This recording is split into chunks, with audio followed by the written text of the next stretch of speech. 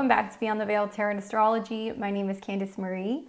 Thanks for joining me. I'll be your astrologer this month for the month of April 2025. I'm excited to be back giving you guys your monthly rundown with what's going on with the cosmos.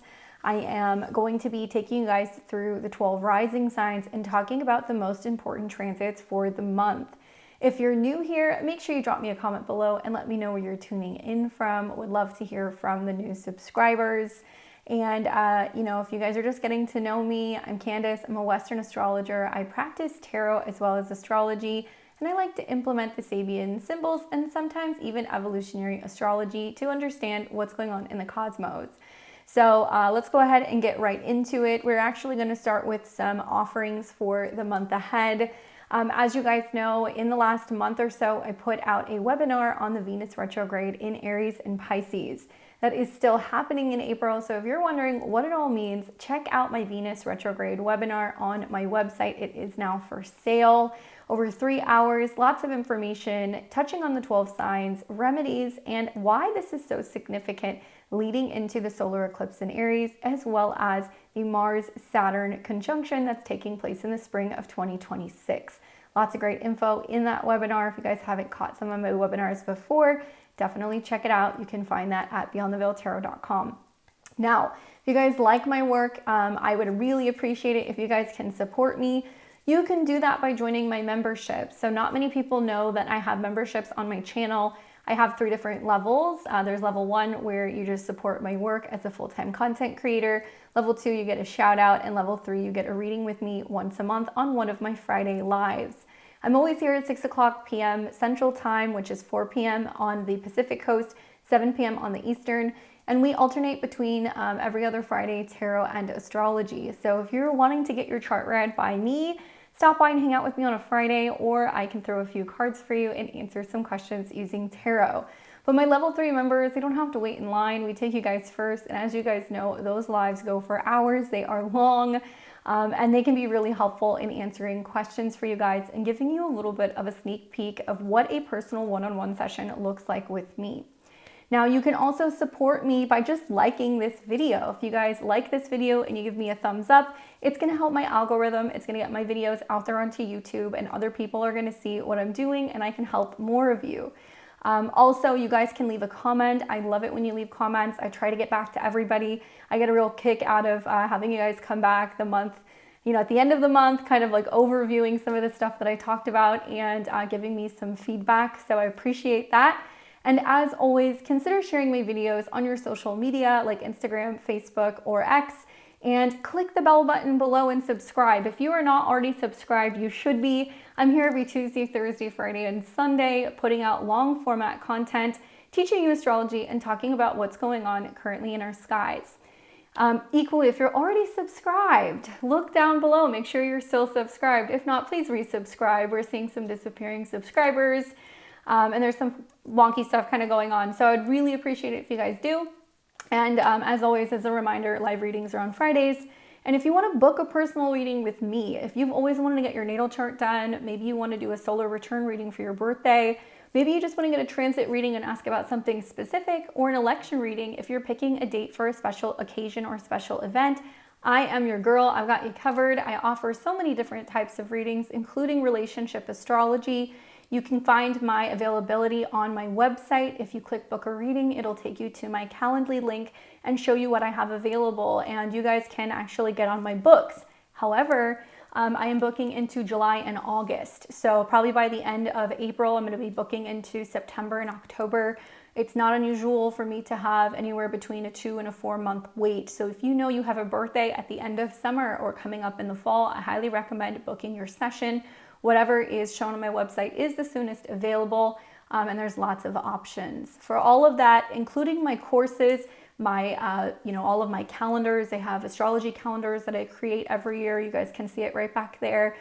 Personal transit calendars for your digital computer calendars, like your Google Calendar or your Apple Calendar.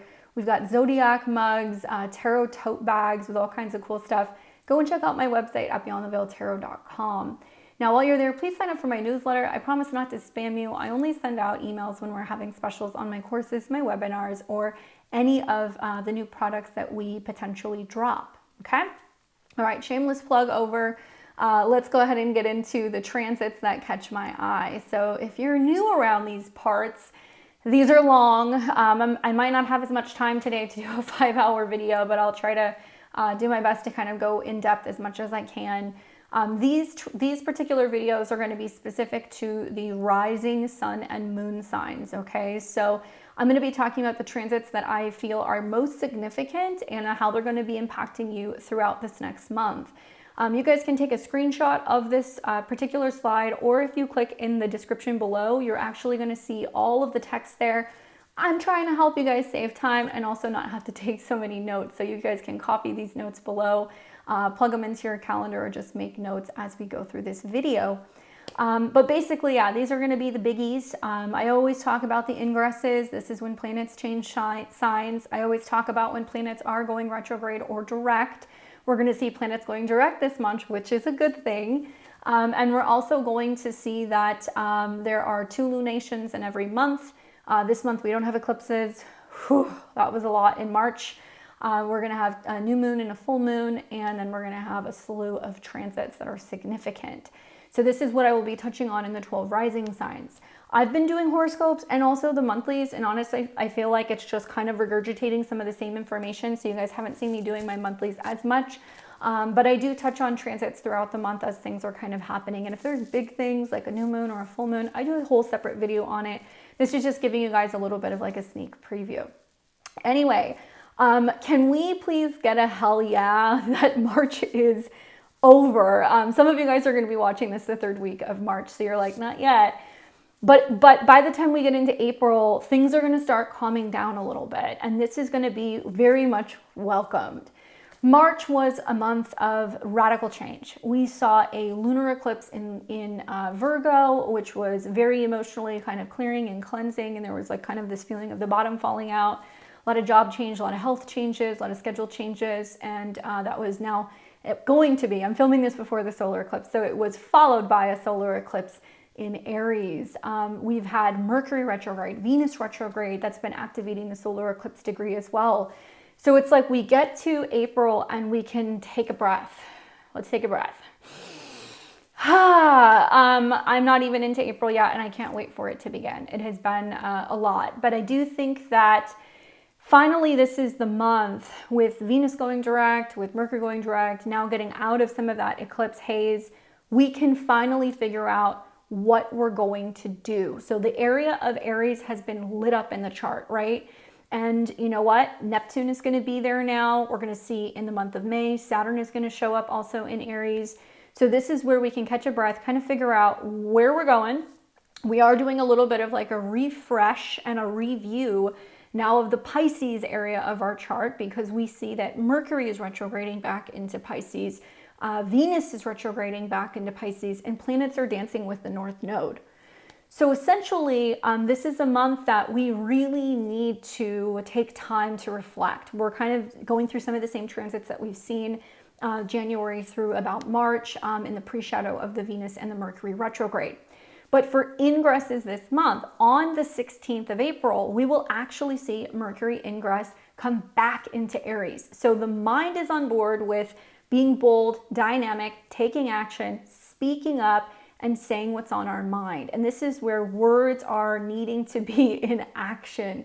You know, do as you say. That's going to be really important with Mercury in Aries again.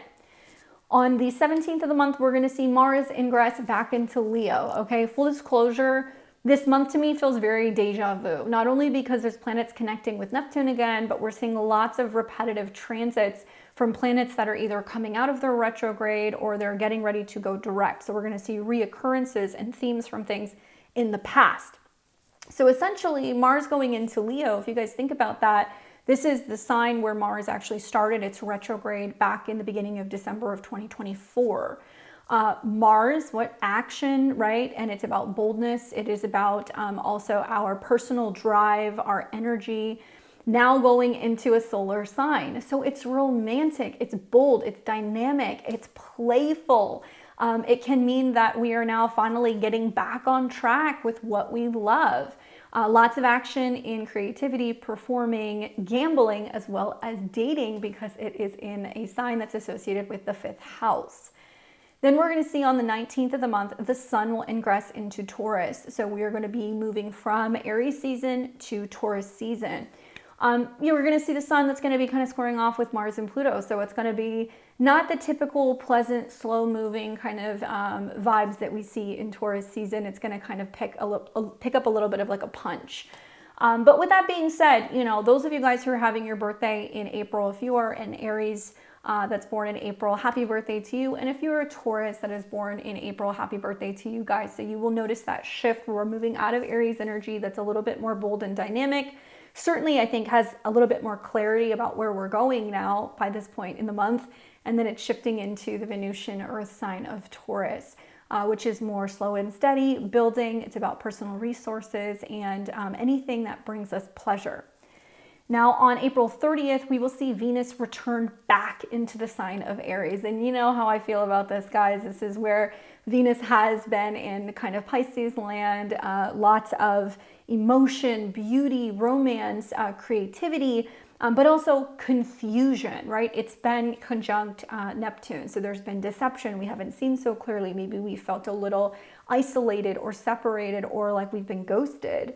And as Venus is coming back into Aries, something to keep in mind is it's still in shadow. We're actually going to see Venus in shadow clear into May, which means even though the retrograde is over, we're still feeling the shakeout effects of what has been rearranged, changed, or reevaluated during the Venus retrograde in Aries.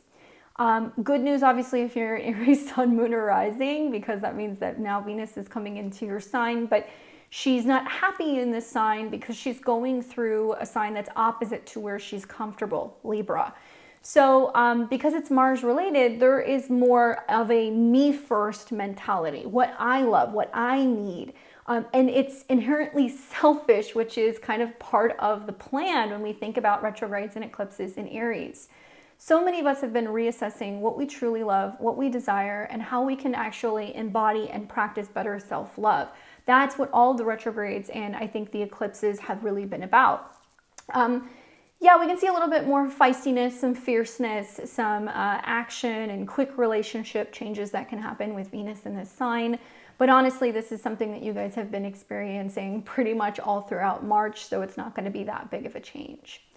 Now for planets going direct, just as a heads up, guys, if you look at the screen, it says retrogrades. The month begins with both Mercury, the mind, communicator, travel, contracts, learning, as well as Venus, love, relationships, values, beauty, money, right? Financial systems, retrograde. So some of the stuff I was saying last month where I was like, not the time to do cosmetic changes, not necessarily the time to be getting married, buying lavish luxury things, that kind of stuff. That still continues into this month.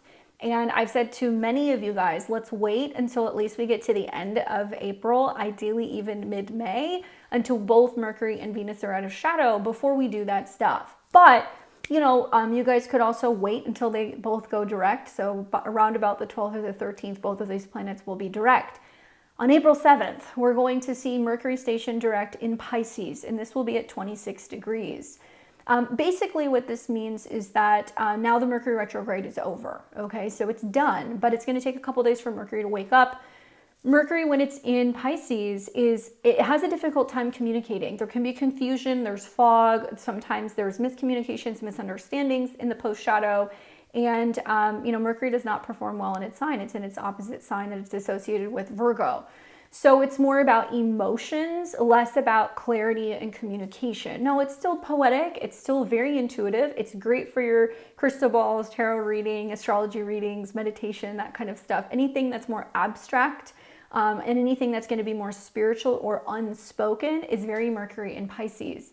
But I feel like there's going to be some clarity issues because it's still kind of hanging around Saturn and it's still kind of hanging around Neptune. So there is going to be issues with deceit, falsification, mistruths, things that are being uncovered. And I'm hoping that the Mercury retrograde can kind of bring this up. But still, we're not going to see a lot of strong communication stuff until Mercury actually gets back into Aries. Okay, just my hot take, which will be on the 16th. On the 12th of the month, Venus stations direct in Pisces as well, very close at a similar degree at 24 degrees.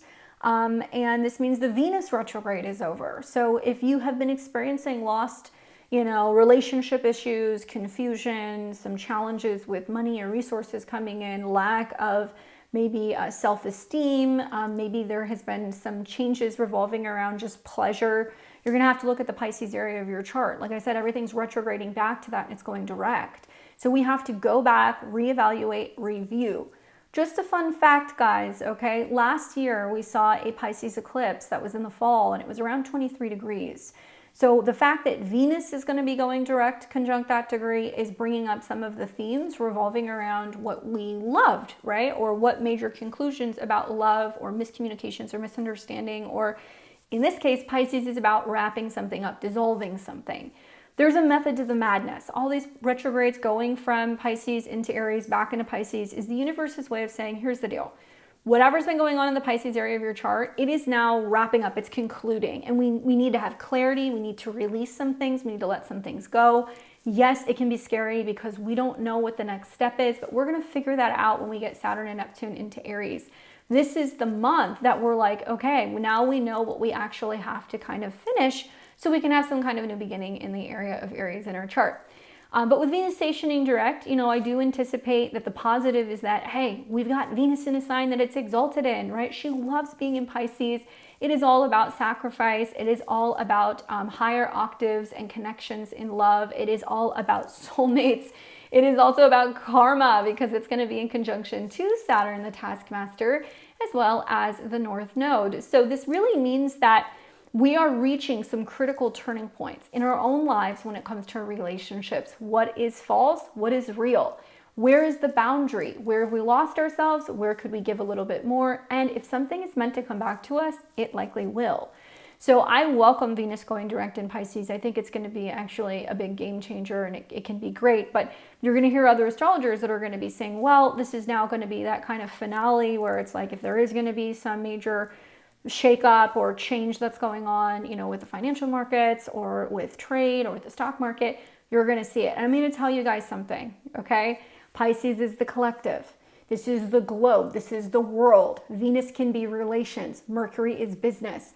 By the end of April, we are going to see some major changes going on with international trade. It's going to be about the fact that everything is being reorganized. It's being reworked. Certain countries will benefit from this because they're going to be more isolated but more self-sufficient, and they're going to end up being stronger, while the dominoes are going to fall for other countries, and we're going to see that some places are going to realize that they're shit out of luck. There's going to be issues in regards to getting goods and trade, and there is definitely going to be some places that are really going to be feeling the pain and the effects of this.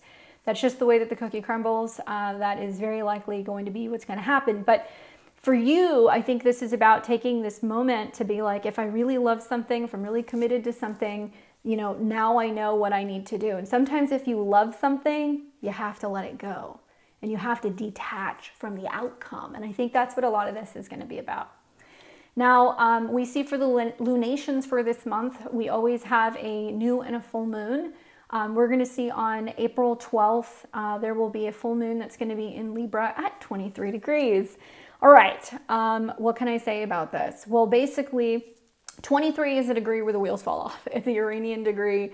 Suddenly something speeds up. There is something that happens very quickly. We can see relationships, conclusions, completions happening quickly. People deciding that they're breaking away from someone or something. Obviously, we have the sun in Aries opposing the moon in Libra, showing this grand dynamic polarity between who am I versus who are we? What are we doing together? What can we build and create together? It's about diplomacy. It's about coming together, supporting one another, and recognizing and realizing who is best for us. And if it's not good for us, where do we need to split? Something to think about is that in the midst of this particular full moon that's going to be happening, we will see Venus going direct also on the 12th. Venus is the ruler of Libra. For Venus to be stationing going direct under a Libra full moon, and Venus is conjunct the North Node, Venus is conjunct Saturn, huge karmic relationship reckoning. Huge, okay? It's going to be big. And I think that this is not just in a sense of romantic relationships. You might see some people being like, I'm breaking up with my therapist. I got to part ways with my business partner. I got to let this client go. My best friend and I are taking, some space. Maybe you're deciding that you no longer want to support someone or something, or you're not feeling supported.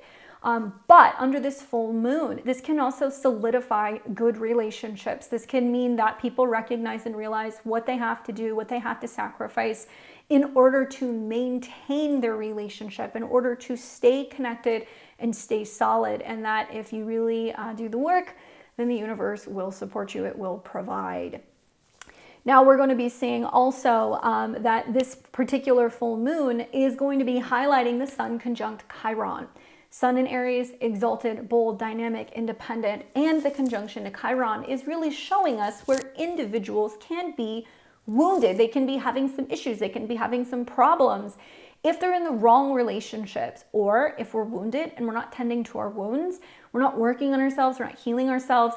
We can't show up 100% in relationships. That some individuals are going to have to really look at themselves hard in the mirror and say, am I the problem? And is this the reason why we can't make it work? Do I need to go and work on myself before we come together?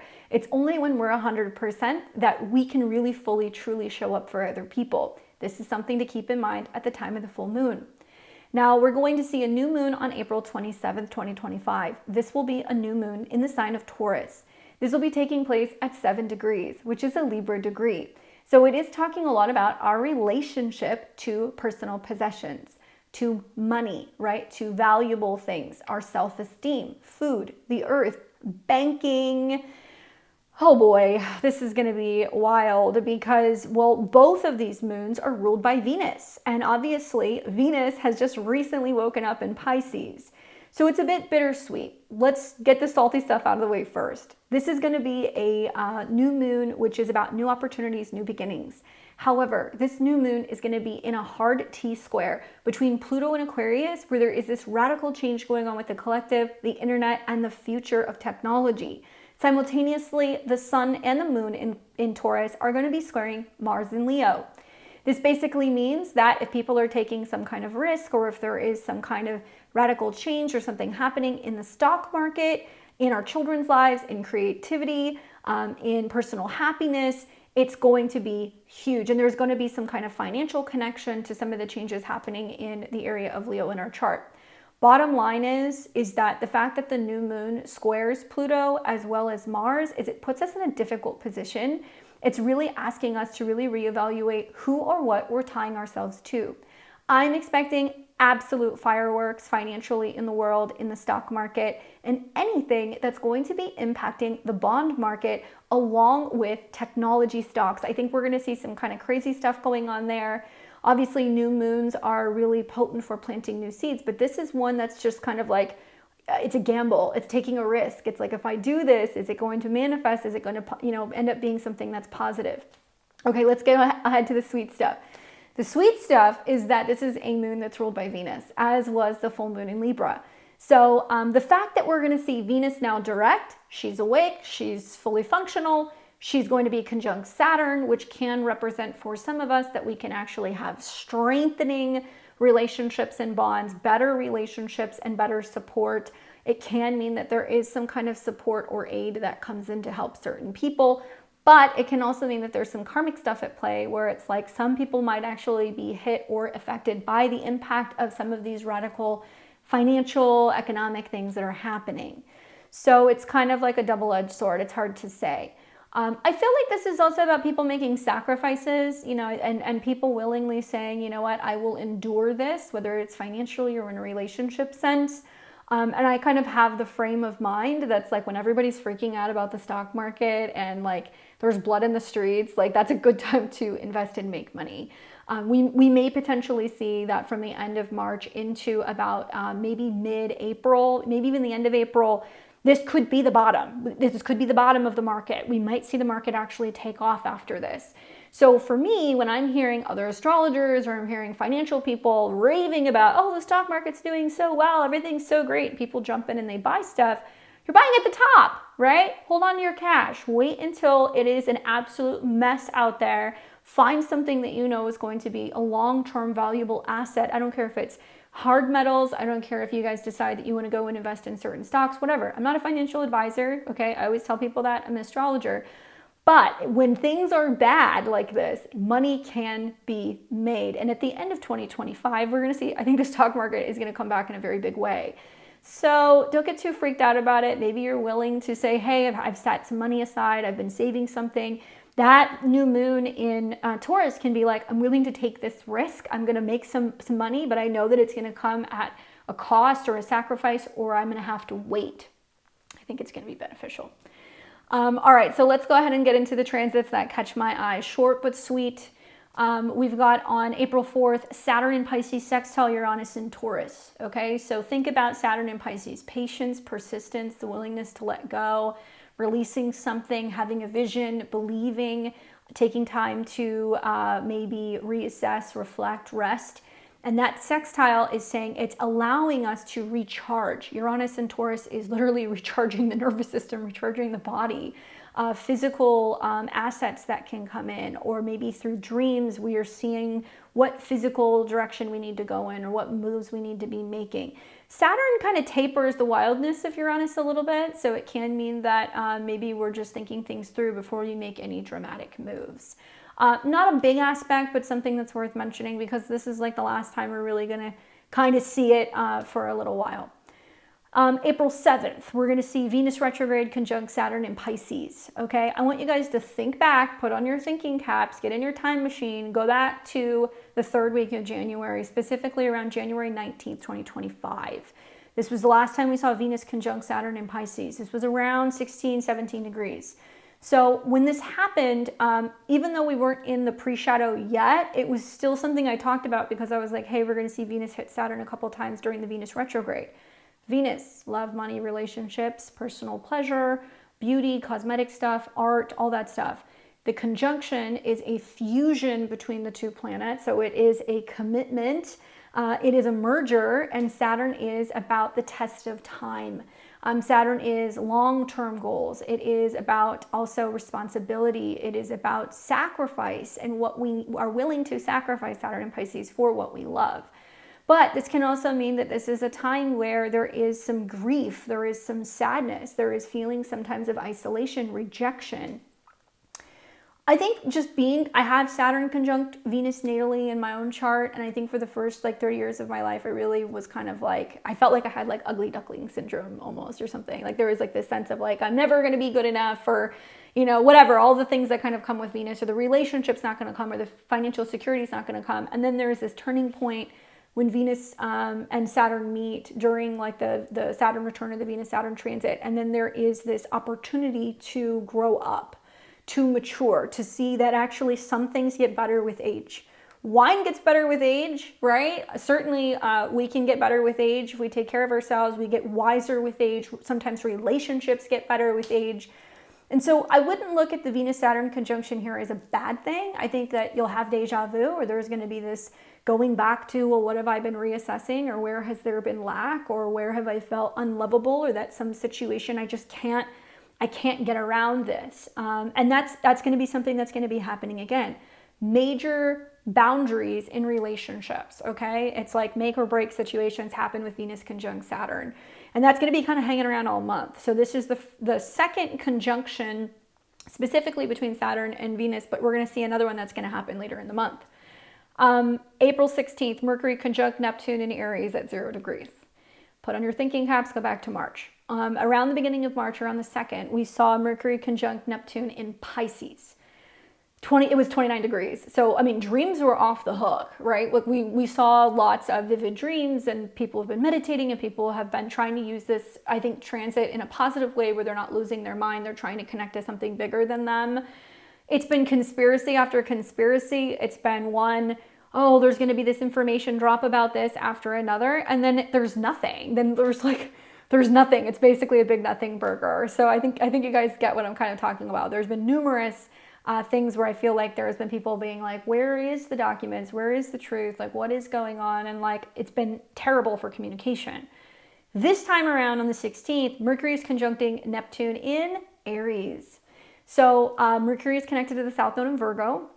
So unhealthy habits, changes with jobs, changes also revolving around our systems, changes revolving around our body, our health, anything in regards to our schedule, our routine.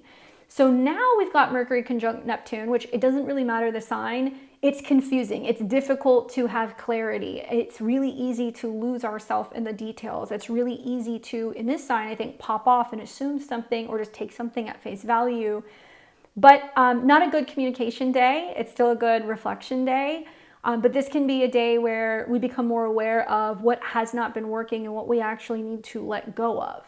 On March 2nd is the last time that we saw this conjunction. And obviously Mercury's been kind of in and out of Aries and Pisces. Where are you fooling yourself? Where are you lying to yourself? Where do you need to get out of your own way? These are questions I've been asking myself. It's not just something that I'm putting on the internet. I think that everybody would benefit from being a little bit more, I think, critical thinking, this month and next month. I think it's also a really good time to take a good hard look at some of our mental habits, some of our routines, where we've been slacking off, maybe where we feel like we have lost faith in ourselves. And if you're looking for direction or you feel lost, ask for help, right? But you got to do it yourself. Aries means you're going to have to figure it out yourself, but you can ask a higher source, you can meditate, you can reflect. The answers are going to be within you now that we're having planets that are going to be in Aries.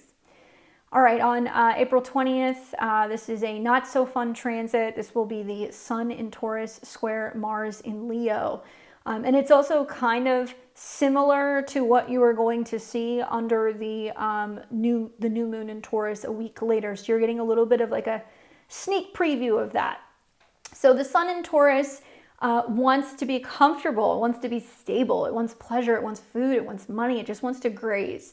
So we want stability from Taurus, but it's coming into a hard square with Mars in Leo, which is creative, bold, and dynamic. So there's friction between the ego and what we physically want and desire and want to possess versus, what we're willing to do for it, what risks we're willing to take for it. This is a day where it's like you're going to see egos clash, you're going to see some friction. And I think because we're also going to see on the other side of this, on the 23rd of April, that then the sun will come into a square with Pluto and Aquarius. My God, April 20th through April 28th, guys, financial stuff is going to be on fire, not in a good way. Okay, the markets are connected to Mars and Leo. The banks and the bonds are connected to the sun in Taurus. Pluto and Aquarius is how the collective and how the internet is reacting and responding to those things. So now this is going to be like, well, what's going to happen with the Fed? Are they going to shift? Are they going to pivot? Are we going to see interest rates change? And so there's going to be a game of hardball when you see some of these squares. So on the 23rd, with the sun in Taurus square Pluto and Aquarius, Pluto is in a superior angle. So the banks, money, resources are going to be trying basically to challenge the future of what's kind of changing and going on with technology, with tech stocks, maybe with what's going on also with, political stuff. And I think that this is just going to be a time where you need to be really, really, really careful with buying, selling, anything in regards to trading. And I think we're going to hear something because the sun can be about leadership. Remember, the sun is also the dispositor of Mars. So with the sun squaring Pluto, this is probably going to be spelling out that there is going to be some fiery or feisty exchanges going on between leaders who are basically trying to make decisions that can be beneficial economically for everyone, for the collective, Pluto and Aquarius. But there's some challenge, there's some back and forth where something is not connecting, and we're seeing that there is almost like distortion going on in the market or manipulation going on in the market or in certain stocks or trades. Then we're going to see on the 24th of the month, Venus will come into conjunction with Saturn in Pisces at 27 degrees.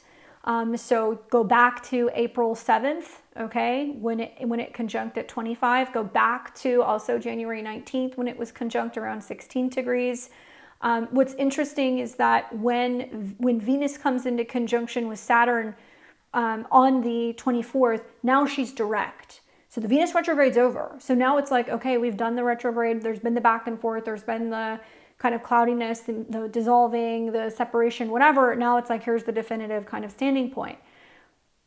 And I don't like saying this, but I kind of feel like April's going to be the month where finally they're going to come out and they're going to go, well, okay, we've been in a recession, or, there has been this looming banking crisis, but, nobody wanted to say anything. nobody wanted to call it that.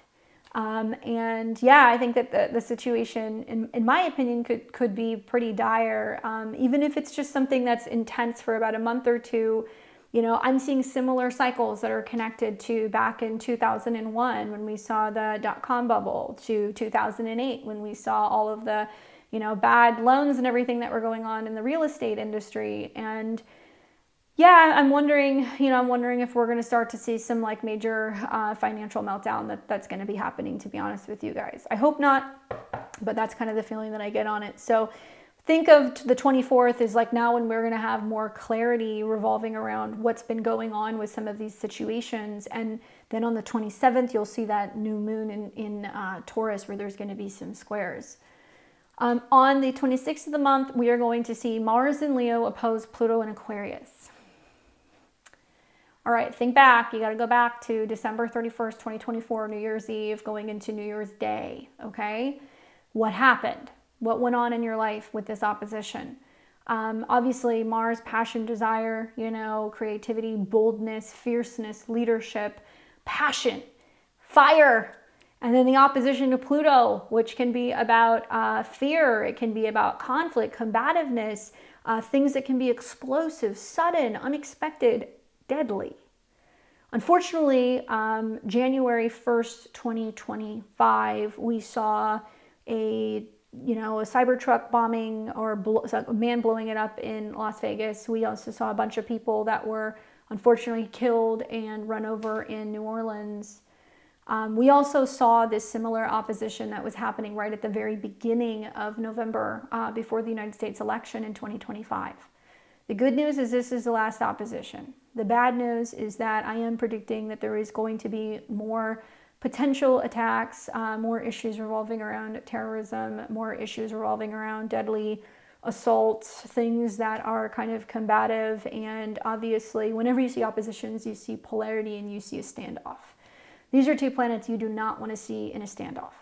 And knowing that the sun is going to be the dispositor of Mars, and it's in a square earlier in the month with Pluto and also in a month with earlier in the month with Mars, it's not safe, okay? And I've unfortunately, I feel like in the past, whether you go back and you hear the stuff that I was talking about before we saw the Super Bowl parade, and we saw that before the things that happened also around November and also January, like for whatever reason, maybe it's because I'm a Mars-Pluto person, I look at these and I'm like, I can see what it's going to be. And it's definitely going to be more of this stuff. And what you guys want to be mindful of is when you're in crowds, where are you, right? Because Pluto in Aquarius can be about conflicts and things where there can be heavily populated areas.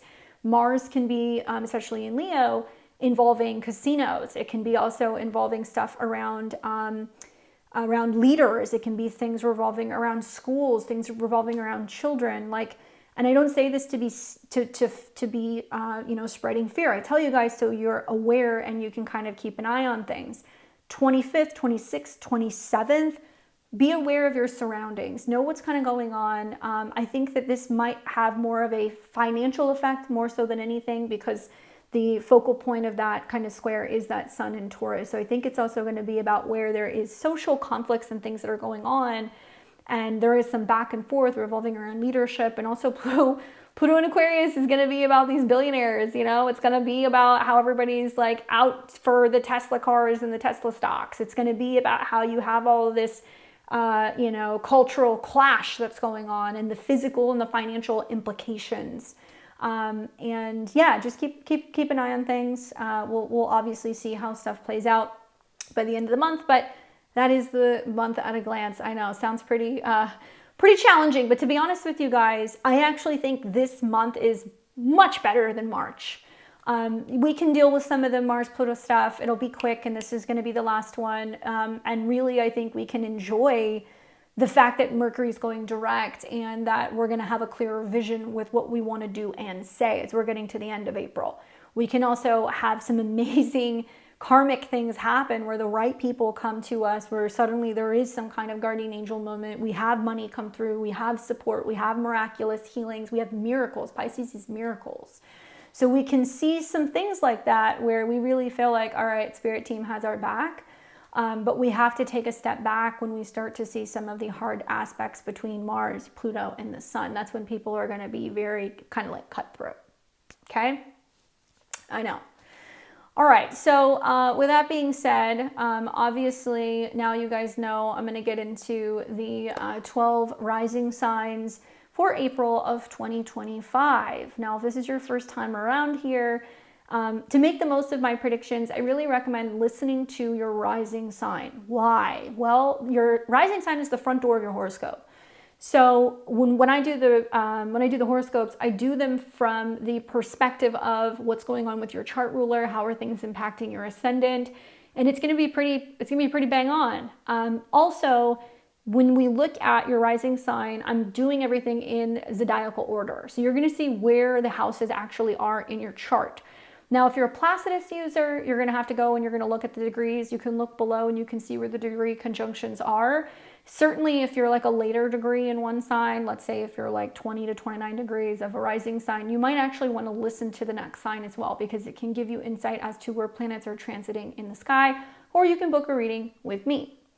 The other thing that I do is this is going to be whole sign predictions. So I'm going to be doing this from the whole sign perspective.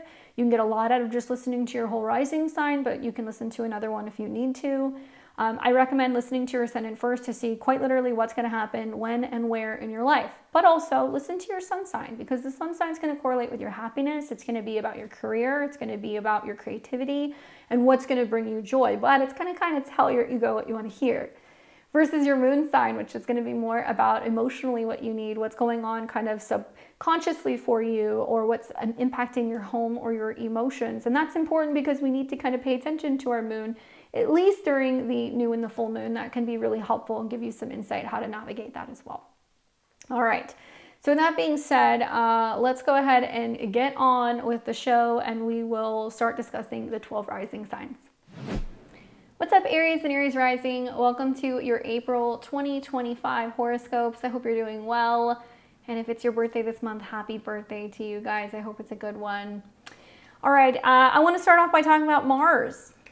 All right, so your chart ruler is getting ready to change signs. That's, I think, one of the bigger themes of this month. So as you know, if you've been following this Mars retrograde for some time since December, we've seen a retrograde from your 5th house of joy, creativity, children, anything revolving around dating, as well as your personal projects, joy, and hobbies, retrograded back to the 4th house. So it's almost like you had to go and make a change with the past, with your family, with your home, a redirect, a living, or a home situation. So what we're going to be seeing is you're going to have Mars that's going to be ingressing into Leo on the 17th, all right? So it's going to be, number one, going into a house where it wants to have fun, it wants to date, it also wants to play, it wants to create, it wants to take chances, and it's going to be in positive, harmonious aspect with your sun, moon, or rising, especially if you are in the early degrees of Aries. So if you're like the first 10 or 12 degrees, it's going to be positively aspecting you. Wherever Mars goes is where you are. So this is going to be about creating. This is going to be about maybe physical hobbies. It could be about dancing. It could be about also figuring out what direction you're going with your dating and your love life. We will continue to see the Mercury and the Venus retrograde this month. Obviously, we've got a lot of planetary energy that is still in your 12th house. So I call this your cocoon phase. This is where you're kind of taking time, you're alone, you're reflecting, you're meditating, you're resting. Maybe you are just doing more spiritual work. Maybe you're traveling in a foreign land. But whatever's going on there, you are reassessing things and gaining clarity before planets then ingress back into your 1st house in your sign.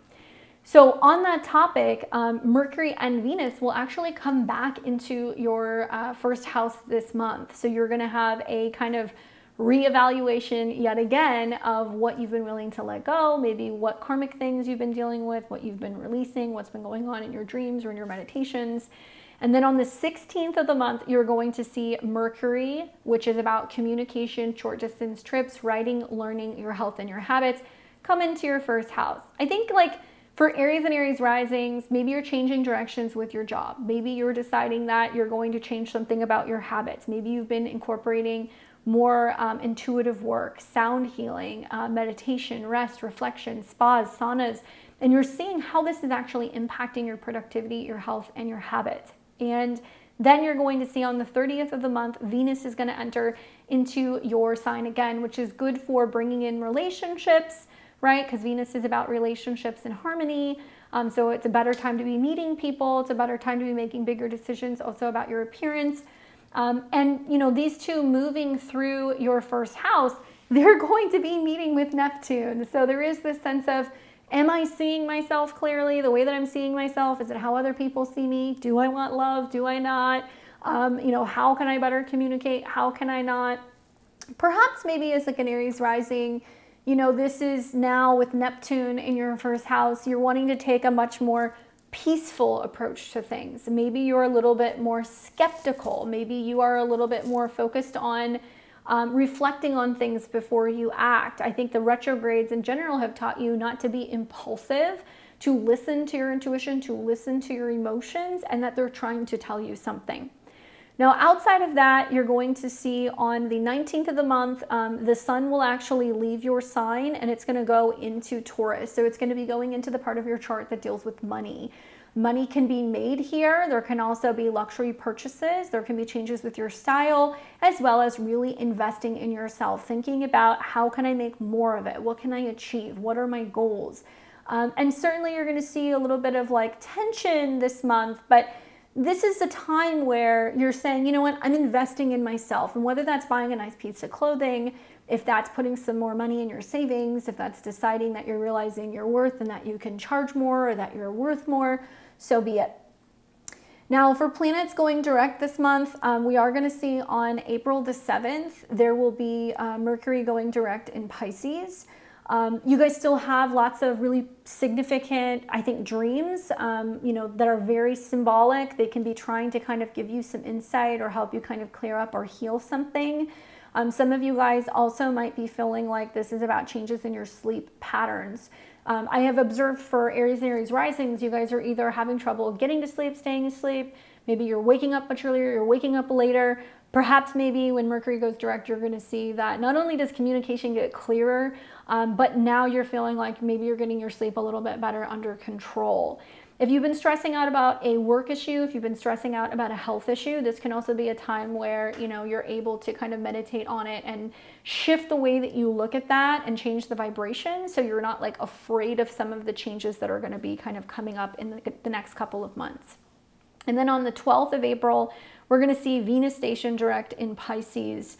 Obviously in your 12th house, so this can be a lot of like, you know, what do I want in love? What do I have to let go of? What am I afraid of? What's coming back to me? What am I dreaming about? And this can mean that you're realizing or recognizing that you can put an end to old patterns in relationship dynamics. It starts with you. And to some extent, there can be this fear of like putting yourself out there and being vulnerable. Certainly Venus rules relationships and money, so there can be some defining things going on with your relationship to money. It can also be not defining yourself based off of what you have, or you're making some big decisions in relationships, which in turn might have a big financial impact on you. So only you know what that means. Only you're going to understand, you know, how this applies to the situation. This can mean that you're doing lots of manifestation, some visualization, maybe some vision boards, trying to bring in a relationship, trying to bring in more money, trying to have better self-esteem. Now, we are going to see the month, like I say, begin with both Mercury and Venus retrograde in your sign. So it goes without being said, you know, listen, we do not want to see any major changes, even though Venus is going to be actually in Pisces and Mercury is going to be kind of going back into Pisces. I don't want to see you guys making any dramatic changes with your appearance. Microneedling, tattooing, piercing, any peels, anything in regards to, you know, brow lifts, face lifts, nose jobs. These things are going to take either longer to heal or you're going to have to go back and correct things, or you're going to be indecisive as to whether or not you want to do it. And my advice is just don't rush. Why not wait until the fall when you get Mars in Scorpio? Why not wait until we get Venus into Taurus? I mean, it's just, you can wait literally until May, or you can wait until the fall where there's going to be some better transit for some of this stuff. For lunations for the month, you're going to see on April 12th, there is going to be that full moon that's going to be in Libra. So this is You have to go back to the fall of 2024. You have to go and look at that solar eclipse that we had in Libra. It was conjunct Mercury, which basically means there was a lot of like relationship conversation and communications. And maybe it was what was changing with partners, what was changing with clients, what was changing with significant others. Maybe somebody new came into your life. Now that you have a full moon in your 7th, it's about conclusions, completions, and major evolution in your relationships. Make or break situations in relationships can happen. You know, I will tell you, Aries, that the moon is going to oppose Chiron in your sign. So it is going to show you where there can be some relationship issues because you're not working on yourself, because you're not taking care of your own wounds. Equally, if you're sick, if you're under the weather, if you're feeling depressed, if you're feeling down, this can be a time where a therapist, a partner, a relationship sees that and they can say, hey, what do you need? How can I help you? You know, how can we better the situation? The ruler Venus is in your 12th house, which means it's karmic. You're finally clearing out some karma in relationships. Maybe it's time to say goodbye to some people. Maybe it's time to go to couples therapy. Maybe it's time to finally bury the hatchet and recognize and realize that, you know, you can have a healthy relationship, but you have to forgive yourself. You have to heal yourself. Now, if you have any personal planets, 21 to about 24 degrees of Aries, sun, moon, or rising, you're going to be most impacted by this particular transit because it's going to oppose you. Then we have on the 27th of the month, a new moon in Taurus. And this is a new moon that's planting a seed when it comes to your second house of money, possessions, resources, anything in regards to stability, self-esteem, and personal style. This is where once a year you have an opportunity to set intentions about what your worth is, what money you want to make, what you want to buy, what kind of spending power you want. And I would do it even against all odds. I feel like the fact that the new moon is going to square Pluto means that, you know what, these new goals are going to mean you have to totally radically change or transform something about your old goals. Maybe it means you're going against the mainstream of what other people want. Maybe you're simplifying your life. Simultaneously, it's going to square Mars, your chart ruler, in your 5th house. And that means that there's no risk with no reward. If you're not willing to take a risk on something or someone you love or something you want to create, then you don't get to play the game, right? That's just how it works. So I think that some of you guys might be saying, you know what, I would like to take a risk and start my own business. I would like to take a risk and, you know, start a new hobby. I would like to invest in something. And, you know, I do think that for a lot of you guys, it's about believing in yourself and knowing that you're capable, knowing your worth so you can achieve big things. Now, for the rest of the month, essentially, starting on the 4th, we're going to see that Saturn is now sextiling Uranus. So vision boards, meditation, reflection, prayer, any spiritual practice, practicing patience, right? Even though I know that's not your virtue. Practicing also maybe taking a little bit of time to rest, sleep on it, reflect, and asking for help from a higher power, from something bigger than you. Send me a message, send me a dream. That's what you got to be saying, because that's going to help you make some of these necessary physical or financial changes. Now, on the 7th of the month, Venus will be still retrograde and she's going to conjunct Saturn. So this is a time where there can be some heavier stuff coming up in the collective that you're feeling. It can be a time where you're like, man, I'm feeling tight on cash, or I'm not getting the love that I need, or I'm feeling ghosted. You got to think back to what was happening in January, the first time that this kind of went around, and know that you're going to see this go direct and you're going to get clarity later in the month. This can also be a time where maybe you're struggling a little bit with like an older woman. It could be, you know, a counselor, a therapist. It could be a family member. It could be a boss or a woman at work. But there can be this sense of like questioning whether or not you're going to be able to kind of like make this relationship work, or if it can be trusted. There can be issues in trust in relationships that's coming up as well. Watch out for scams and anything of that nature. On the 16th of the month, you're going to see Mercury conjunct Neptune in Aries. Okay, so it's going to be in your sign. And Neptune is about your intuition. It's about also what's subconscious, what's hidden, what's secretive. Certainly, I think the Mercury retrograde in your sign is like whether or not you're going to have a conversation, or you're going to tell somebody something, or maybe there's been a back and forth with your physical health or your mental health. You got to watch your mental health with Mercury conjunct Neptune in the 1st house, overworking, drinking, drugging, anything where it involves liquids, pharmaceuticals, drugs, swimming, water. Be careful, right? Be careful with that. Like you could get sick. You could also have so much mental stress you're making yourself sick.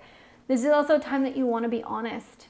Okay, Mercury and Neptune on the ascendant is like, I don't want to tell the truth, or I don't want to tell them the real reason, or I don't want to have the conversation. Listen to your intuition. It's going to be strong this day. On the 20th of the month, the Sun in Taurus squares Mars in Leo. So there is some forward motion where you're really like, you know what, I'm going to take a chance. I'm going to make a risk.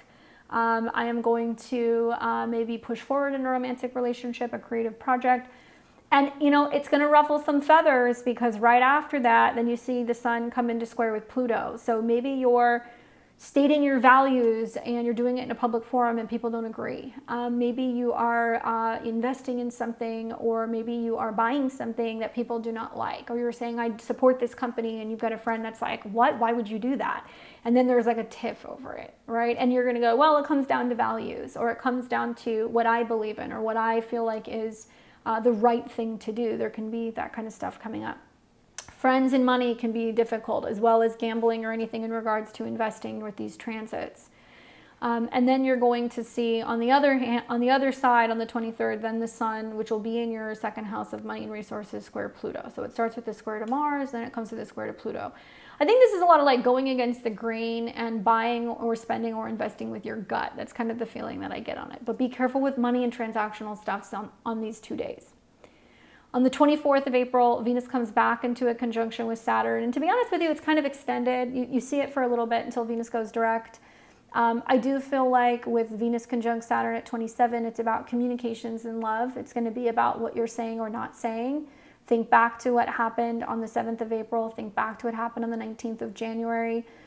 This is now that definitive turning point that can feel like a make or break relationship with someone or something. It could also be with your faith. It could also be with your religious or your spiritual practice. Venus in the 12th house, I think, can be wonderful for painting, creating, building altars, giving offerings, like things that can be about helping those in need and like helping the collective and trying to find ways to still kind of keep your little bubble so you're not getting impacted by the craziness of the world. And then finally, on the 26th of the month, you're going to see that Mars will oppose Pluto in Aquarius. You have to watch out for this one. With Mars going into your 5th house, you're gung-ho to date, create, play, have sex, meet people, take chances, and the opposition to Pluto means not everybody is going to like what you're doing. You might have some haters. I hate to say that. You might have some people that feel threatened by what you're creating or the fact that you're taking the stage or that you're shining. I would say you have to continue to kind of follow the Sun through the 2nd house and invest in yourself and your self-esteem and stay strong, even in spite of what other people think. I also feel like this is a time where if you have kids, they can be having problems with romantic partners. They can be having problems also with other kids on the playground. There can be a sense of the way that you're creating and sharing and being in the world. Other people feel threatened by that, and they're gonna try to kind of knock you down a few pegs. This is also a time where you don't want to get into it with somebody who is a friend. You don't want to get into it with somebody on the internet. You don't want to have that kind of squabble or that beef. Even though I know you're going to be like, you don't want this smoke. The truth is that there could definitely be a lot of friction, which could create some financial or some self-esteem issues, and it's really not worth it. So it's a day to just not fan the flames, right? All right, well, quite the month, especially if you have a birthday this month, right?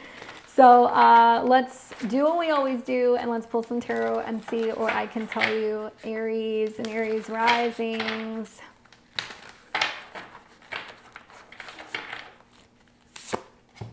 Card that I get is the Queen of Cups. Leading with your heart. This is very much like the Neptune on your ascendant now, by the way, and Venus conjunct Saturn and Neptune in your 12th house. So the card says it's about being compassionate, warm, caring, using your intuition, focusing on healing, being supportive in the flow, and practicing empathy. Maybe look for support that might come from a woman who embodies these traits. Maybe this is you working on this. Look for Cancers, look for Scorpios, look for Pisces that can kind of be there. Especially with like Venus and Saturn and Pisces, I'm wondering, like, do you go and see a healer? Do you go to a sound bath? Are you working with a Reiki practitioner? Do you decide that you're going to go into a spa day and you get a massage, and it's just somebody who's like working on you and they're like, I feel like you got this going on, and then they help you kind of work through it. And just using your intuition, especially with Mercury and Neptune in your sign this month when it comes to making moves. Good luck, Aries. I'll catch you guys back here next month in May. What's up, Taurus and Taurus risings? How's it hanging? How's it going? I would imagine it's been quite the month in March, but now we are in April of 2025, and here's your horoscope. I've got good news and I've got challenging news. So we're going to start the good news first. The good news is that even though the month of April starts with both Mercury and Venus retrograde, and Venus is your chart ruler, Venus will go direct this month. And when Venus goes direct this month, it's going to go direct in a sign that it likes, Pisces. So we're still dealing with a lot of your 12th house of the subconscious and what's unseen, and the 11th house, which is about your friends, your allies, your goals, the money that comes from your job. It's also about connection with groups. So it can be friends, it can be people at work. It can also be about your long-term goals. It can be about taking time to really, reflect on that. Venus will only be in 2 signs this month. She's going to be in Pisces, and then she's going to come back into Aries. So, touching on that specifically, you are going to see that Venus is going to station direct at 24 degrees on April 12th. So she is going to station in your 11th house where, come on, like Venus in Pisces is like going out to the beach with your friends, going to artistic events, hanging out and, seeing live music, going to parties, things that are going to be more whimsical and like a little bit more romantic, and certainly just being where the people are, that's going to be what you want.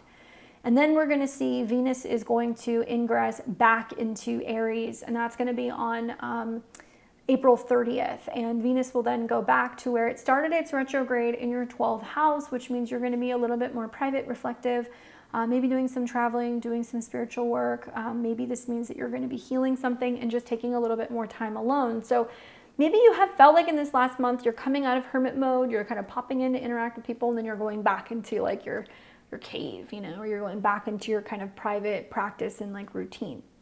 So that's going to be the big things. Obviously, if it's your birthday this month, happy birthday to you. We will be having a new moon that's going to be taking place in Taurus as well. So that new moon is going to be on April 27th, 2025, and it's going to be a new moon around 7 degrees. So if you have anything 6, 7, 8 degrees of Taurus in your chart, sun, moon, or rising, this is really significant as it's a restart for you. Now, what I like about this is you get 1 new moon per year, right? So this is the time to say, what's important to me? How do I want to look? How do I want to feel? What are my goals? Where am I going? All of these things you need to be thinking about. But in the first house, when you have this new moon, it's going to be in hard aspect to Pluto, which means that who you are defining yourself as, how you look, how you carry yourself is being challenged by how you've been seen. What you do for a living, what your bosses want you to look like, what your bosses want you to do, what society expects of you. And it's also going to be in a square to Mars in your 4th house, which is in the actions and the themes and stuff that's kind of going on at home, in your family, in your private life. And you're going to be basically the focal point of a T-square between who I am out in the world, who I am privately, and then being like, can I be something else other than that? Or how am I carrying myself, or my goals? How do they impact where I'm living or my family? How does it impact whether or not I continue to keep doing what I'm doing for a living? And you do feel like you're a bit under pressure, but guess what? Work with it. Because Venus, the ruler, is going to be coming into a conjunction with Saturn, and it's going to be direct, which means if you have good friends, you're committed to your goals, you have a support system, you can make anything happen, all right? All right, so kind of going back through this while we're on the moons, the other moon that we're going to be having on April 12th, we're going to be having a full moon in Libra. This will be in your 6th house. That'll be on the 12th around 23 degrees. So something to think about is having a new moon in your 1st house and having a full moon in your 6th house brings a lot of attention to what's your body feeling like, what's your health like, what's going on with your routine, how are your habits. It's going to be a little bit more specific to that, or maybe to work a little bit. And having a full moon in your 6th house could mean there is something significant that is evolving or developing about your relationship with your coworkers, about where you're working. Quitting jobs, starting jobs, changing something about your healthcare team or your healthcare practitioners, finally healing a wound, maybe finally getting a job, or maybe finally catching a break when it comes to, getting some kind of support. I think that, because this is a full moon that's ruled by Venus and the new moon's ruled by Venus, It's always bringing you back to your 11th house where Venus is conjunct Saturn. If you've got a health issue or a problem, maybe your friend has a recommendation. Hey, go and see my acupuncturist, right? Go and, check out this place. I think they're hiring. Or, oh, you need some help with this. How can I help you? Put it out there. Let other people know what assistance you need. You'd be surprised who'd be willing to help you. But still, watch your health, watch your habits during this particular full moon. It is opposing the sun and Chiron in your 12th house. So it can actually be talking about the fact that you have been going through some stuff privately and it has been really impacting you spiritually or psychologically. And that maybe it has impacted your ability to physically get work done or be as productive or get things finished. Or maybe you've had some relationship challenges coming up. And some of you guys might be sharing that with your friends. You might be sharing that with your audience. That's the 11th house. You might be sharing that with other people to kind of let them know how you've been struggling, and you might get some support. Now, the month is going to begin with both Venus and Mercury retrograde. So something to kind of think about is that because Venus rules your body, making any significant changes to your physical appearance, making any significant changes also in regards to your clothes, your style, all that stuff, I recommend not doing that. Especially knowing that the retrogrades are going to be going from your 12th house to your 11th house. I feel like this is more before you make any big decisions to cut friends off, to isolate yourself, to kind of go away from the world. It's important to go and get feedback from other people and make sure that there is clarity, or maybe you are able to shore up any issues that you've had in friendships, or maybe you're reconnecting to certain social groups and you're trying to kind of make amends if there's been some problems in the past. Now, on April 7th, we're going to see Mercury station direct in Pisces. So where there's maybe been some misunderstandings or miscommunications with friends, Mercury can be about values, money, and resources, as well as creativity, dating, anything revolving around self-expression. Maybe this is a time where you've been working really hard on a project and now you're ready to share it with a group or give a presentation. Maybe this is a time where you've been getting some feedback or some insights about money or dating, or maybe you've just been social and then finally you're able to meet somebody if you're looking to meet someone.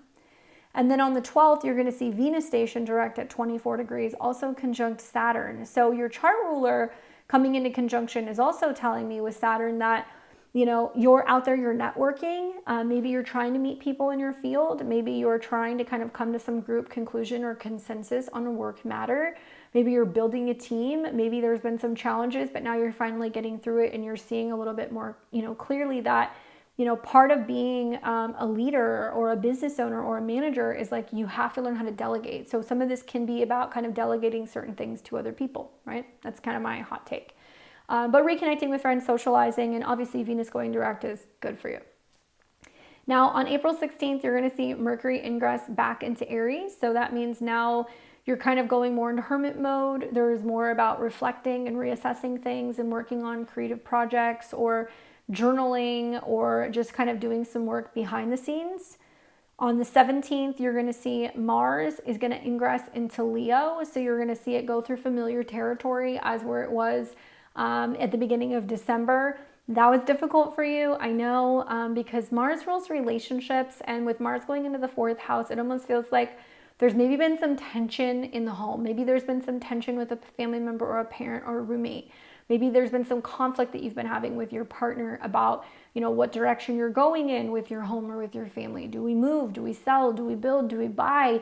Do we stay here? And, it's been in opposition to Pluto, which means you're kind of getting raked over the coals, Taurus, both ways. And whether it's you feel like you can't make them happy or there's no winning when it comes to, being out in the world working versus, being home and helping.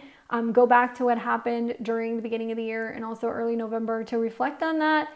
This is the final opposition. Certainly, if you've got anything in the early degrees of Taurus, the first 5 degrees or so, you're going to be in the line of fire because you're going to be the focal point of a square between Pluto in your 10th house where there is some dramatic work changes going on, and Mars in your 4th house where there can be some tension at home. And honestly, I know you just want peace. I know that.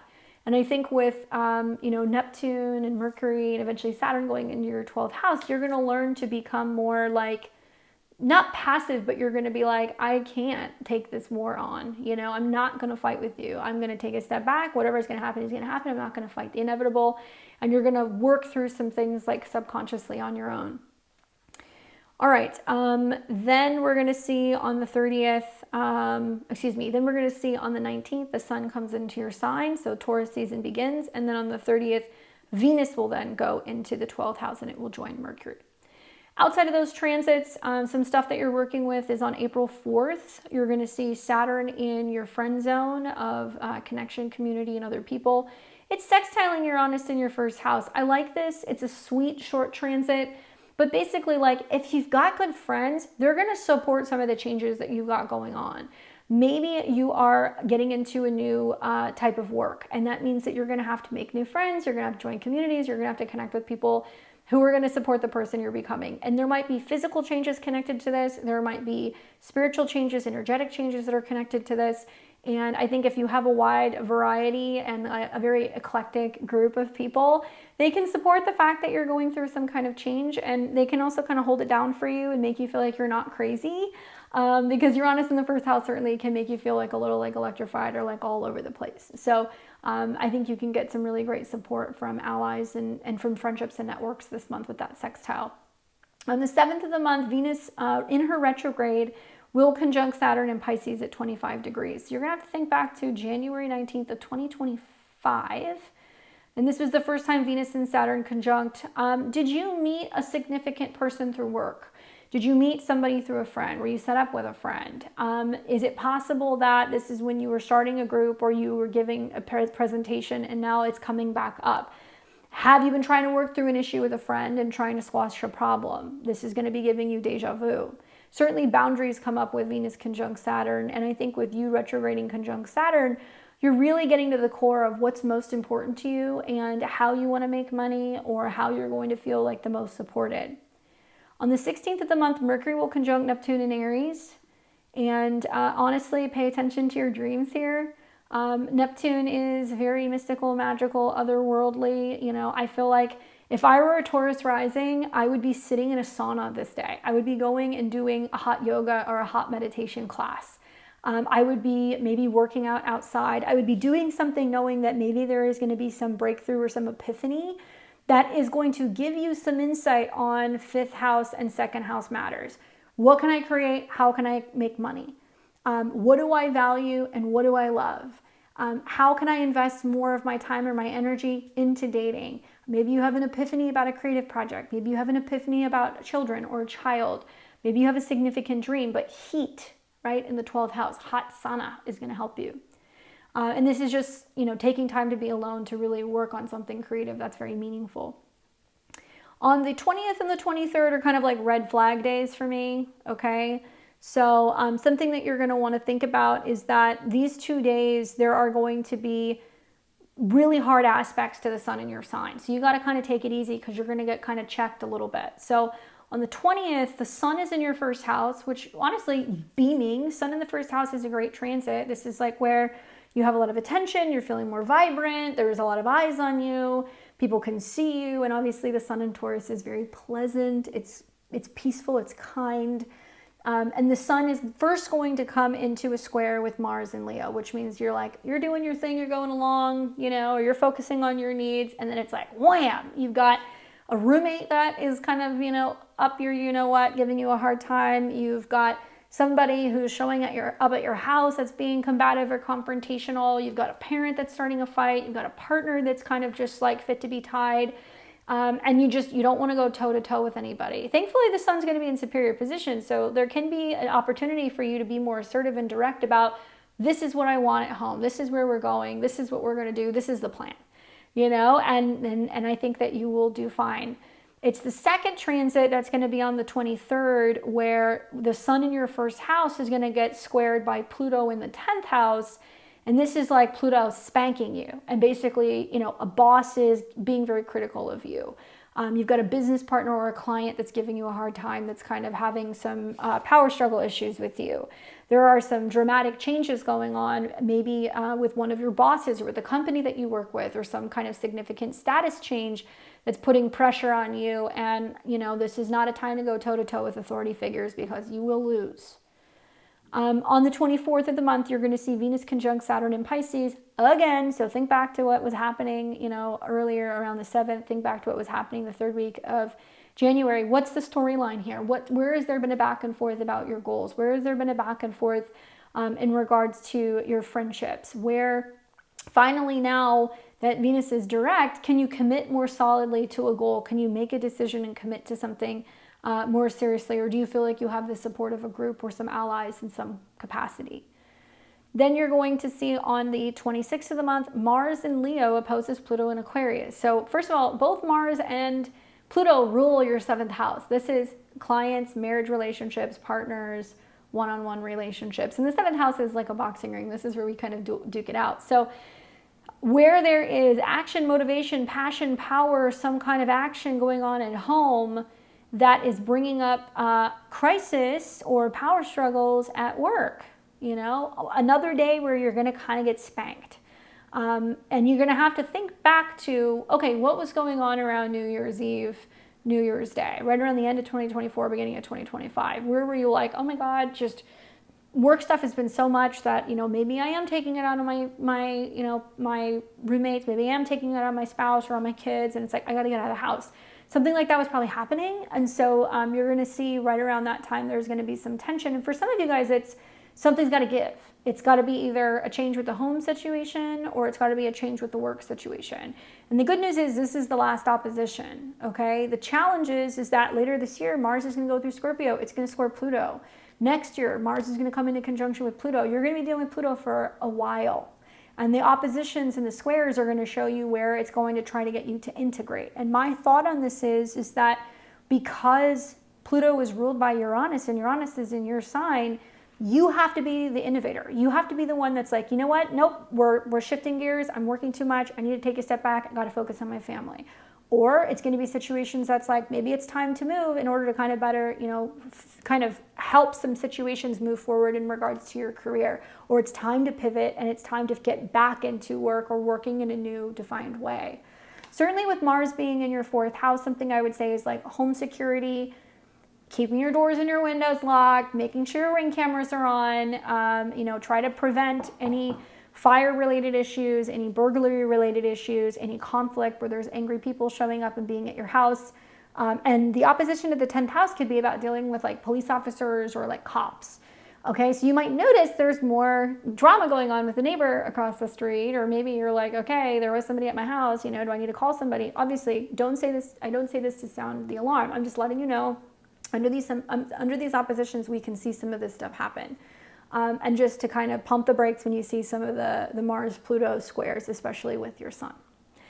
All right, so let's take a look. Let's see what the cards say for you, Taurus. What's going on this month, and what advice can the tarot give you? Card that I get is the 4 of Wands. What a great card. What a great card to have Venus go direct in your 11th house, right? Because this is a celebration, a gathering, a party. This is about being in the moment, loving where you are, and being happy with the people that you're around. So homecoming, celebration, harmony, marriage, family, friends, reunions, coming together in unity, gatherings, solidarity, and belonging. And I feel like, especially Venus going direct in Pisces conjunct Saturn, it's like you're figuring out who your tribe is this month. There are going to be people that you never expected that were going to show up for you, or people that you never expected that were going to invite you to something or include you in something, and they do, right? So enjoy that, whether it's a party, a celebration, a gathering, whatever it is. If you get an invitation, please go, because you need to be where the people are. Once again, have a happy birthday if your birthday is this month, and I'll catch you guys back here in May.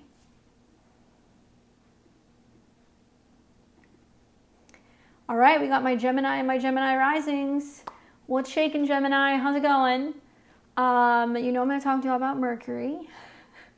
How are you guys doing with the Mercury and the Venus retrograde in your 10th? Can be a little tricky. So first of all, these are going to be the horoscopes for April of 2025 for Gemini rising, sun, and moon. You guys know I'm going to talk to you about Mercury. So something that you need to know is that we do begin the month with Mercury retrograde. Venus will be retrograde as well, but Mercury rules your chart. So wherever Mercury is where you're going. So not only are we going to see the first part of the month, Mercury is retrograde, and it's going to be retrograde in your career zone. So there is this kind of karmic reckoning revolving around work. And for some of you guys, it's the Pisces side of I'm hopelessly lost and confused. I don't know what's going on. I don't know where I'm going to be working. I don't know what I'm doing. For others, it's I have found this dream job. Now I'm kind of getting into it. Or I'm now going through the process of starting something new. Or I'm, taking on more responsibility, Saturn. For others, it could mean that, you're working, but you're like, it doesn't feel like people know what's going on. Or there's some lack of direction or leadership. So it really depends. Anyway, so the important Mercury things that you guys need to know this month is, number one, we start the month with Mercury retrograde, which means when it comes to you, you're reassessing all of these things. Now, the retrograde actually started in your 11th house. So it was like groups of people at work, reconnecting with friends. Maybe it's been networking to get back into work. Maybe it's been reassessing what direction you're going with your professional life, what your goals are. And you're going to see on the 7th of the month, Mercury will station direct, which means Mercury retrograde's over on the 7th. However, we will be in the shadow clear until the end of the month. So you're going to still feel some of the bumps on the other end of it. Then you're going to see on the 16th of the month, Mercury will ingress back into Aries. Okay, so it's going to go back into Aries. And before that happens, when Mercury stations, it's still conjunct Saturn. So there's some karmic conversations, some serious conversations, commitments, contracts, meetings. It's also going to be conjunct the North Node, which means like there is some kind of like fateful things happening. I feel like whatever is being washed away work-wise is because something else is being brought in. Or if there was something that you have been waiting to fully, unveil, or something that you've been waiting to launch, or something you've been waiting to do, it's been a delay, but now you're going to see things move forward. All right, so then on the 16th, Mercury is then going to spend the second half of the month in your 11th house, where you're socializing, you're going to parties, you're with friends, you're connecting with others, you're making more of an effort to get out there and kind of be where the people are and be seen, okay? So those are going to be like I think the bigger things that are kind of happening this month. Maybe second to on the 16th, when Mercury is in Aries, it is going to come into conjunction with Neptune. So I could see this for some of you guys. If you're looking for a job, you're kind of talking to a friend about it, or you're kind of networking online, and then somebody's like, hey, I think I have something for you. Meet with this person, or, we're creating a new position, or maybe you're told at work, well, you're going to have to be building or leading a new team. And you're like, what? Like, how did this happen? Or like, why is this, how is this going to come about? Or this new department, who's going to do it? And they're going to be like, we're going to do it. And you're like, how am I going to do that? So Mercury conjunct Neptune, the other side of this is you have to be careful with whose advice you buy, and whether it's somebody at work that gives you, a bit of advice, or maybe they tell you something that could be gossip and you don't know if it's true. It could be a friend that is not communicating very well, or maybe you're having a difficult time communicating or explaining something to someone, especially like friends at work. Like I could see a situation for some Gemini risings where you guys are actually up for getting a raise, or you're up for getting a promotion, and you know that you're going to get it, or you've been told that you're going to get it, but you have other friends at work that they're not going to get it because you are, or you were told no, they're not going to be getting a raise, or they're not going to be getting a bonus, and you are, and you're like, I don't know if I should say something or not, because like we're friends, and like I don't want to cross that line. Something like that could happen. So just be careful with communications with friends and with people at work. I think that's the long and short of it. So outside of the April 16th, Aries, Mercury ingress, you're going to have on April 17th, Mars is now going to leave Cancer, where it's been kind of burning a hole in your pocket in your money house, and it's going to go into your third house. So Mars going into the third house is now you're going to be making more of an effort to connect your 6th house ruler and your 11th house ruler, where you're like, okay, I want to schedule a road trip. I'm wanting to, buy a new car. I'm wanting to go on a new vacation. I want to buy a new gadget or computer or phone. You're going to feel more impulsive in this area. Now, the mind is on fire here. It is definitely very feisty and very fiery. We can rush to kind of make decisions. And you're going to see some Mars-Pluto stuff later in the month. But just for right now, going for walks, biking, journaling, working on websites, anything revolving around studying new subjects, more action in your local neighborhood. So this can be like going on walks, this can be talking to neighbors, this could be all kinds of stuff. And I think it's just more about reaching out to other people and making time to go and do stuff and to schedule things. And whether this is like sending emails to kind of get on the same page with your team, or calling your friends being like, hey, let's plan a trip, there's going to be more action in this area. On the 19th of the month, the sun is going to enter into Taurus. So it's going to go into your 12th house, where this is now kind of like that review period for a few weeks prior to what will be your birthday season in May or June. Sun in the 12th house is really going to be about taking time to pause and reflect. And this could mean that there are some behind the scene things going on regarding how you think about money, how you think about pleasure. Behind the scene romantic stuff can be kind of going on here as well. Maybe you're having to read between the lines because the sun is about more mental, communication stuff. Maybe you're just resting, meditating more, or taking time to reflect. And then finally, on the 30th of the month, Venus is going to ingress and come into Aries again. So Venus is going to be about pleasure, romance, and money. And Venus is connected to your 12th house. It's connected to your 5th house. So there can be opportunities to meet people if you're single.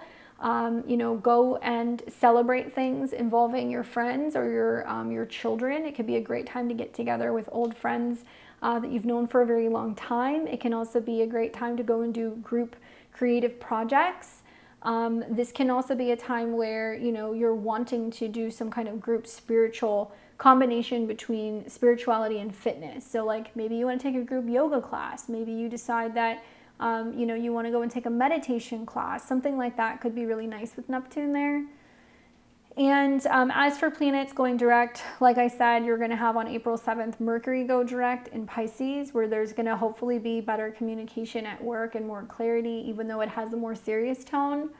And then on the 12th of the month, you're going to see Venus also go direct in a similar degree at 24 degrees, and that's going to go direct conjunct Saturn. So if you've been waiting to get clarity about what the heck is happening with your career, or what's going on with, the future of your professional life, or what you're meant to do, or where you're supposed to be, these planets going direct are likely going to give you your answer. Now, we're going to see 2 lunations this month. One that's going to be on April 12th, and that's going to be a full moon in Libra. Now, Libra is your 5th house, and it is a fellow sister air sign. So if you have anything like 22 to 24 degrees of Gemini, sun, moon, or rising, this particular moon is going to trine you. And honestly, it's close enough to be trining Jupiter in your sign as well. So I could see this as a situation where, it's bringing you more fun. It's bringing you more romance. It's bringing you lots of fulfillment revolving around relationships, because Libra is about relationships. 5th house is matters of the heart. But it could also be the relationship with your child, the relationships your children are in, your relationship to your hobbies. And it can be a very romantic time, to be honest with you. And a full moon in the 5th is the completion of a creative project, fulfillment of something. So it can mean that you have that conversation. You say, I love you.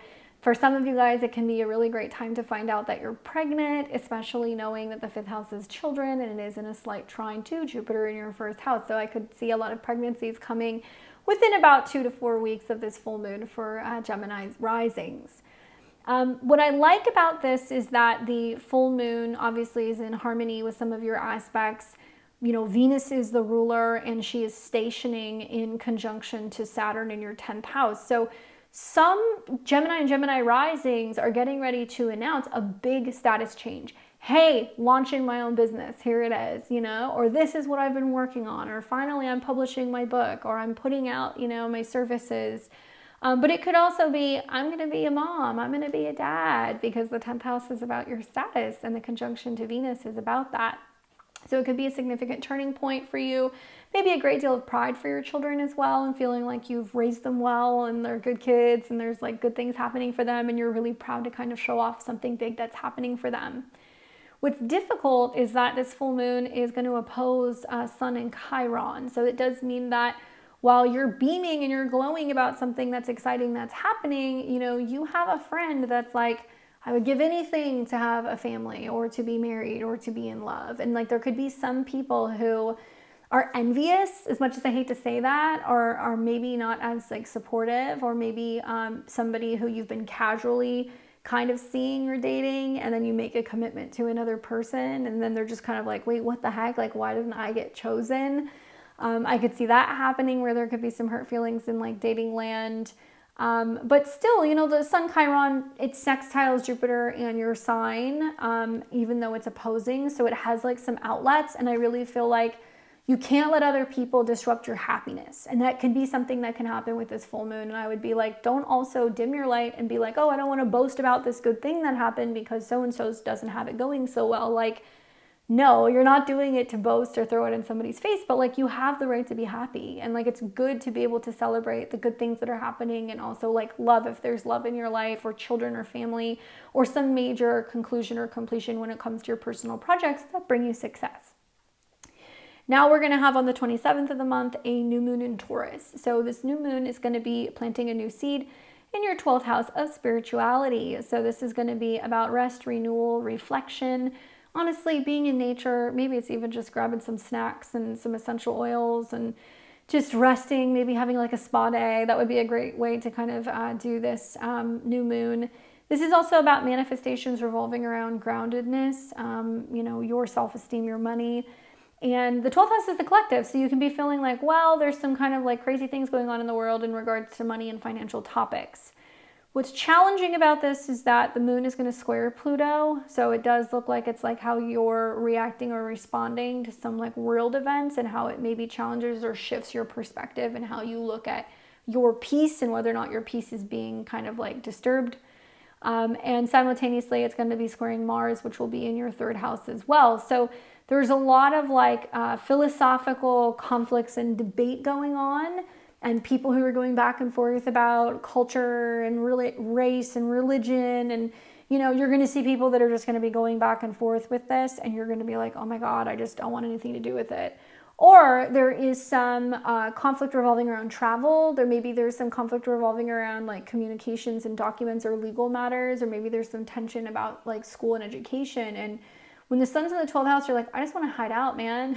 You know? And so this is the time, because the sun is about how you're communicating and how you're thinking, that you want to take a step back, and you don't want to just make a snap decision or have a snap response. Like, don't interject your thoughts or your opinions into other people's conversations and debates, because doing so is going to disrupt your peace. Even though like you may have the right answer, you may even be right most of the time, you don't want to get involved in this. And you want to think back to what has happened in previous cycles in early November and also the beginning of 2025, when we saw Mars in opposition to Pluto.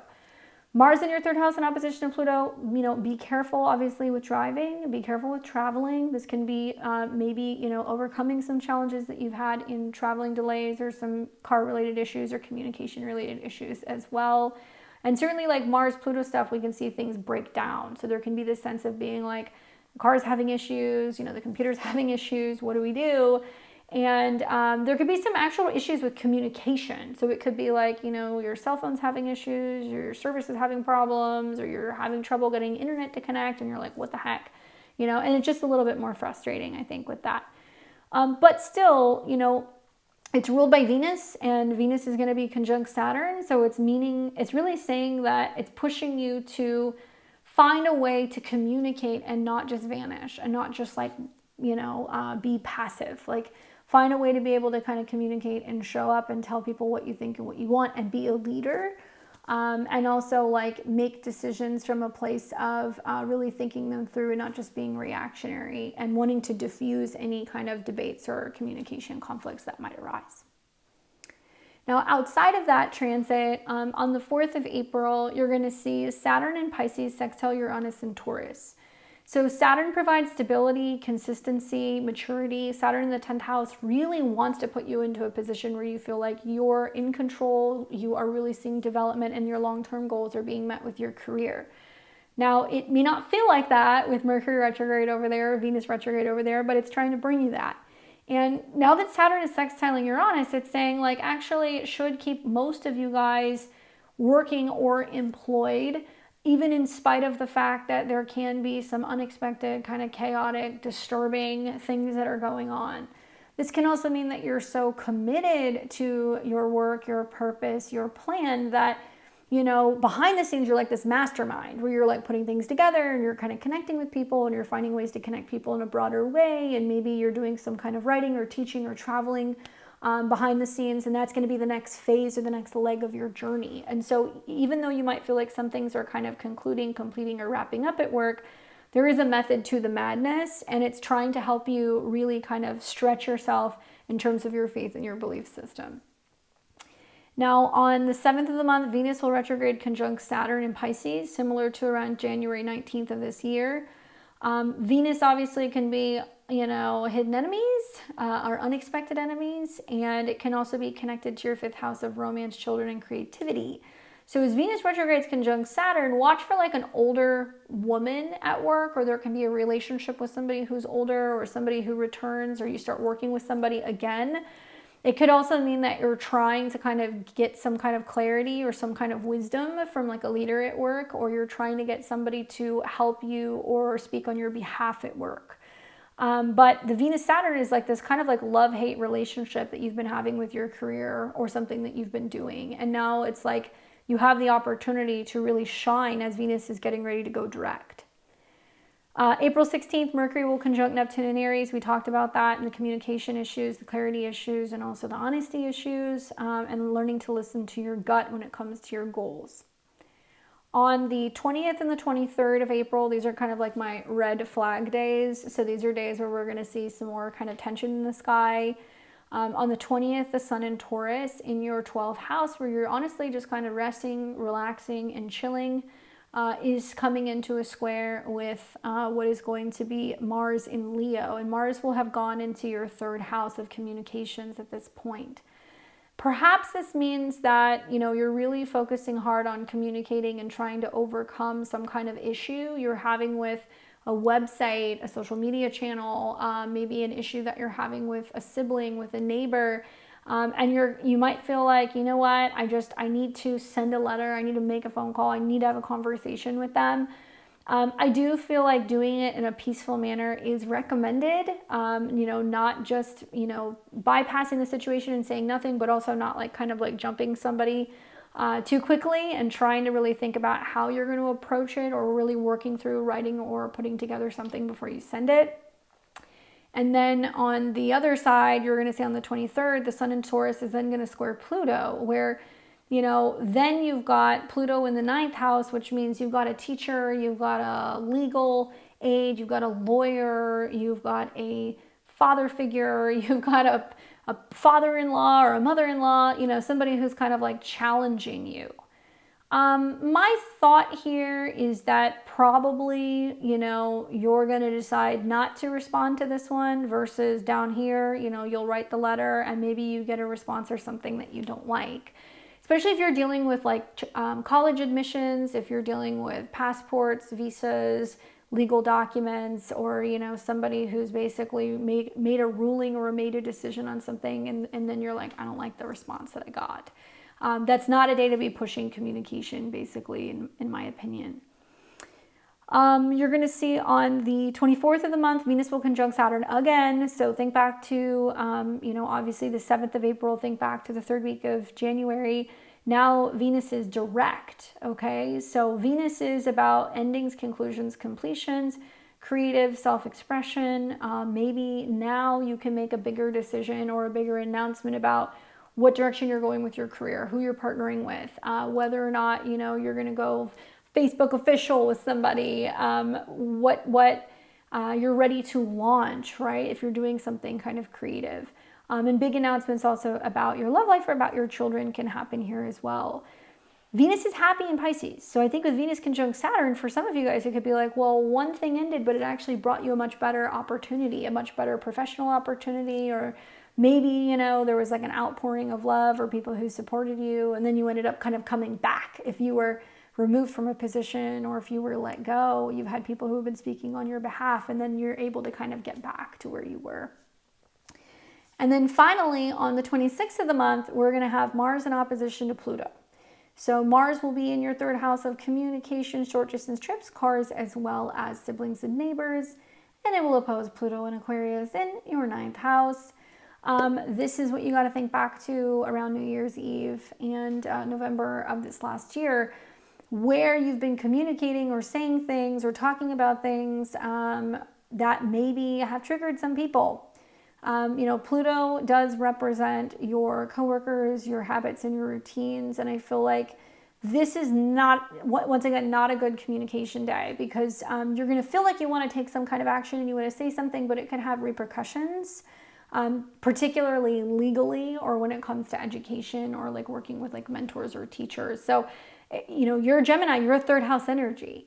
So when you want to take action, and you want to say something, you're going to get burned for it. But because you've got like Mercury and Neptune sextiling Pluto, to me, this is like friends showing up for you. This is other people who are speaking on your behalf. This is other people who are helping you. And maybe you're deciding not to fight the fight on your own, that you're looking for support from community or from your tribe to kind of help you through a situation. Also be careful driving with that Mars-Pluto opposition. Anything in regards to movement, whether you're walking, biking, driving, or whatever. And this can also mean that there can be changes with scheduling. So work schedule changes as a result of work travel, education, things connecting to movement that can be impacting you as well.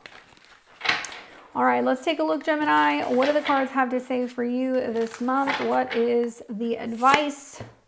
The card that I get is the Ace of Cups. Well, so far so good. I'll knock on wood. Ace of Cups is a great card. This is about letting love lead the way. And part of me wonders if it's about the fact that Mercury is retrograding alongside Venus and Saturn in the North Node, right? Pisces wants peace. So I think with the Ace of Cups coming up, okay, sure. Could love be found at work? Okay, you could be introduced to somebody. It could be a new client. It could be, a boss that you got a thing going on with. I'm not advising you to do that, but I could see that with Venus conjunct Saturn. It could mean that there are some long-term relationship decisions being made with who you work with, who you love. Ace of Cups can be an indication of a relationship, though. So it's about love, new relationship, compassionate, creativity, new emotions, emotional awakening, deeper feelings, proposal, spirituality, and also intimacy. So for that stuff all to be coming up in your 10th house means that there might be some definitive decisions on some long-term relationship related things. Obviously, all of this is also sponsored by Jupiter. Jupiter is the dispositor of all of this. So it can mean that you're like, yes, I do want to move forward in a big way, and I want to make this commitment, or I want to partner with somebody, or I want to, get engaged, or I want to start a business.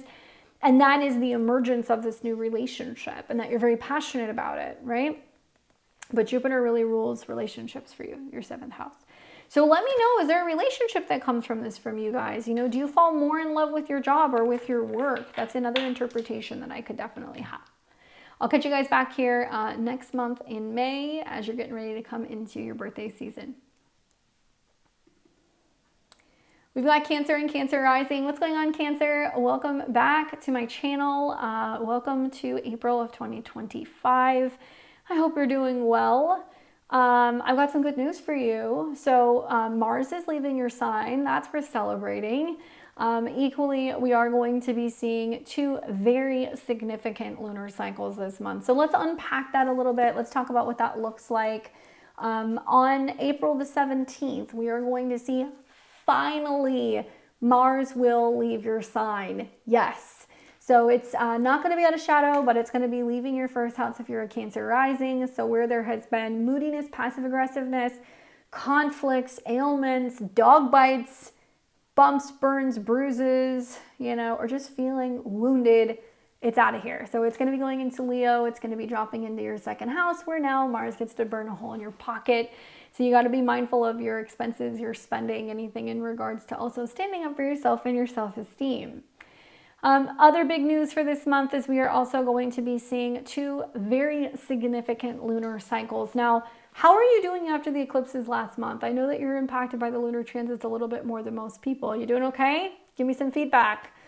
April 12th, we have a full moon in Libra. So if you have any Cancer, sun, moon, or rising placements, 22 to 24 degrees, you are feeling the square. So you have been advised. So we've got a full moon that's going to take place at 23 degrees on the 12th in your 4th house of home and family. So off the top, a full moon in the 4th house is, okay, we're moving, we're closing on a house, we're finishing furnishing, you've got somebody moving out, somebody staying, something's going on with family. There's always something kind of stirring in your private life or when it comes to your home or your roots. That's what you want to watch for. Libra is relationships. 4th house is the past. So it also can be about conclusions and completions of burying the hatchet with family drama, going back to places that you've been in the past, returning home, visiting your family, that kind of stuff.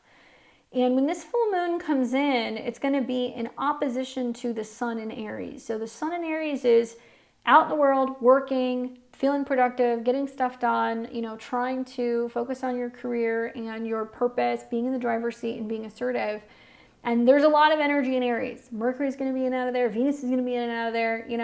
Neptune's now there. And so there is this sense of you being like, okay, it's all about where I'm going in the future and some new thing that I'm creating, whether it's a new job, a new business, you have a new status, there is something significant emerging, and it's bold and independent because it's in Aries. But the full moon says, no, you got to look at wrapping up the past. You got to move. You got to, take care of something with the family. So you're going to feel a little bit kind of at odds with that. The ruler of the full moon, Venus, is going to be in Pisces, and it's going to be in conjunction to Saturn getting ready to go direct. So I think that a lot of this could be like legal matters around home and family. It could be relocating long distances. Maybe family is coming to stay and visit with you from a ways away, especially if you have sisters, female cousins, aunts, anything like that. They can be coming to visit you. And so it's that kind of sense of, okay, I'm hosting and, I'm supposed to be doing stuff at work and I'm being pulled in two different directions. The moon will also oppose Chiron. So there's going to be this sense of you being like, yes, I'm entertaining, I'm doing things, but it's like pulling me away from work, or family comes to visit and they're asking me, how's work going? And you're like, I hate it. It's not going well, or my boss is a jerk, or, I'm not seeing any progress yet. There could be something where it's like you're having to share that kind of wound with them about something that you're kind of enduring. So just hang in there. The positive thing is that the ruler is trining your sun, moon, or rising, especially if you're like a mid to later degree Cancer rising. So I do feel like it's nice to kind of have that breaking up of your time where you're either traveling or you're seeing other people or you're relocating. Then you're going to see on the 27th of the month a new moon in Taurus, and that's going to be in your 11th house. Obviously, it sextiles your sign, so it's friendly in that sense. A new moon in the 11th house where you focus on goals, socializing, friends, networks. Maybe you're joining a new network. Maybe you're starting a club. Maybe you're just like, I want to see my friends more. And yet another lunation ruled by Venus. So Venus conjunct Saturn means maybe you're like, you know what? I need to go and visit my friend I haven't seen for a while. Or I want to start doing some group courses or classes. I want to learn more about Taurus or Pisces things. So you're like, I want to travel with people. I want to learn about cooking. I want to learn about herbalism. I want to learn about aromatherapy. Maybe it means that you want to take an astrology course, with a group of people. But anything revolving around learning and community seems to kind of get highlighted. And with new moons, we set intentions for our goals. So it might mean that you're like, you know what, I'm going to see my family more. I'm going to visit my friends more. And that becomes part of that goal that you set. Now, this moon's tricky because it's going to square Mars in your money house, where it's like in order to do things, it costs money. And you're going to be like, yeah, I'm going to have to spend some money, doing some of this stuff. And it's also going to square Pluto in the 8th house, where you're also looking at what you've saved, what debt you have, what you're paying off, and you're going to feel like the price of being social is going to come at the cost of, I got to work harder, I got to produce more, I got to have more, and I got to be also saving and like paying things off. And this is a moon where there can be some tricky stuff going on financially, because the 2nd house is what you possess, the 8th house is what you owe, and the 11th house can talk about gains. So some of you guys are going to come into this new moon going, I want more money, I want more friends, I want more freedom. And in order to do that, you have to be willing to work hard at it, know your worth, and also financially balance some things and be responsible with Pluto in the 8th house. All right? So those are the moons basically that are going on for you. Outside of that, we've got a ton of ingresses. So kind of building off of March, which I think probably for a lot of people has been very chaotic. Now we get into April and we're kind of rehashing stuff that's in Pisces. So being a Cancer rising, it's friendly for you. You can deal with the water, you can process stuff. This tells me that really with, seeing Mercury, go back and forth between your career zone and Pisces, it means that you're really thinking about, what is my purpose? Why am I here? What am I supposed to be doing? Do I want to travel? Do I want to go back to school? What do I believe in? And you're working that out. On the 16th of the month, Mercury goes back in Aries. So you have kind of like the dream la la delulu land time until you get to mid-month. And on the 16th, Mercury's in your 10th house, where it's like back to work, business is as usual, meetings, connecting with people. And Mercury is communications, emails, conversations, contracts. It's also going to be a lot of like gaining clarity and playing catch up. And you got to watch, because Mercury will be dancing with Neptune. So it can be really easy to miss things or misrepresent things or misunderstand things at work. On the 17th of the month, you're going to see Mars ingress and go into Leo. So Mars has been in your sign. Now you're going to see on the 17th, it goes into your money house. It'll be there for about 6 weeks. On one hand, it could possess you to go, I'm working harder because I want to make money. On the other hand, it could mean that you're incentivized because you want to buy things and you're working harder for them. Maybe you're spending more money on hobbies, gambling, creative projects, Leo, dating, children. And, we're going to see this pretty significant fire shift where we're going to come out of the water and we're going to go into action. So if you can work with this in a positive way, I think that you can have more spending power. You just need to be mindful that Mars in the second house will burn through money. So you're spending more money going to the bar, going out to theaters, to concerts, to shows. You're spending more money on food, that kind of stuff. And Mars is very much about gambling, dating, and also children, as well as work. Unless you have your own business, maybe you're spending money on, getting ready to launch your own business. It could be that as well. On the 19th of the month, you're going to see the sun ingress into Taurus. So the sun's going to leave where it's been in Aries, and it's going to move into your 11th house of socializing, parties, gatherings, networks, and goals. I like it, even though there's going to be a little bit of friction. Hey, it is what it is. I feel like this is time where you can now kick back a little bit and be like, all right, now I'm able to see friends. I'm able to socialize. I'm also able to focus on what my values are and like where I can find pleasure with friends. And Taurus in the 11th house, it's like you want to be outside, you want to have good wine, good food, good company, good music.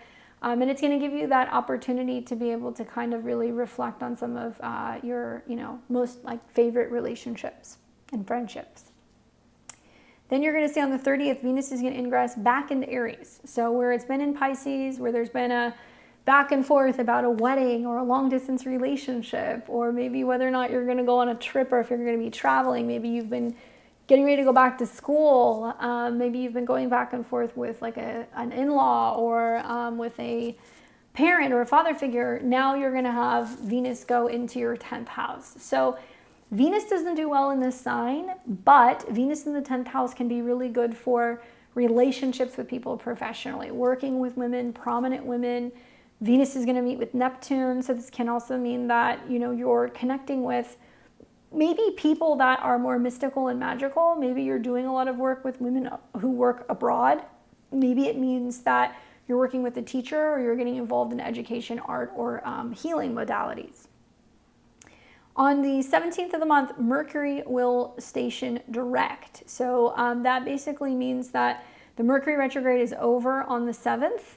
And it'll go direct in Pisces at 26 degrees, conjunct the North Node in Saturn. So significant conversations with lawyers, foreigners, teachers, gurus, long-distance relationships are likely. It's also a better time for traveling as we get into mid-month, when then we see Venus go retrograde and then go direct on the 12th at 24 degrees. So first it was Mercury, so it's about, kind of communication in the mind and education and traveling, and then Venus, which is going to be more about family. It's also going to be more about friends. The ninth house can also just be about your philosophy. So if you've been questioning where, who's my family, who are my friends, who's got my back, where am I supposed to be living, what's my purpose? The ninth house is very broad. It's just kind of like the higher meaning of life. So now you're starting to kind of figure out what it is and what you're supposed to be doing. Venus going direct is definitely, I think, going to be giving you some strength with Venus conjunct Saturn, where if you've been traveling, you could meet somebody, or if there's been a long distance relationship, there can be a definitive decision. If you've been wondering if you're going to graduate, you can find out if you've got the credits, or maybe you've been waiting to get the recommendation letter so you can continue your education and maybe either, go and get a higher degree, or you can, get a job. These things can then kind of come in, right?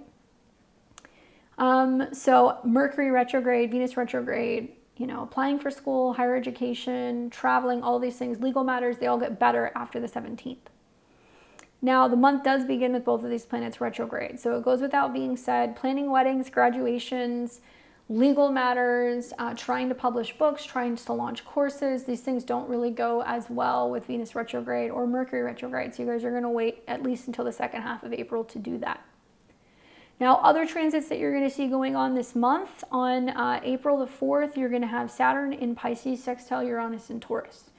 So Saturn in your 9th house is saying you've got a teacher, a lawyer, a mentor, an author, maybe a guru, somebody that you follow that is guiding you or helping you when it comes to your networking, your financial goals, when it comes to your friendships. It could mean that you're making friends with people who are culturally different or diverse. You're making plans to meet people if you're going to be traveling.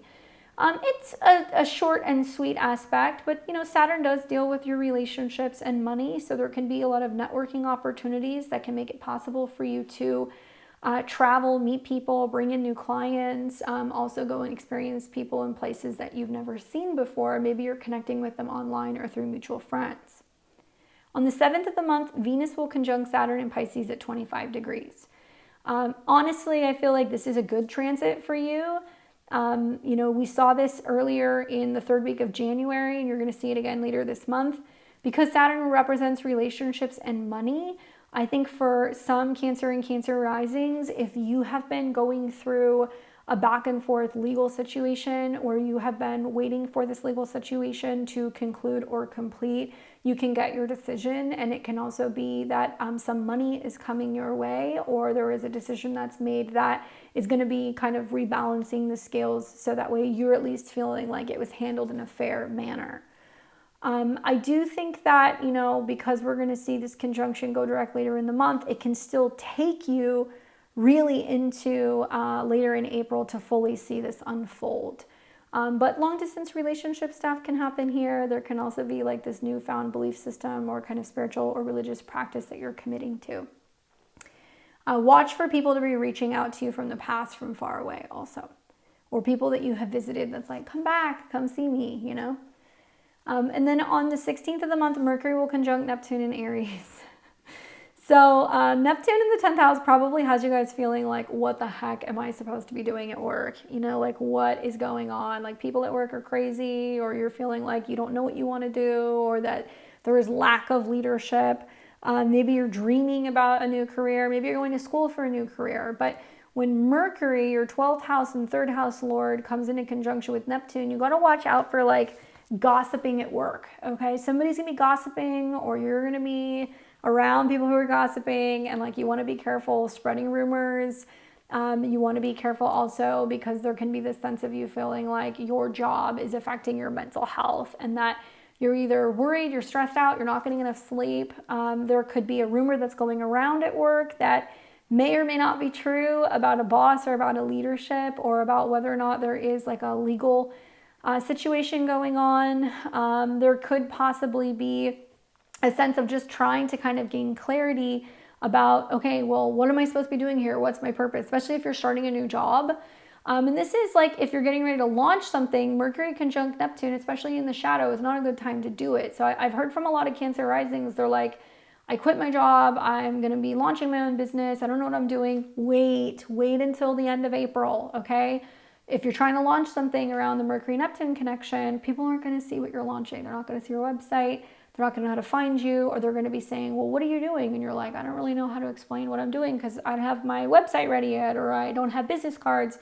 So this is the time where you're not really going to know how to promote yourself or really what direction you're going on with work. But with Neptune, checking in with a guru, a teacher, you know, a priest, a pastor, maybe just having a counselor, somebody you can go back and forth with that can kind of help you. They may have come back throughout the retrograde too. If you had a mentor, they might suddenly pop back in and now you're like, oh, well, now I've got help. Okay, what do I do? So you can kind of connect with them. On the 20th and the 23rd of the month, these are my red flag days. So these are going to be the days that you need to really pay attention because the energy can get a little tumultuous. This is because on the 20th, the sun in Taurus, okay, so the sun in your friendship zone is going to come into a square with Mars in your money zone. So there can be a challenge or a difficult situation going on between you and another person over resources. And whether you borrowed money from them, you got to pay them back, or they owe you money. And you know, you're like, what the heck? Am I going to get what I want? It's setting the stage for then what will be on the 23rd of the month when the Mars is in your second house of your personal possessions. You're fighting for what you want, and it's opposing Pluto in the 8th house. So you're like, why am I being challenged, or why am I not being paid back, or why am I not being given what I'm owed?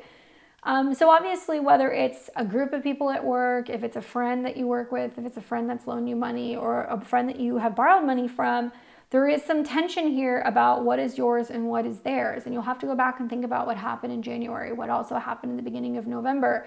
Where has there been a back and forth about a storyline that's like, somebody's got something and somebody doesn't. And I've heard a lot of things. I've heard people who are working for their friends, that their friends are not really able to pay payroll, so they're not getting paid consistently. I've heard other stories where I've had clients that are telling me that they work at a business where there's like cash tips, and they found out that people are stealing the tips, and like they're getting accused of stealing the tips when they weren't doing it, but they know who was. Like that kind of stuff. And definitely like group dynamics and how it's impacting money is like a challenge. And I would say don't let friends influence how you're buying or selling or investing either. Because people can be investing you know, it could be advising you, hey, go and buy this thing, invest in this way, especially because Mars is like the markets and what you should or should not be spending money on. And borrowing and lending just in general, or dealing with interest rates, credit cards, loans, mortgages. Also, there's pressure with that opposition to each other.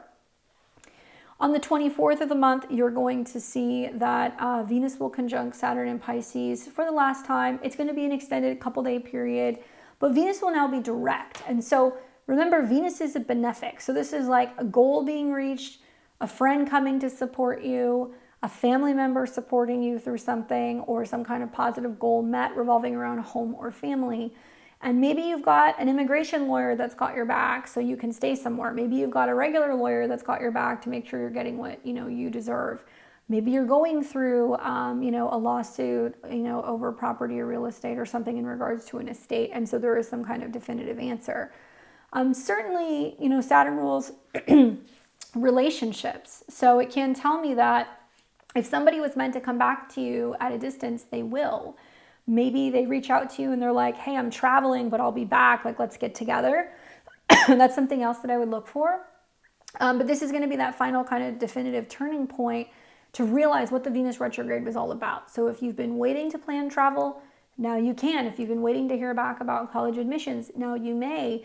If you've been waiting to see how a legal matter might play out, you know, now you're going to get your answer. Those are the kind of things that are going to happen with that retrograde in your 9th. And those of you guys who are wanting to teach courses, maybe now you can launch them. If you've been wanting to publish a book, maybe now you can go and look for an agent or look for an editor who can help you with that process.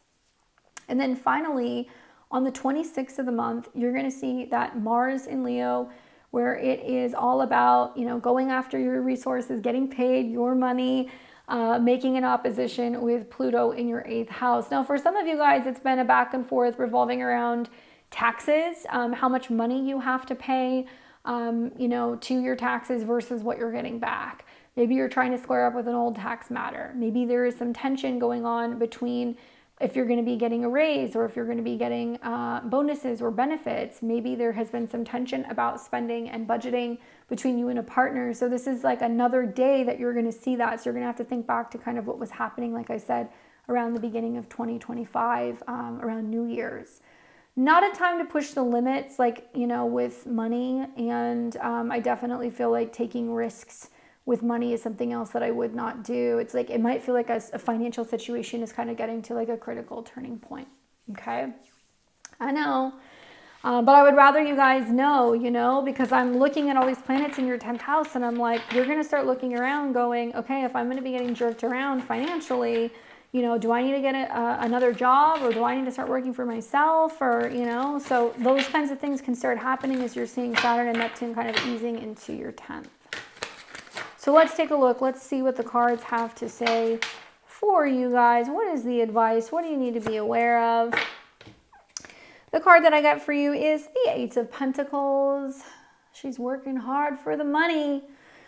Good card. Okay, we're going to continue this positive role. I'm going to claim that now. So Eight of Coins is about workmanship, working hard and perfecting something, and being really good and successful, because time and hours, you're putting in that consistent repetition. You're doing something over and over and over, making sure that you're doing it right. Right? So I think that like with the Eight of Coins, mastering your craft, focusing, dedication, hard work, skill and development. This is about your talent showing. This is about having high standards, commitment, and expertise. So you want to be on top of your game. And I feel like in order to do that, some of you guys are going, I need a mentor. I need to do some training. I need a certification. I need to kind of oomph my skills a little bit. Don't hesitate to do that. Even if that means you have to invest some time or you have to invest some energy into it, it can actually be a good thing. And I feel like it's going to pay off. You guys are really going to start to see after the eclipse and after the retrogrades, as Saturn's going into your 10th house, that like you are killing it at work, that you're at the top of your game. But you're having to still kind of put in the grunt work for like the next month or two until you get there. So like nose to the grindstone, keep doing it, stay on top of it. And really make sure that you have a lot of integrity with the work that you're doing, because it's going to shine. Okay? Good luck. I will catch you guys back here soon. Enjoy April. All right, we've got Leo and Leo rising. What's up, Leo? How are you doing? Welcome back to my channel. This is going to be your horoscopes for April 2025. We got a lot of stuff going on. Okay? And I'm just going to get your stuff out of the way first before I get into all of my other goodies. Usually what I will talk about with my Leos is anything in regards to the sun. Okay, so last month, let's just backtrack a little bit. March was a lot.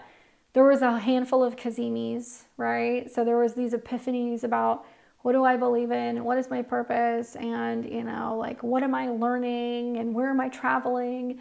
All that stuff. And this month, the two major headlines for me are going to be the fact that we are going to have a new moon, which is always important as a Leo because you're ruled by the sun, that is going to square Mars in your sign. Okay, so it is basically show up. Now is show up time. This is about taking action. This is about getting things done, being a boss, shining when it comes to your career, and setting new intentions and goals in regards to that. That new moon is going to be happening on April 27th, 2025 at 7 degrees of Taurus. So if you've got anything 6, 7, 8 degrees of Leo, it's squaring you. And the 10th house represents your career, your status, your purpose. Now, let's say you're retired. I've heard from some of you guys who have been asking about that. That could just mean, what are you doing out in the world? How do people see you? How are you contributing to society? What are going to be your new goals for what you're doing, right? And Taurus is slow and sweet and steady and calm and comfortable. But the problem is this new moon is anything but that. It is going to be, pushing down on Mars in your sign, which is coming back, which means it's saying if you want to build it, you got to leap into action. It's also pushing down on Pluto in your 7th house of relationships, partnerships, as well as, your clients. So you might feel like in order to kind of keep the peace between maybe your rapid pace or your reactions or your passion or your aggression and other people's problems or, issues with relationships or issues with clients or whatever, you need to find a way to be able to say, okay, I can find balance, it's at a 7, in my work and my routine. So I'm not stressed out. I'm not overworking. I'm also not having drama and issues like with relationships or people, and kind of keep that balance. The second thing that's significant, and I already kind of let the cat out of the bag here, is that Mars is going back into your sign. So on April 17th, Mars goes into Leo, and it's still in shadow. So until it leaves about 7-ish degrees, it's going to be in shadow. So we're going to see this clear until the end of April. Basically, Mars on your ascendant pros is action-oriented, dynamic, having a morning routine, working out, being brave, showing up, getting things done, and really prioritizing the self. What do you love? Mars and Leo. You need to do more of that. You need an outlet, otherwise you're like fit to be tied. So you need to think back to what was going on in early December. What was happening there when Mars was in your sign and it retrograded? Did you change your style? Did something happen with your health? Did you need to heal something? Have you been reassessing what matters to you the most? Did you do some traveling? Did you go on a retreat, right? Because Mars is connected to the 9th house, so it could be traveling, training, learning, and reassessing and rethinking whether or not you would like to move far away.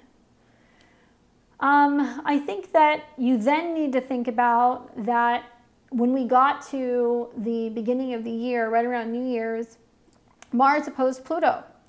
And that was probably a time where you had to assert yourself and you had to be like, this is what I want. This is where I see my life going. And guess what? It came into conflict with another person.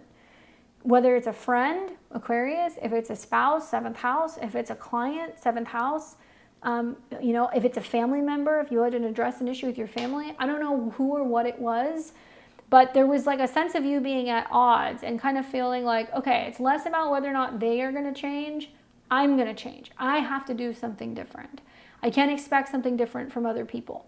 So what I'm telling you is that you're going to come back into that same energy where it feels very combative. It feels like it can be, quite frankly, a time where you could duke it out with somebody, and I would say don't do it because that's not going to make the other person change, and you want to avoid any conflict. That opposition is going to be taking place around the 26th of 26th of April, but you can be feeling that a couple of days on each side. So pretty much actually from the new moon in Taurus, like the 27th, it's a part of that new moon, but let's say the 25th to the 28th. Those days, you're going to feel the friction in the back and forth with other people. And Pluto is going to represent other people's power struggles, other people's obsessions, their fixations, other things that they're obsessed about or that they don't want to change, or ways that they're just straight up being mean. And you're like, what is your problem? So just keep that in mind. People are going to try to get your goat. All right. So we've talked about the new moon. We've talked about Mars. Let's just go ahead and talk about the full moon. So on the 12th of the month, you're going to have a full moon in Libra. And truth be told, air and fire gets along well. So having a full moon in your 3rd house sextiling your sign is not bad. It's good. A full moon brings something to a conclusion or completion. It basically is stemming from the solar eclipse we had in Libra in the fall of last year. So maybe, there were some ideas floating around with the South Node in Libra about, what's just not working in communication, or maybe I'm going to move, or maybe I'm going to change my vehicle, or maybe I'm going to, issue an ultimatum, or I'm going to have a new contract, or I'm going to start a new website or something. So the full moon is the conclusion of that. So if you need to launch a website, if you need to plan a trip, if you need to put out an important announcement, if you need to write something, learn something, share something, or something with neighbors or siblings could potentially come up under this full moon. The challenge here is that it's opposing in the 9th house, the Sun conjunct Chiron.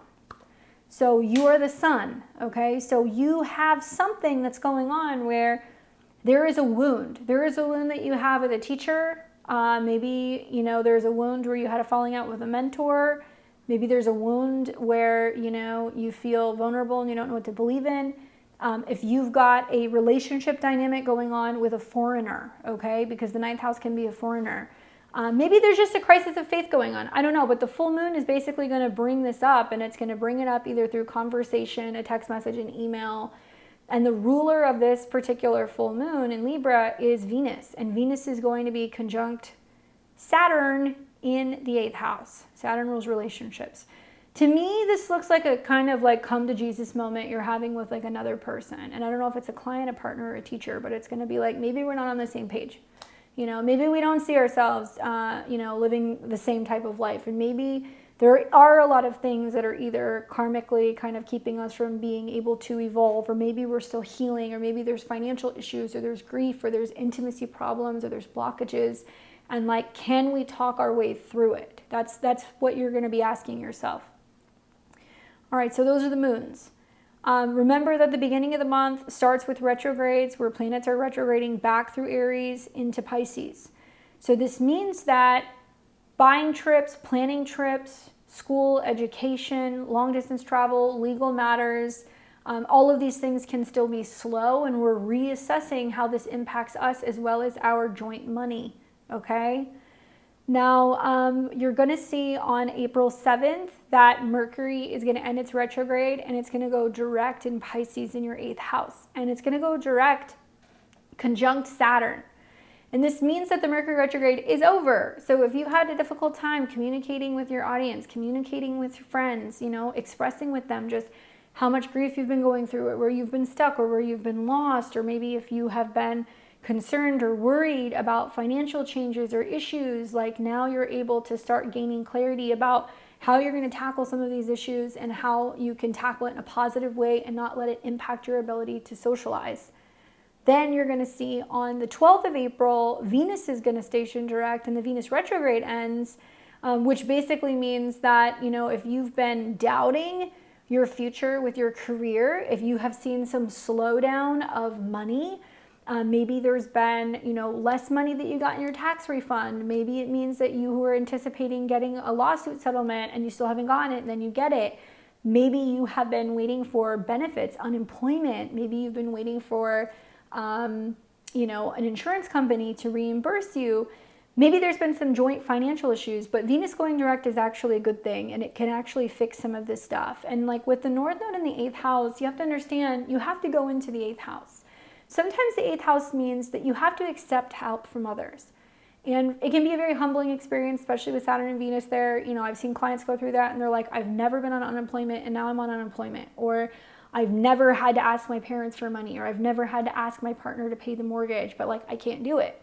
But I've also seen clients that say, you know what, it's worth taking out that loan to go on the trip because I know that I can pay it off over the next year and I need the trip, or I can see the benefit of taking out a loan to build my business, right? 8th house can be debts and loan. It can be an inheritance. It could be death, whatever. So if there's been delays with getting money in any capacity, both of these planets going direct can help you. It can help you be more transparent with other people about what you need if you need help from another person. Now for ingresses this month on the 16th, after the Mercury retrograde's done, Mercury will then go back into Aries, where your mind is on communication, travel, being with friends, being more optimistic, learning, and also focusing on ways that you can kind of either better support your education financially or better support your traveling financially. And then on the 17th of the month, Mars goes back into Leo. So now it is your power up period. You're going to get checked a little bit by that new moon in your career zone. You're going to get checked a little bit by relationships in your 7th house, but don't let that knock you off, okay? This is like the moment where you kind of adjust your crown a little bit. Remind yourself that you can make anything happen. Start with the morning routine. Have affirmations that really encourage yourself to be bold. I'm brave. I'm capable. I'm strong. These kinds of things you need to be doing. Get up, do your sun salutations with Mars and Aries. Work out, get some sunshine. That is going to definitely help shift your state of mind about what is possible when it comes to the future. Then you're going to see on the 19th of the month, the sun, which rules your chart, is going to ingress. And the sun is now going to go out of Aries into Taurus, where it's all about career time, your time to shine. You're in the spotlight. People are seeing you at work. You're out there, you're talking to others, you're connecting, and to be honest with you, you're very motivated to make this happen, even in spite of the fact that some people may not support some of your growth or some of the changes going on, or you've got friends or you've got partners that are very critical of you right now, but you're like, whatever, out of sight, out of mind, I've got to do what I've got to do. And then on the 30th of the month, Venus is finally going to leave Pisces. It's going to go back into Aries, where it's going to be in a fellow fire sign. So at some point throughout this transit, it'll trine your sun, moon, or your rising. Venus in the 9th house, love can be found at a distance, luxury, travel, vacation. Maybe this is good for education. This is good for learning, for philosophy, for legal matters, for writing. And I also feel like this is very likely like a storyline where you've been going back and forth on whether or not you're going to pull the trigger, either going back to school, going on a retreat, or planning a trip. And now you're going to have the opportunity to make your decision.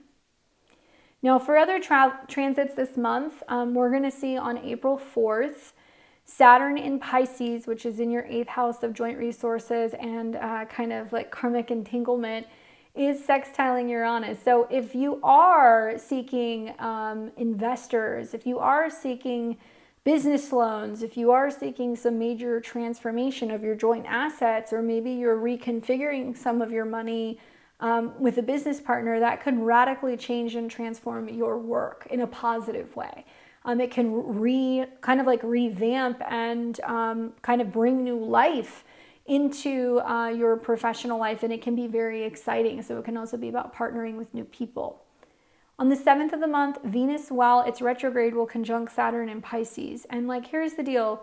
Venus is a benefic. So Venus coming into conjunction with your 7th house Lord means if you're looking for investors, if you're looking for new romantic partners, new business partners, new clients, you can definitely be bringing in a number of people. And guess what? These can be wealthy people, right? 8th house can be wealth. So it can be that there's people who are foreign to you, or they live far away, or they're more mystical, or they're more magical, and like they're coming to you and they're like, yeah, I can help you. You know, what is it you want to build?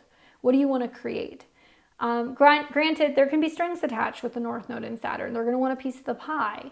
This can also be you going back and forth with like an insurance company, or you're going back and forth maybe about benefits, or about life insurance, car insurance, anything that's about going back and forth and negotiating something with another person. Then on the 16th of the month, Mercury will be in Aries, but it's going to come in conjunction with Neptune. Mercury is about friends and allies and money. So you have to be really careful about planning trips. Like, you might have friends that are like, let's go to this place, like let's go to Mexico. They're like, everything looks great, just like give me the money, I'll rent the room. And like the accommodations may not look the way that you think they're gonna look. Or you may have to double or triple check what expenses are going to be for education, for a retreat, for possibly even booking a trip. And like the photos may not really look like what you're gonna do. So I would be careful making any agreements to traveling, education, or like legal matters. Like legal documents need to be read thoroughly. Not a good day to be initiating anything legal under that particular conjunction as well. Okay. Then you're going to be seeing on the 20th and the 23rd. So these are my red flag days for everybody, but I think especially for you because you're ruled by the sun.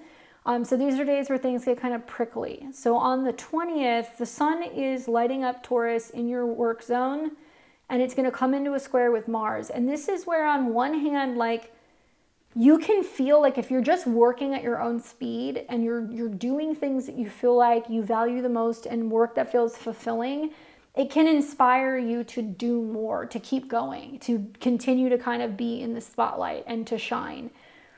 The other way to look at this is there could be a man at work or a man in your life or a parent who's just kind of combative with you. Maybe it's a boss at work. Maybe it's just a person that, you know, you have to deal with that's an authority figure that's kind of like challenging you a little bit. And then on the 23rd, then you're going to see the sun still in your 10th house of work now start squaring Pluto. And the square for Pluto makes me feel like it could be somebody at work that's like disrupting the balance and the harmony of your guys' relationship, or somebody at work who's trying to create conflict or air out dirty laundry about you and a relationship or you and a partner. Like both of these days make me feel like some of your private life can become very public.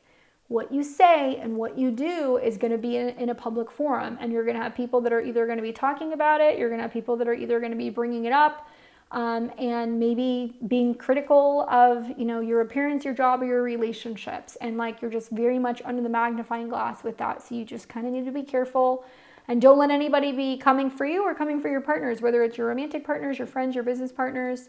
Yeah, that's a little bit of like a tricky angle for you guys. Then you're going to see on the 24th, Venus will conjunct Saturn in Pisces at 27 degrees. So Venus is now direct. It's no longer retrograde. You know, this means that if you're supposed to be given something, if you're supposed to have some renewal, some refresh, some kind of support, or if you've been waiting for funds to come in, now they may actually flow. So think back to what happened with the conjunction around the 7th and also in January.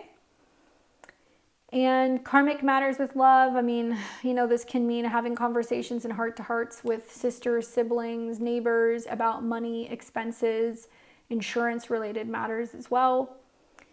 And then you're going to see finally on the 26th of the month, this is that big Mars-Pluto opposition. So it's interesting to see like the Sun square Mars where you're checked, and then the Sun square Pluto where like a friendship or a partnership is checked. And then you're going to come into the Mars-Pluto opposition. Like you may very well be fighting or having some conflict with another person about whether or not they want to be in a public relationship, whether or not you're being seen. There can also be this back and forth, whether or not you're going to partner with somebody, and then you could be like, no, we can't do this. We can't partner together. It's not working. And other people are going to, like I said, have an opinion on what you do. So the 26th would be another day that you're going to need to watch out for.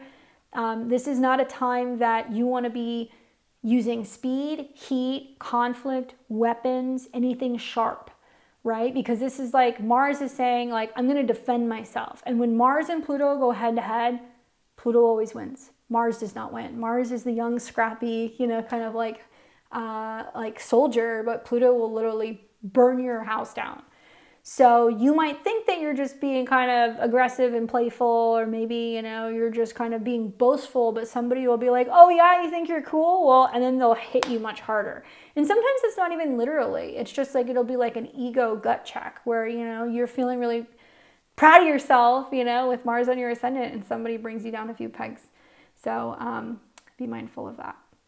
Anyway, I know everybody's going to be like, but still much better than last month, guys. So I think it's a little bit more tricky, honestly, for some of the early degree fixed signs. That's where we're kind of getting hit with this. So let's take a look. Let's see. What do the cards have to say for my Leos and my Leo risings? What advice can I give you guys? What insight can I give you guys? Hopefully good stuff. Card they get for you is the Ten of Pentacles. So far, so good. We've made it almost halfway through the horoscopes. We've had really good cards, so I feel better about this month. I really feel like this is about you being in a position where you're really rising to the top. You're rising to the top. And you've seen this as Uranus is going through your 10th house.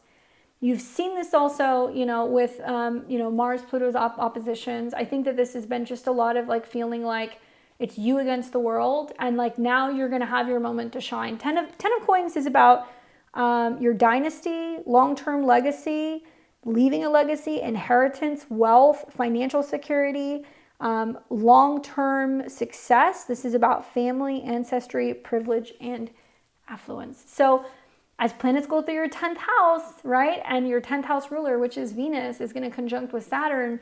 Now is the turning point. You're really going to start to see, are you making the money? Are you seeing stuff come in your direction because of all the hard work and the dedication and everything that you have been putting into something? Maybe it means that you're making the necessary decisions and sacrifices or investments for some of your long-term plans, for your family, for your business. And some of you guys, unfortunately, get a little freaked out when planets go through the 8th house, but I'm going to tell you something. You gotta spend money to make money. And this to me looks like some of the risks that you guys are going to be willing to take will pay off, especially this is a 10, long-term wealth and success. This is a 10, 10th house.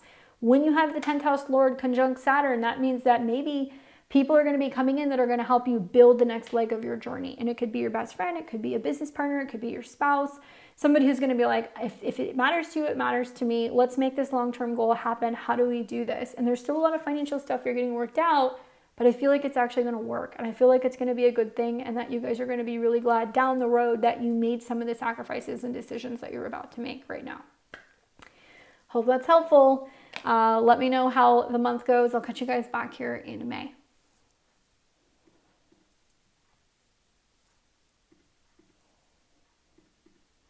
All right, I've got my Virgos and my Virgo risings. What's up, Virgo? How's it going? Excited to chat with you about what's happening for the month of April 2025. How are you guys doing after the eclipses? You get your world rocked?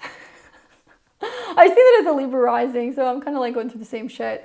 But, I'll tell you guys that you can breathe a little bit now, okay? Mercury will go direct this month, which is nice. So you're no longer going to have your chart ruler retrograde. Venus is going to go direct as well, and it's going to be in conjunction to a bunch of planets in your opposite sign. So you're going to feel deja vu, and that there's a lot of things that were going on in March that are now getting sorted out in April. Simultaneously, now we're out of eclipse season. Okay, so now that we're getting into, April, we're moving away from that lunar eclipse in your sign where I'm sure you had the wind knocked out of your sails. Maybe there's changes with your health, changes with your identity. And I've had nothing but Virgo risings all month. And I feel really good about that because I'm a Libra rising and I've had 2 years of having the South Node in my sign. So I feel like I have a PhD in this now, so I can really go and help my Virgo rising. So if you need help, I'm your girl. Especially with these transits in your 7th house. The 7th house is about your relationships, your partnerships, your committed relationships, your clients, your office, not your office space, but your marketplace. But it's also about counselors, therapists, and astrologers. So for once, Virgo and Virgo risings, you guys are not supposed to be the ones who are giving advice. You are supposed to be receiving advice, especially if you're feeling like you are just hopelessly and gloriously confused about what's going on with a relationship. So more on that in a second. The most important thing is that you're going to have Mercury going in and out of 2 signs. Okay, so let's start at the beginning of the month. Beginning of the month in April, Mercury is retrograde, and it is going to be retrograde in Aries, going back into Pisces. So you're reassessing, reorganizing your personal fears, psychological stuff, financial things, your taxes, and now it's going to dip into your 7th house of relationships and others. So what this means basically is that you are experiencing miscommunications with other people. 7th house is others. So when Mercury is retrograde in Pisces in the 7th house, other people don't know what to say. They don't know how to communicate with you. They don't know how to respond. They're not ready yet. They're scared. Maybe they're going through some psychological issues. Maybe they're going through some depression, some issues also in regards to their mental health or like addiction and habits that can happen because it's touching with Neptune. Then you're going to see Mercury go direct on April 7th. So on the 7th, the Mercury retrograde is over. Now you're still going to be feeling the effects of the Mercury retrograde, clear into the end of April going into May, but now we can start to get kind of clarity as to, okay, what's wrong with them, what's happening, how can we clear this up? So you can feel like there can be opportunities to sit down and hash stuff out and have better communication. Then you're going to see on the 16th of the month, Mercury is then going to go back into Aries. So then it's going to go into the part of the chart where the 8th house says, we go to therapy, we research, we overcome fear, we figure out trauma, we dig deep into financial situations, we focus on intimacy. And whenever planets go through the 8th house, it's like kind of going to hell and back. That's why when it comes out the other side in the 9th house, it's like, oh, we're enlightened, Yeah, because you've had to go and deal with the shadow. The sun cannot shine in the 8th house. So what are you afraid of? It's a good question to ask yourself with Chiron meeting with the sun in the 8th house, with Neptune in the 8th house, with Saturn getting ready to go into the 8th house. What are you afraid of? Is it your credit score? Is it your loans or your mortgage? Is it your money in the bank? Is there intimacy issues, vulnerability issues? Are you afraid to be yourself? There's something going on there that needs to be kind of worked at. So that's just some food for thought. Obviously, Mercury also doesn't just rule you and your body. So this could be like not a good time to undergo fertility treatments, hormonal things, surgery, but also it's about your career. So it can mean that there is some reevaluation of self or negotiating money, fees, insurance matters, bonuses for work. That can be kind of going on also, right? All right, so that's the long and short of the Mercury stuff. I guess the only other real big Mercury transit, and it is a big one, is that Mercury will be in conjunction with Neptune in Aries, okay? This is on April 16th. This has happened before. We saw at the beginning of March on the 2nd, Mercury was conjunct Neptune, but it was actually happening in Pisces. So where it was more frustrating, confusing, communicating with partners and other people, now it's happening in the 8th house. And Neptune in Aries is very different. It's very much about when it comes to partners and their money, values, and resources. So is there some secrets going on about money? Right? What's being invested? What do they have? What are they spending? What do they get back with taxes?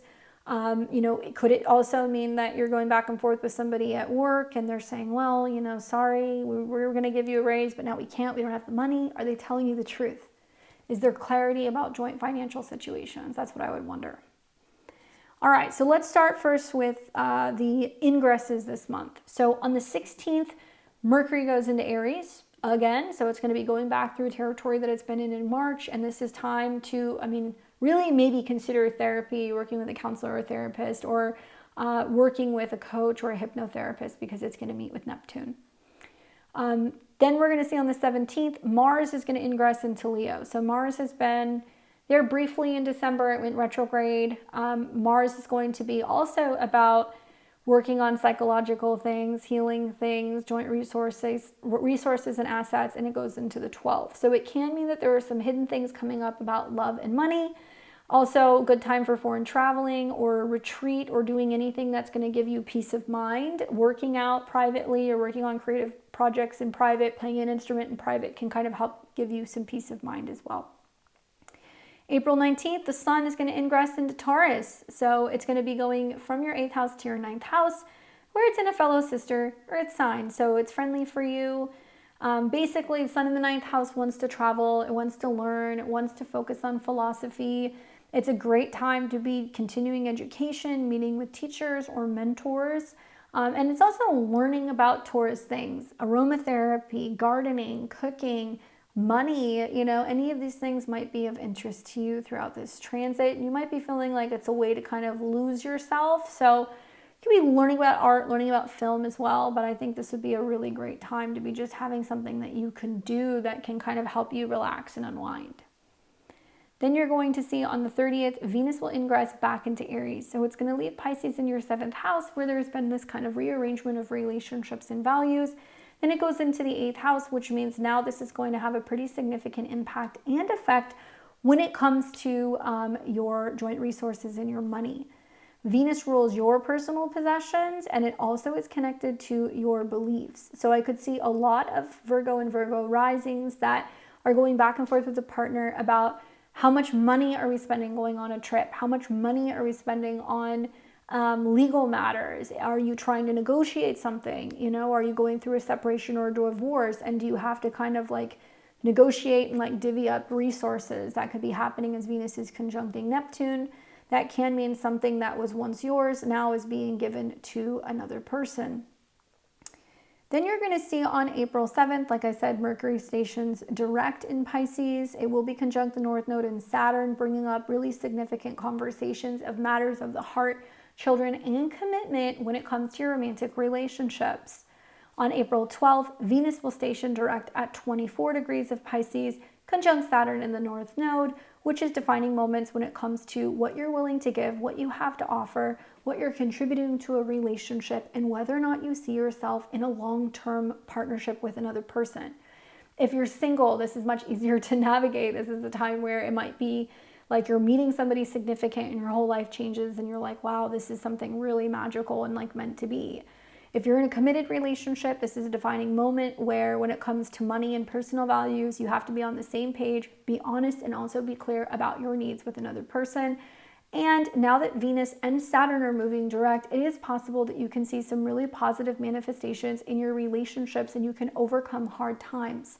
However, for other people, this is a defining moment where if you feel like somebody hasn't been honest, somebody has not been contributing, or somebody has not been fair, it might be time to say goodbye. And now you're actually making that kind of final decision and potentially separating. Now, as for the lunations this month, you are going to see on April 12th, 2025, a full moon in the sign of Libra. And this will be in your 2nd house of personal money and possessions. So when you do have a full moon here, there is big money things that come up. Sometimes a big payment is due. Sometimes a big check comes in. Obviously, this is about your relationship to money. This is about what you give other people, what other people give you. So with Venus being the ruler of this full moon and it's in the 7th, maybe you're realizing, I really love this person. I really value this person. I don't want to let them go. Tell them. It can also mean that there is a gift or something that you give them to commemorate your love. So some of you guys might be giving an engagement ring. Some of you guys might be receiving a really special sentimental gift. Others are going to be investing more in the relationships and showing people that they can show up for those that they love. And it might mean that you have to do so financially.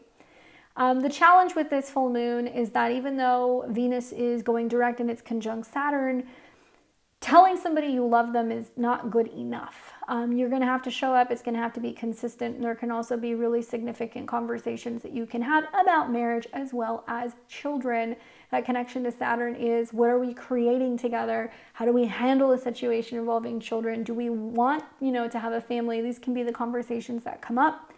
And the moon will oppose the sun and Chiron in the 8th house, which tells me that there are some hidden things you're working through. Maybe you're afraid of the financial implication of that. Maybe you're afraid of, not having your own alone time. Maybe with the sun conjunct Chiron, there is a fear from your own childhood or a fear from a connection to a father figure that's coming up for you. Maybe you're feeling like you need to work on some of your financial things before you're able to really fully commit in a relationship.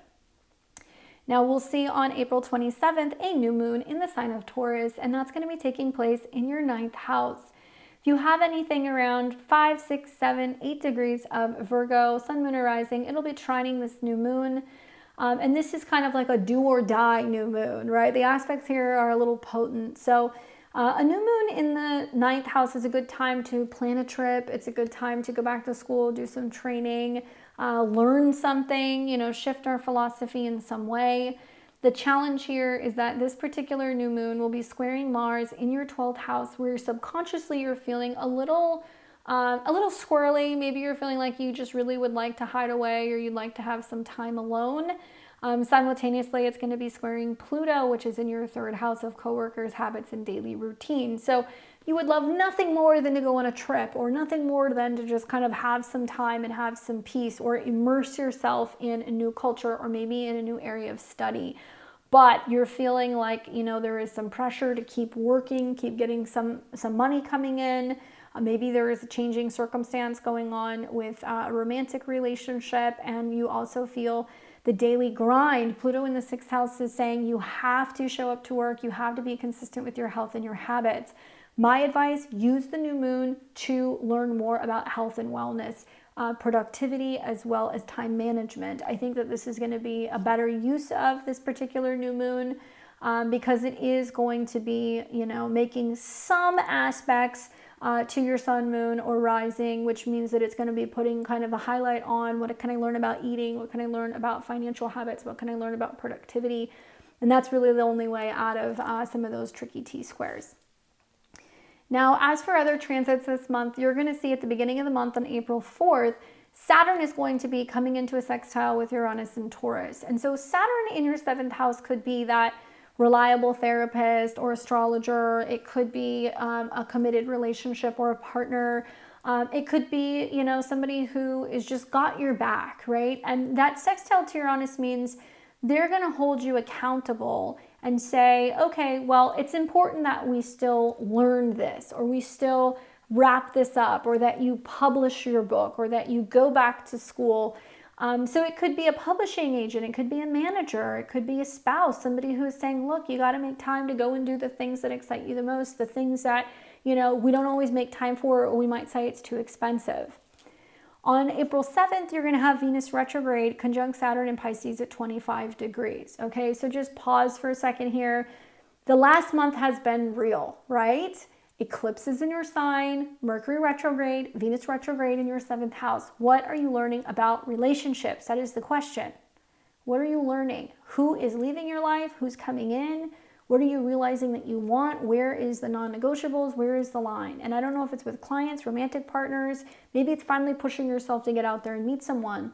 But this is a time to watch, because you got to think back to around January 19th, the first time that Venus and Saturn conjunct around 16 degrees. Now they're going to conjunct again at 25 degrees. What does this mean in your 7th house? An ex can come back. Something maybe that you gave somebody, they give it back to you. You gave them an engagement ring. Engagement gets called off. They give it back to you. Maybe they gave you an expensive gift. You guys separate. They say, I would like it back. There is going to be some kind of an exchange here, which can represent the totality of the relationship, it finishing, or it can be that there is an offer, there is a proposal, there is an agreement, something where you guys are actually coming together and being stronger. So not everybody will separate or break up under this transit. Not everybody will meet someone, but this is a time where you can really reassess matters of the heart and decide whether or not you're really all in with this person. And if you guys are speaking the same language, financially speaking. Now on the 16th of the month, then Mercury will come into conjunction with Neptune. And this is where you have to watch for the deceptive kind of energies about money, relationship stuff, tax related things. Maybe there are going to be some fear of vulnerability, communicating and talking with another person about your finances. Maybe it's talking to a financial advisor. Maybe it's talking to your partner about your credit score, but it's about being more transparent about your situation so that way you can kind of practice better physical and financial intimacy with one another. Now, then you're going to see on the 20th of the month and the 23rd, these are my red flag days. These are a little bit more difficult to kind of navigate. On the 20th, the sun's going through your 9th house where you're focusing on learning, philosophy, travel, teachers, that kind of stuff. Sun's going to square off with Mars in Leo in your 12th house. So this is not a good travel day. This is not a day to go toe-to-toe and debate with somebody, and it's not a day to get into it with a legal matter or with a teacher. 2 days later, on the 23rd, you're then going to see the sun in your 9th house come into a square with Pluto in your 6th. This is screaming potential lawsuits. This is screaming to me major upheaval with people at work, over scheduling or about responsibilities. It could also mean that a travel related matter gets kind of sidelined because there are some issues going on with like work or with assistance, or maybe some health related issues, which is impacting your ability to travel. This 9th house and the 6th house deal with lawsuits. So you got to be careful because Mars now in your 12th house could mean there's hidden enemies coming in that's creating issues revolving around money, and you don't see them coming. Okay, that or how health and schedule is impacting travel. So those are the two things that I would watch for on the 20th and the 23rd. On the 24th of the month, Venus conjunct Saturn in Pisces again. Okay, so remember, Saturn deals with children, romance, creativity, self-employment, creativity, relating to self-expression.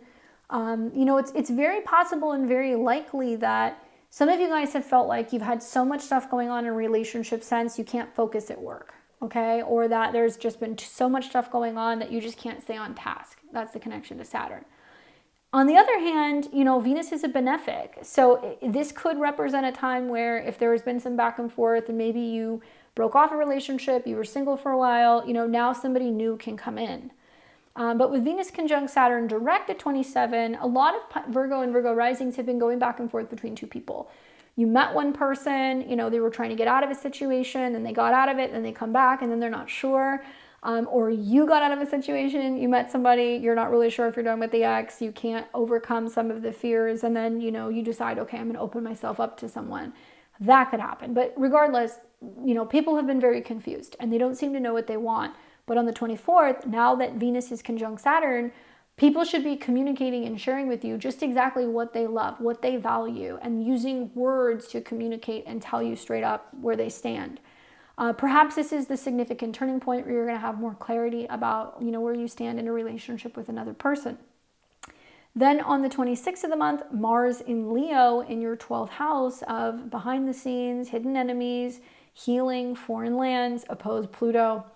Pluto is communication issues with people at work. Mars coming into opposition means that there's going to be some people coming in that are going to be frustrated or talking to you about issues with scheduling, routine, budgeting, budget kind of cuts that might be happening and how that's impacting certain departments or certain people at work. Be careful with your health with Mars in the 12th house, fevers, blisters, sleep issues, internal frustration, repressed anger can certainly materialize as creating some health-related matters, and you don't want to see that kind of bubble up. So think back to what was happening around New Year's Eve, what happened here, what was coming up where you were kind of experiencing some tension in this department. You guys will have to let me know. I'm curious. As a Libra rising, I'm going through the retrogrades in my 7th house too. I don't have Saturn and Neptune there, thank God, not yet, but I feel for you guys because there's a lot of elusiveness going on with other people and not seeing other people so clearly. Even if it's not a spouse, I've heard everything from people telling me that they're dealing with stalkers to people telling me that they've found out that, their long-term relationship, used to be in prison, to finding out that their long-term partnerships are having addictions. I mean, it's a lot. So you guys are going to have to give me some feedback. And I hope you're not breaking up with your astrologer. That could be me, or maybe you're breaking up with your therapist. I don't know. But there's definitely a change in direction with some people here. Okay, still good cards. We have the Hierophant, okay, which is associated with Taurus, by the way, which, you know, planets are going to be going into this month, which means you need somebody who can guide you. You need a therapist, a priest, an astrologer, a guru, a mentor, an author that you like, somebody who's like, this is how you deal with stuff. This is how you handle things. The Hierophant is all about spiritual wisdom, religious beliefs, tradition, conventionality, conformity, education, knowledge, and your belief system, which is interesting because that's what Venus is about. Do you have issues in relationships because you have different cultural beliefs, different political beliefs, spiritual beliefs? Is there a clash revolving around those things? You don't see the world the same way, and has that been creating some problems? Can you find a mediator for that? Can you find a therapist for that? Can you find a way to kind of meet in the middle? You know, maybe you're making some decisions about, well, what school do I want to go to? Or who do I want to work with? Or who would be, you know, the best kind of partner or coach or manager? You know, those things can be coming up. But you're going to get guidance this month. And I really recommend going and getting guidance from somebody who can really show you step by step how to navigate some of this stuff. And also it's about taking accountability. Saturn and Neptune and Mercury going into your 8th house is really addressing the things that you've been afraid to address, getting them out of the way, so that way you can come up with a game plan to have stronger kind of structures in your life and also in your relationships. All right, Virgo, I hope that's helpful. I'll catch you guys back here next month. What's up, Libra and Libra rising? Welcome to your April 2024 horoscopes. I hope you're doing well. I hope you're thriving. In the midst of what has probably felt like a pretty chaotic month last month in March, I've got some good news for you. So we're going to talk a little bit about what's going on with Venus this month. Obviously, as you know, that is your ruler. And Venus has been retrograde. So she has been retrograde back through Aries in your 7th house of one-on-one relationships, whether that's with your committed relationships, your spouses, your boyfriends, girlfriends, your clients, your marketplace, your therapist, and me, your astrologer. So Venus is doing a lot of stuff this month, and there is some sweet and there is some salty. So we're going to talk about what's happening with Venus. So we're going to try to go in order here. What you need to know is that the month begins with Venus retrograde. So she is still retrograding back through from Aries into Pisces. And you're going to feel like you have deja vu because you're readdressing some stuff that's gone on with some Venus transits really since February and March this year. Now on April 12th, we're going to see Venus go direct. So this means that Venus has gone through her process where she's been reassessing relationships and gone back into the 6th house. So huge focus on the 6th house this month. The 6th house is your office space. It is your health. It is your habits. It is also your coworkers, your pets, your routine. And this is about physical health and habits as well as mental, emotional health, Pisces. So when the Venus retrograde's over on the 12th, she will be going direct at 24 degrees and she will be in conjunction to Saturn. So Venus rules you, your actions, your body, your appearance, as well as psychological stuff, joint finances, transformation, and intimacy, taxes, inheritances, other people's money here also. And with Venus going retrograde, coming into conjunction with Saturn, it's bringing up themes revolving around your family, your home, your routines at home, organization, cleanliness, home projects, as well as people that you hire to handle these things. So if you've been fixing your home, if you have been going back and forth with a landlord, if you have been going back and forth maybe on a health issue, if there has been some complicated relationship issues with people at work, or maybe you've just been trying to get your taxes done, maybe you have also been trying to kind of assess your joint resources, or maybe you have just been focusing on your health. All of these things are going to become a little bit more clear. Now, the conjunction to Saturn means you're making a commitment. So you're committing to a healthier habit, a new office, a new routine. Maybe you have been trying to kind of fix some of your health ailments, get back to the doctor, that kind of stuff. And maybe it means that now you have a better understanding of relationships and that relationships take work, quite honestly.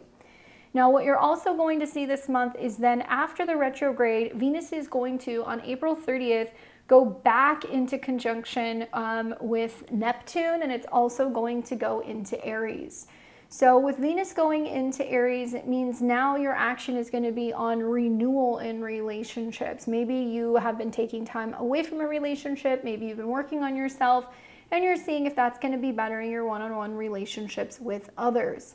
Yes, this means that relationships can get better. Yes, this means now you can meet people. Now you have more clarity about where you stand on a romantic matter or with a business partner or with a client. If you've been getting ready to release new things or have new offerings for people, it can be ready there as well. However, Venus and Saturn in conjunction makes me feel like that there is a need to karmically make a sacrifice in your schedule or routine for relationships. You need to heal something. You need to be kind of working out some of the details and better taking care of yourself so you can show up better for other people. Those are going to be like the big hot takes basically with Venus. You will see Venus actually come into conjunction with Saturn several times this month. And this is a part of a storyline that goes back to January as well as March of this year. So Saturn represents karma, boundaries, and it's also about timing. And it tells me that, you know, maybe there are some things you're working out in relationships. Maybe there are some deal breakers that are kind of coming up. Now you have to be a lot more cautious in relationships with Neptune in the 7th, with being deceived by other people, with whether or not people are being honest, whether or not you can actually date in the office, if you can work with partners, and if you have clarity in relationships. Saturn is also going to be going into Aries here in May as well. So there is going to be some new kind of boundaries in relationships with other people. Maybe you've realized just how negative certain working relationship spaces or relationships have actually been impacting your health, and you've been trying to kind of course correct that. Now, the other thing to think about is that you are having your full moon, the one full moon that you have per year, in your sign. So if you have anything in Libra around 22, 23, 24 degrees, sun, moon, or rising, you're going to have the full moon that's going to be hitting some of your placements. And this is pretty significant. I want you to go back. I want you to think about the fall of 2024. We had a solar eclipse in Libra, and it was basically about you saying, okay, there's a new beginning that's coming in. There is a new situation that is kind of brewing, a new goal that I have for myself, a new way that I'm going to be looking. And so now 6 months later, there is that fulfillment of that.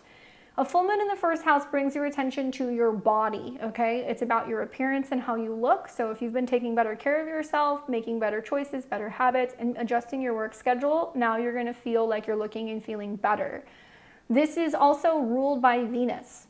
And Venus is going to be in conjunction to Saturn, getting ready to go direct. So it can mean that you're getting some health results. Maybe you're starting a new job. Maybe it means that you're getting a new pet. It can also mean that you're realizing that the balance of having good health is not just physical and working out and eating well, but it's like managing your work schedule better. It's also about overcoming some mental health challenges and just some schedule conflicts and like obligations that have been kind of overwhelming. Now, a full moon in the first house can also be an indication of pregnancy. So as a Libra rising, if you are a Libra rising, be mindful that you might be making changes in your health that are connected to fertility or preparing for pregnancy, or maybe it's like results and things that are coming up in regards to that. So watch for that as well. And you can be a little bit more emotional with the full moon in your sign, especially on your ascendant. So you can make a big decision about work. You can make a big decision about a relationship or about your health that's more emotionally kind of based. What's challenging about this full moon is that it's going to oppose the sun in Aries. So there is the ego action dynamic of other people. And it's also going to oppose Chiron. So this is about how your emotions, your needs, your reactions, and your daily habits are impacting other people. If, touch wood, you're under the weather, overwhelmed, it might make it difficult for you to show up for other people, like a spouse or a client. And it might mean that this gives you even more insight to what actually needs to change. Equally, you could be meeting with a healer, a therapist, a doctor, or kind of sorting out something so that way you can have better health. Now, on the 27th of the month, we're going to have a new moon in Taurus. This is going to be in your 8th house, which deals with taxes, joint income, intimacy, psychological things, and investments. So think like inheritance, maybe savings. It can be about your partner's income. And there's new goals here about changing the way that you look at joint resources or finances, the way that you look at wealth. Now, this is a new moon that is also ruled by Venus, so it's a double dose of getting serious this month when it comes to getting your finances, your taxes, or your joint investments organized and under control. It's a good month to like hire an accountant. It's a good month also to be doing some research into your health, investing in your health, things that are also connected to health insurance or insurance of any kind. It is possible with that new moon there that you are investing in your health, you are investing in a new office, you are investing in getting an assistant or new staff even that can really kind of help you get work done and also be more productive. The challenge with this new moon is that it is going to be squaring Pluto in your 5th house, which basically means that these new seeds that are being planted are challenging the way that you look at your happiness, your dating, intimacy and relationships, joint finances and children, as well as risks, taking chances, and trading. It is also simultaneously squaring Mars in your 11th house. So where there is action and motivation going on with friends, where there is lots changing in the heart space with your romantic relationships, your hobbies, and your joy, this is the time to really check in and ask yourself, am I investing in the right things? Am I doing things because it's what people want me to do? Am I doing it because I think it's going to make me happy, but I'm overdoing it? And the 8th house can sometimes be a little touchy, a little sensitive. These are also financial houses. So 6 months from now, you'll have a full moon in the 8th house. And I feel like it could be a big reward for you, but it's a need for you to really kind of get your finances in order or work in order so that way you're not facing some financial challenges 6 months from now. But big risk, big reward. If you're willing to save up for something, if you're seeking a loan, or if you're looking to pay off some debt, it can definitely give you more, I think, free, flexible income and also peace of mind. Now, what you're going to be seeing at the beginning of the month is we're going to have on the 16th, Mercury is going to be ingressing back into Aries. So there's going to be more focus on communication, action, and dynamics in relationships. Mercury is about clearing the air. It's also about communicating and connecting with people abroad or connecting with teachers or possibly even education or travel. So if you've been back and forth on a legal matter, publishing something, going to school, planning a trip, now you're going to be able to take action and have more clarity. On the 17th, Mars is going to ingress into Leo. So it's been retrograde 4 months and it's been in your 10th house of career. Some of you guys have retired. Some of you guys have changed jobs, quit jobs. Maybe you have kind of cut back from work. Maybe you have been feeling like there's been less motivation to work. And now it's going to leave your work zone and it's going to go into Leo. So we saw this in December. It was in this area of your chart. Maybe you were really gung-ho about new goals or starting new networks, what you're showing your audience, making friends, and action with some of your social connections. Mars rules relationships, and it's also about money and values. So you might be spending more money on parties, gatherings, gifts, get-togethers. Maybe you're feeling incentivized to move forward with some of your goals that you have with a partner. Maybe you are focusing on making money in a group dynamic. On the 19th of the month, the sun is going to leave your relationship zone and go into Taurus. So it's going to move into your 8th house, which is about major changes. The 8th house is other people's money. So think like loans, banking. It can be about inheritance, taxes, your partner's money, and a lot of action in this department. You do want stability under Taurus transits, and I do feel like this can be a time where there can be some positive shifts going on with some kind of joint income. Now, the sun represents gains, so you might be gaining through getting a loan okayed, a mortgage. Maybe you have somebody who gives you a lump sum of money. There will be some challenges. We'll get into that in a second. But the month concludes on the 30th when Venus goes back into Aries, and that's going to be that time where we're still sifting through the post-Venus retrograde shadow, but maybe you're meeting someone significant. Maybe there is a new manager, there's a new client, maybe there is more emphasis on dating and relationships here as well. And I think that we just have to be kind of careful because Venus is going to be meeting with Neptune as to, you know, who can we work with, who can we date, who can manage us. And we want to really take off the rose-colored glasses and see things as clearly as possible. Now, on the 7th of the month, the Mercury retrograde ends. Mercury retrograded from your 7th of relationships into your 6th of work and habits. And some Libra risings have had some inner office relationship drama. Some of you guys have been having a difficult time working with business partners, or maybe there's been some conflict between work, health, and habits that's been impacting your relationships. That means Mercury, going direct, it's over. So Mercury will go direct at 26 degrees, conjunct Saturn, and it's very close to Venus. So to be honest with you guys, really the 7th all the way through the end of the month, there is still this sense of getting serious about a new health habit or routine. And we still have to wait until Mercury gets into Aries and the shadow kind of ends at the end of the month. Then on the 12th, Venus will station and there's no more Venus retrograde. As a Libra rising myself, I got to tell you guys, I would really wait until we get to May. That's when you're going to have more clarity with your health, your work, and your relationships. It's going to take a little bit more time to see things clearly. All you got to know is what your schedule and your emotional boundaries are, and make sure that you're not overdoing it.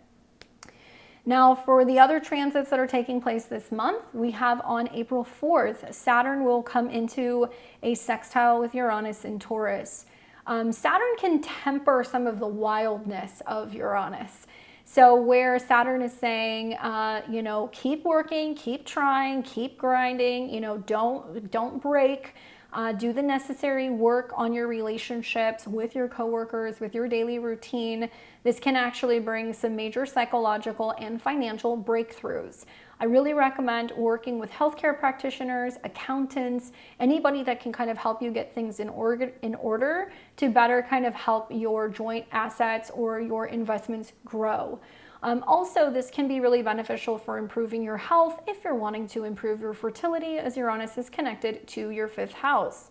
Psychology, therapy, talk therapy, trauma therapy, all these things can be really helpful in having breakthroughs where you're recognizing where there's some unhealthy habits coming up. On the 7th of the month, Venus will continue her retrograde, and she will come into conjunction with Saturn in Pisces at 25 degrees. Think about January 19th. That is the first time that Venus and Saturn came into conjunction in Pisces before the retrograde started. Now, that was at 16 degrees, so I think it was more about organization of your home, organization of your office. Maybe it was about your home office. Maybe it was starting a home workout routine. But you're going to be having like deja vu again, because you're like, wait, this is happening again. So Saturn can represent a blockage, a limitation, or a challenge with your health or your schedule or work that you're trying to overcome. Then on the 16th of the month, you will see Mercury come back into Aries in conjunct Neptune. Be careful for people lying to you. You may have a dream or a hunch or a feeling that somebody is hiding something or not being completely forthcoming about something. It could be someone you're dating, it could be a client, business partner, a spouse. And likely if it is being hidden from you, you're going to be like, what's going on? What am I not seeing? Or somebody is trying to kind of like dupe you in some way. And there can be scams, especially financial scams, things that can be international email phishing scams. A back and forth where maybe you haven't heard from somebody and then suddenly they pop up and they give you some like bullshit story with where they've been or why they ghosted. You're going to want to think back to the beginning of March, around the 2nd, when we had Mercury conjunct Neptune in Pisces. And so it's a similar energy, but now it's like you're clearing the air or you're confronting that person about what their issue is, what their problems are, or why they've been absent. Now, the 20th and the 23rd for me are red flag days. This basically means there's going to be things that are going to be going on that you need to watch out for. On the 20th, the sun will be in your eighth house of joint income and resources, and the sun is going to come into a square with Mars in Leo. So there could be some conflict that you're having with a group of people, with a company, with a friend, over money that's owed to you, what's supposed to be given to you, what's yours, whether or not something is returned to you, or some kind of squabble over, a friendship matter, and it kind of hits home psychologically. A few days later on the 23rd, and then the sun in Taurus in your 8th house of other people's money is then going to come into a square with Pluto. And that basically means that you are feeling challenged when it comes to psychological matters and your romantic relationships, maybe psychological matters and money. It can mean that, there is a back and forth that's going on where you're dating somebody and there is a back and forth and you don't feel chosen by them, and you get wind that they're talking to or seeing another person, and then you're like, oh, you know, Sun square Pluto, like it could present a broken heart, or it can bring up an issue of like not feeling good enough, and it can definitely check your self-esteem. Be careful with investments, trades, money, you know, especially back and forth over insurance matters, back and forth with borrowing and lending, or with children and joint assets. There can be some frustration there. On the 24th of the month, Venus conjunct Saturn again at 27 degrees of Pisces, but this time she's direct, and it's right around the time of that full moon in Libra. This is where you're going to decide whether or not something is working for you. At least with her being direct, maybe you say, you know what, I see the value now in paying a little bit more for a better office, in getting a better job, in going back to the gym, or seeing a high quality doctor. Whatever it is, now you can start to kind of feel a little bit more solid in your health and your relationships and your routine. Just to give you guys some feedback, you know, I think that for me, it's like, it's happened in a lot of different ways. You know, for me, Venus being connected to the 8th house is changes with health insurance, now going and seeing a new doctor. I decided I wanted to go and see a functional medicine doctor, and I want to see somebody who's going to have like a much more holistic approach. And that's been the retrograde in my 6s, getting acclimated with a new doctor, making sure the insurance is taken and all of that stuff, because I know with the retrograde there can be problems. I've also seen, you know, there's been a lot of stuff going on with care for my pets and making sure that, you know, we're getting our money's worth. If we're spending a decent amount of money, having somebody watch our pet for a period of time. And if I change pet sitters, now it's about finding out that, you know, my Pilates studio suddenly wants like $30 more a month, and they're going to be limiting all of their benefits. And I'm like, screw that. I'm going to go back to, you know, my old gym, or I'm going to look for a new place to work out. So all of these things have kind of played out for me. And obviously the work schedule stuff, the relationship, working through relationship stuff, that kind of comes up too. So some of these things might hit home for you guys. Watch for some clarity to start coming around the 24th. And it's all about communication and choices, because it's at a 27. And then finally on the 26th of the month, we're going to see Mars oppose Pluto in Aquarius. So Mars will be in your friendship zone, which can be about groups, others, your audience, your friends, making an opposition to Pluto. And honestly, that could mean that you have some friends that have some fierce opinions, maybe some people who are going to be very vocal about not being satisfied or pleased with something that makes you happy. Maybe there's a change going on in your love life, and your friends are kind of like, well, screw that person, you know. Or there could be a friend that is not as happy or supportive over a change that's going on in your life that involves your hobbies, your goals, your relationships, anything that's going to make you happy. So there's going to be some haters, right? Go back to the beginning of January. Look at what happened there, where maybe there was some tension between you and a friend, or there was a little bit of friction. But this is the last pass. So when this is over, it's going to clear out and things are going to go a whole lot easier. But certainly confronting people, because Mars is connected now to Neptune and all these planets going through Aries, confronting people and being very direct about where you stand and not allowing things to impact your happiness is key. I hope you guys enjoy that full moon in your sign. I think it can actually be really great. And for a lot of Libras and Libra risings, it's about looking better, feeling better, putting yourself first, and also recognizing that you cannot continue to carry the weight for other people's problems. Let's see what the cards say for you this month. Oh, we're going to continue the good roll. We've got 10 of Cups. Let's hope that's the case, Libras, right? Let's hope this is the case, that this can actually be a bump in the road. This can actually be like a happily ever after situation. 10 of Cups is about happiness. It's about divine love, blissful relationships, harmony, alignment, family, love, support, fulfillment, emotional stability, and domestic joy. All the things that I know that you want. And maybe you're realizing that to get that, it takes a lot of work. There's a lot of cooking, cleaning, taking care of people, taking care of things, organizing, scheduling things.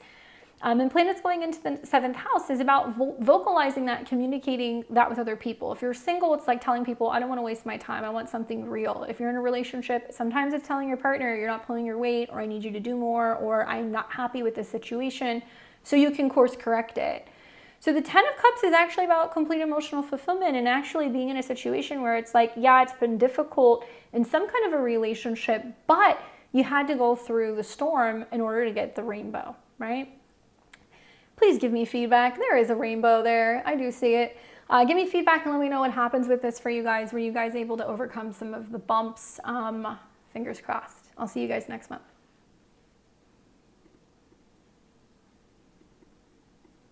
We've got Scorpio and Scorpio rising. What's up, Scorpio? Welcome to your April 2025 horoscopes. I hope you guys are doing well. I'm excited to chat with you. Back at it, creating another video so you guys know what is happening in the cosmos for the month of April. We are going to talk all things relating to Mars and Pluto. That is what's most important, okay? So Pluto is in Aquarius. It's staying in Aquarius. It ain't going anywhere right now, so we don't need to worry about that at the moment. But we are going to see a pretty gnarly T-square. So if you're an early degree Scorpio, 0 to about 5 degrees, you're going to be feeling that T-square really all the way, I would say, from the 20th all the way through the 28th of April. That week or so can be a little intense for you guys, okay?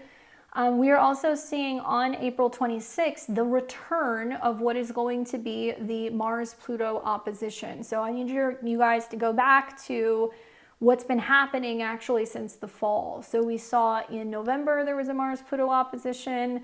That was between your 3rd and your 9th house, which was more education-based, travel-based, philosophy-based challenges. And then we saw at the end of December, beginning of January, Mars was in Leo and it was opposing Pluto in your 4th house. These are both her rulers. So it's almost like there's been this scaling back or reassessment of your purpose, your career, your public status, your work, and how that has been impacting or affecting you emotionally or at your home.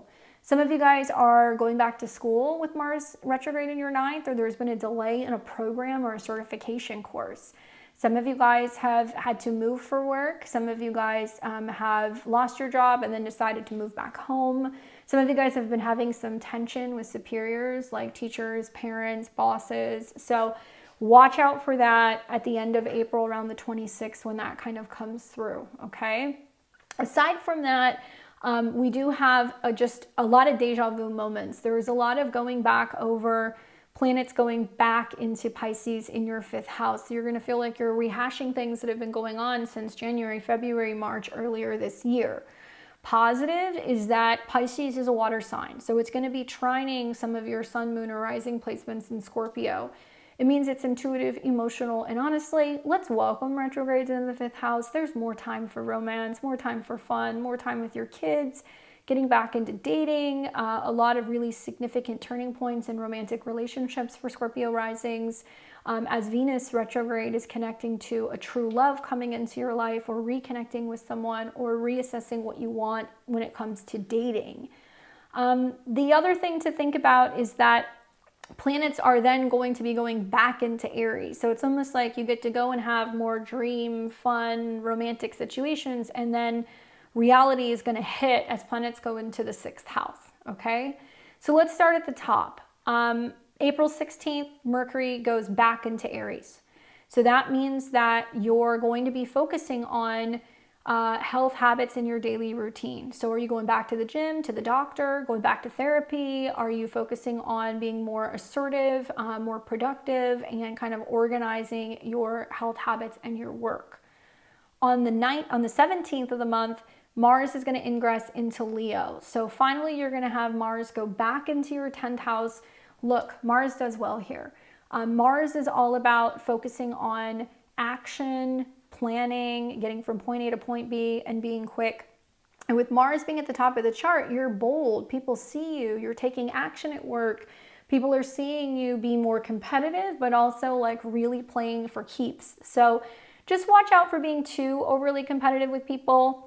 Maybe there can be a little bit of fierceness that can be going on with a parent or with a boss, but I do feel like this is going to be a very powerful, productive 6-week time for Scorpios. And if you've been out of work, or if you've been kind of lost, maybe you're going back to work, maybe you're launching something, maybe this is just your moment in the sun.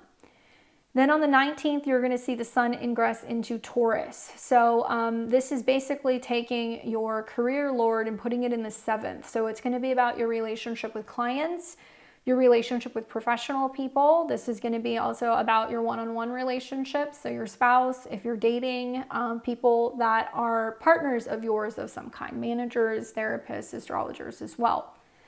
And on the 30th of the month, you're going to see Venus ingress back into Aries. So Venus going into your 6th house, is difficult because love takes work, but you've kind of seen that there's been some problems that have come up, and like you've been trying to kind of do some soul searching and figuring out what's going to make you the happiest.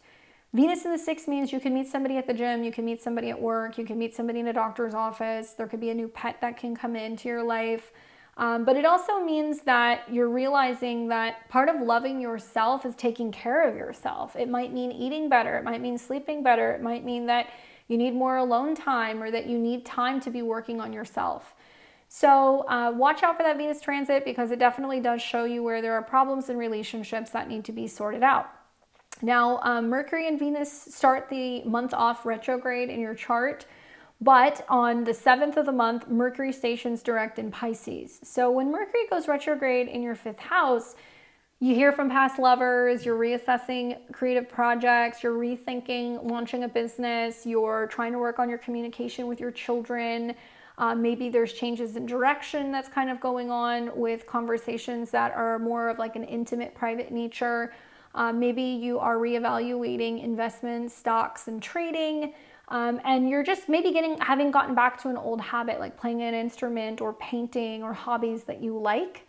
And then on the 12th, Venus turns direct, and Venus will be turning direct at 24 degrees in your 5th house. And Venus loves the 5th house. Venus loves the 5th house. She loves Pisces.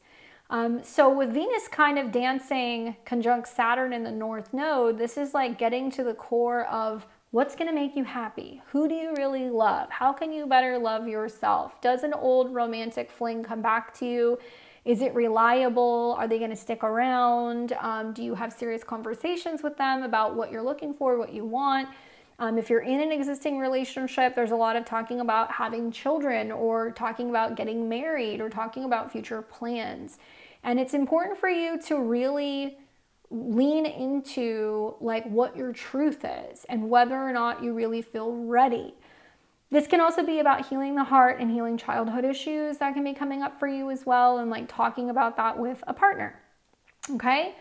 And then when we get into the lunations for the month, we are going to have on April 12th a full moon in Libra, and that's going to be taking place in your 12th house.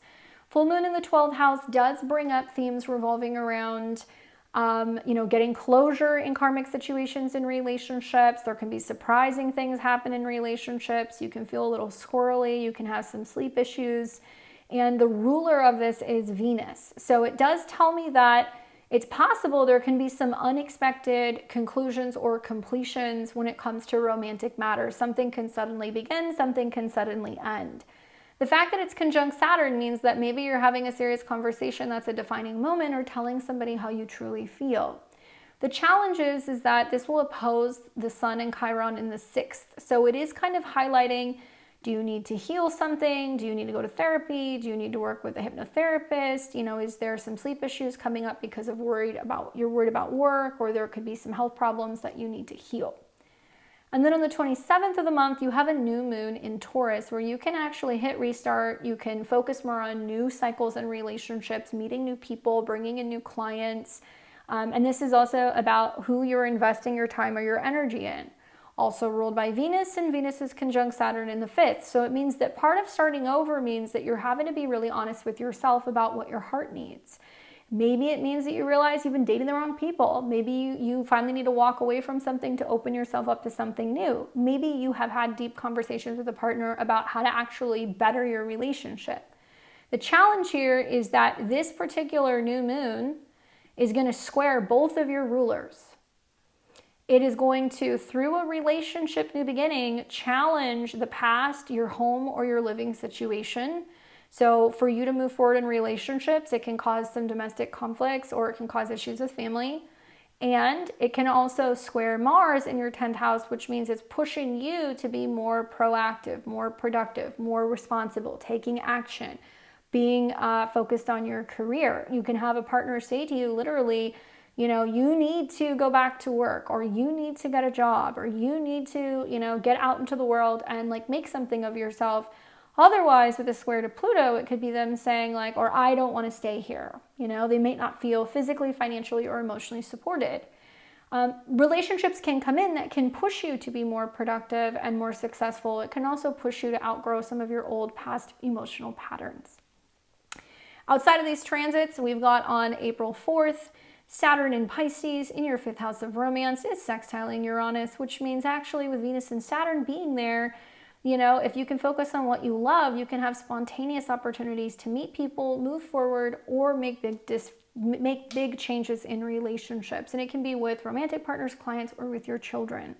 Certainly children are a bit of like a wild card here. You know, having kids can dramatically change the dynamic of your relationships with another person. April 7th, Venus will conjunct Saturn in Pisces at 25 degrees. So think back to what happened around January 19th, the first time this happened. Did somebody new come into your life? Was there a reassessment of an existing relationship? Did somebody from the past come back? You know, this is where you're having to really work through issues and romantic challenges. On the 16th of the month, you're going to see Mercury conjunct Neptune in Aries.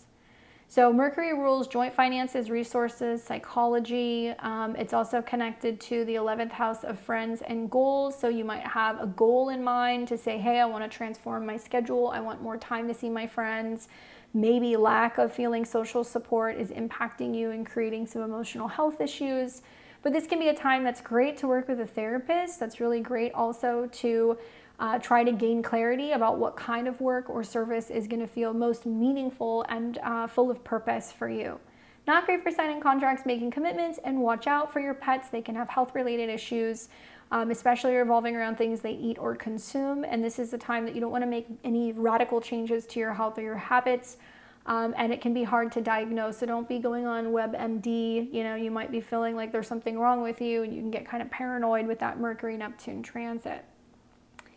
Then you're going to see on the 20th and the 23rd, these are red flag days for me, okay? Especially for Scorpios, because you're going to be kind of getting hit on both sides. So April 20th, the sun in your relationship house is going to come into a square with Mars in your 10th house. So that means that a relationship, a client, a partner, somebody is basically pushing you to be more 10th house, productive, responsible, successful. Somebody's ego is getting in the way of what you're wanting to do, or maybe how you're wanting to kind of manage or navigate a situation. Authority figure issues and power dynamics in relationships are likely. Then the sun is going to come into a square with Pluto on the 23rd, and this means that, you know, now through that person's actions or behavior, it's really impacting whether or not you feel like you can live with them, you see a future with them. There can be a sense also of trying to overcome a home or a family dynamic, you know, with a relationship, and you're like, what do you want me to do? You know, like, how am I supposed to make this change? So there can be some friction with relationships and family members, so I would watch for that as well. Maybe this is a time where, you know, a partnership is basically saying, well, in order for this to work, we need to move, or we need to move forward, or we need to make a change in the home situation, and you have to work as a team. On the 24th of the month, Venus conjunct Saturn in Pisces again. So think back to April 7th, think back to the third week of January, and now Venus is direct. So with Venus conjunct Saturn, now you're saying, okay, I know who I love, and if I really love this person or this thing or this hobby or this child, whatever it is, then you're willing to do anything to make this situation work. And this can mean you make a big decision about a romantic relationship, an investment, or a creative project that you're getting ready to launch. It's at 27 degrees, so some single Scorpio risings are going to be going back and forth between two potential partners, and you have two potential outcomes. It's important to just communicate clearly as best as you can. Then on the 26th of the month, we have that gnarly Mars-Pluto opposition, so you're kind of feeling like you're damned if you do, you're damned if you don't. Something's got to give. Either home or family or career are kind of in a tense opposition, and it will be quick, I promise you, but this goes back to something that's been happening since the beginning of January of this year. So I'm wondering Where are you going to take the action? Mars is the faster moving planet, so it looks like you're going to be more focused on showing up, working, being out in the world, even in spite of the fact that there is a lot of tension and stuff changing either on the home front or with your family. Let's take a look and see what the cards say for you, Scorpio and Scorpio rising.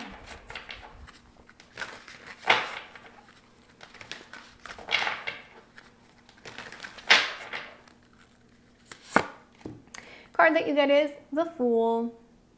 This is about letting the cards fall where they may. Whatever's going to happen is going to happen. Taking a risk, taking a chance, even though you don't know where it's going to go. New beginnings, innocence. This is also about being original, fearless, a free spirit, fresh hope, taking chances, new paths, spontaneity, and a leap of faith. This is also associated with Uranus, okay? So I think it's about being like, when it comes to relationships and matters of the heart, you know, I am going to do what I feel like is the best option, even if I don't know the outcome. If you're afraid to commit yourself to somebody and start a significant new chapter, if you're afraid to walk away from something, if you're going, you know, passionately in a direction of a new hobby or a creative project or your own business, you're like, I am all in. And yeah, you may have to do some crazy things like move, change your job, you know, completely rework something about the foundation of your life. But this risk might be worth taking. Hope that's helpful, Scorpio. I'll catch you guys back here next month in May. We've got Sag and Sag rising. What's going on, Sag? How are you guys doing? Welcome back to my channel. This is going to be your horoscope for the month of April 2025. So you guys know I'm going to talk to you about Jupiter. I'm pleased to announce there is nothing going on with Jupiter this month. There is nothing. Okay, Jupiter is direct. It's moving forward, so you can see positivity, growth in relationships, clients, one-on-one partnerships, marriage, meeting people, anything in regards to positive conversations with clients or with therapists or with your astrologer. So maybe that's me giving you good advice. But here's the but, Jupiter is the dispositor of all of this stuff going on in the fourth house. Okay, so that tells me that your relationships with somebody plays a role, and it could be a sibling, a partner, a neighbor, or just a really positive spouse that's saying, hey, we can navigate all of this stuff. We can navigate changes in the home. We can rework how our home looks. We can move. We can handle your family issues. I can be here for you if you're hitting a low point emotionally. You're going to have some support, basically, okay? You're going to feel like you have deja vu a little bit because you're going to be seeing that there are planets that have been in Aries that are retrograding back into Pisces. So it's got to go back into the fourth house and take care of a family member, a parent, finally sell a home, you know, remodel a home, finally move, finally unpack. There can be something like that going on where there's been a delay on the home front. So I'm going to start with the ingresses this month. You're going to see on April 16th that Mercury is going to ingress into the sign of Aries. So it'll actually leave your fourth house and go into your fifth house where you can play, create, have fun, play games. And this is about creating with a partner. So maybe you're talking about traveling, you're talking about having kids, maybe you're spending more time with your kids, maybe you're dating, maybe you meet someone. This is also great for creative industries too. So if you have your own business or if you're in a creative business, it can be good for that. On the 17th of the month, Mars is going to enter into Leo. So it's been retrograde back into Cancer for several months, and now it's going to go into your 9th house. So if you feel like you want to take a vacation, if you want to take a new course, apply for colleges, get a certification, if you want to plan a trip, or if you're wanting to take some kind of legal action or publish a book, you're coming into the time where you can get ready to do that. Then you're going to see on the 19th of the month, the sun will ingress into Taurus. So the sun is connected to your 9th house of travel, learning, and philosophy, and it's going to go into the 6th house. So it means that you're focused on work, health, habits, pets, and routine. You'll see a little friction between Mars and, between the sun, Mars, and Pluto. So My advice is if you're wanting to travel, go back to school, finish a program, you got to deal with your schedule. There's something health-wise, schedule-wise, or in regards to your coworkers, your employees that you're going to have to deal with, that you're going to have to communicate and kind of schedule. Then on the 30th, Venus enters back into Aries, goes back into a fire sign where now you can date. There can be new romance on the horizon. You can be feeling like you can have fun. There is this like warmth that kind of washes over you where you're like, I believe in love again, or I can have fun again, or there's good news maybe that's kind of coming up for your children. Venus is connected to friends. It's also connected to your habits and routines. So fitness things that can be with other people, groups, working out with friends, maybe dancing or just doing something more active can be really positive for you, especially involving water because it's going to meet with Neptune, or it can mean that maybe you're working out from home, or maybe there is a pool that you're hanging out at, or a body of water that you're kind of chilling at or in, and that can be like really kind of good for physical fitness as well as socializing. Now the month starts with both Mercury and Venus retrograde. So like I said, they're retrograding back into Pisces. So because Mercury is relationships and work, and because Venus is your goals and it's your routine, it almost looks like some of these things are getting kind of like reorganized in a way, especially in your fourth house. So, you know, buying houses, selling houses, remodeling, signing leases, contracts for homes, communication with family and roommates, these things can be still a little muddled.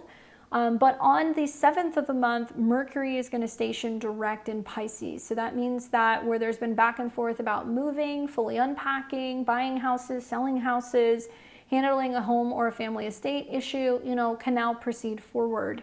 It is now going to be conjunct Saturn in the North Node. So serious conversations with partners about home and decisions about home are going to be likely.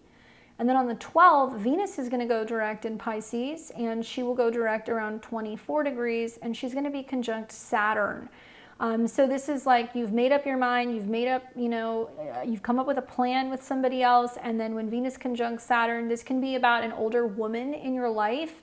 It could be a landlord, it could be about a mother figure, it could be about an older sister, an aunt, somebody who, you know, is older that you feel like you have to care for or take care of. Now, Venus likes being in Pisces. Venus conjunct Saturn means that there can finally be some positive gains that can come from property or real estate, or maybe you've decided on what colors you're painting the wall. Maybe you've decided what kind of furniture you want to get, what kind of art you want, what kind of style you want. So it's a good time to have a designer coming in. I also feel like this is about maybe caretaking for pets or older relatives or family members who are dealing with like some health or dementia issues. Some of you guys have been moving a parent or taking care of a parent who's been having some health issues. So that going direct is a time that you're going to want to pay attention. Now for the lunations this month, we're going to see on April 12th, there will be a full moon in Libra at 23 degrees. So a full moon in your friend zone is pretty ripe for an opportunity to actually like have a party, have a gathering, have a get together, make a big announcement, give a presentation. This is ruled by Venus, and Venus is going to be in your fourth house. So it looks like you're telling your friends, hey, I bought the house, come over, help me move, you know, or hey, we're having a painting party, or letting your friends know that you're having a big family style dinner, you're inviting them over. Maybe your friends are there to support you as you're going through a major challenge with a home or a family situation. Granted, this full moon will be in opposition to Chiron in Aries. So it's possible that there is a wound that's coming up from childhood where you're like, I didn't always feel like I had family that were around, or family that could support me, or people who were there for me on the home front. And your friends are going to show up and be like, we've got your back. Like, we are your family. So you're going to see who is really kind of in your corner, I think, during this particular full moon. Then you're going to see on the 27th of the month, a new moon in Taurus at 7 degrees. And so the new moon is going to be in your 6th house of health, habits, and routine. So going back to the gym, focusing on healthier habits, getting a new office, setting up a new schedule, hiring staff. These can all be things that you can do in the 6th house. It's about getting healthy, getting organized. also ruled by Venus, and Venus is in the 4th conjunct Saturn. So your schedule may fluctuate or change due to the fact that there's a home situation going on. Maybe you have a home office you're setting up. Maybe your goal is to spend more time at home, so you're adjusting your schedule. This can also mean you're hiring people to come in and fix something in your home, laying tile, fixing water damage. Maybe you're hiring a real estate agent or a designer to come in and help you set up your space.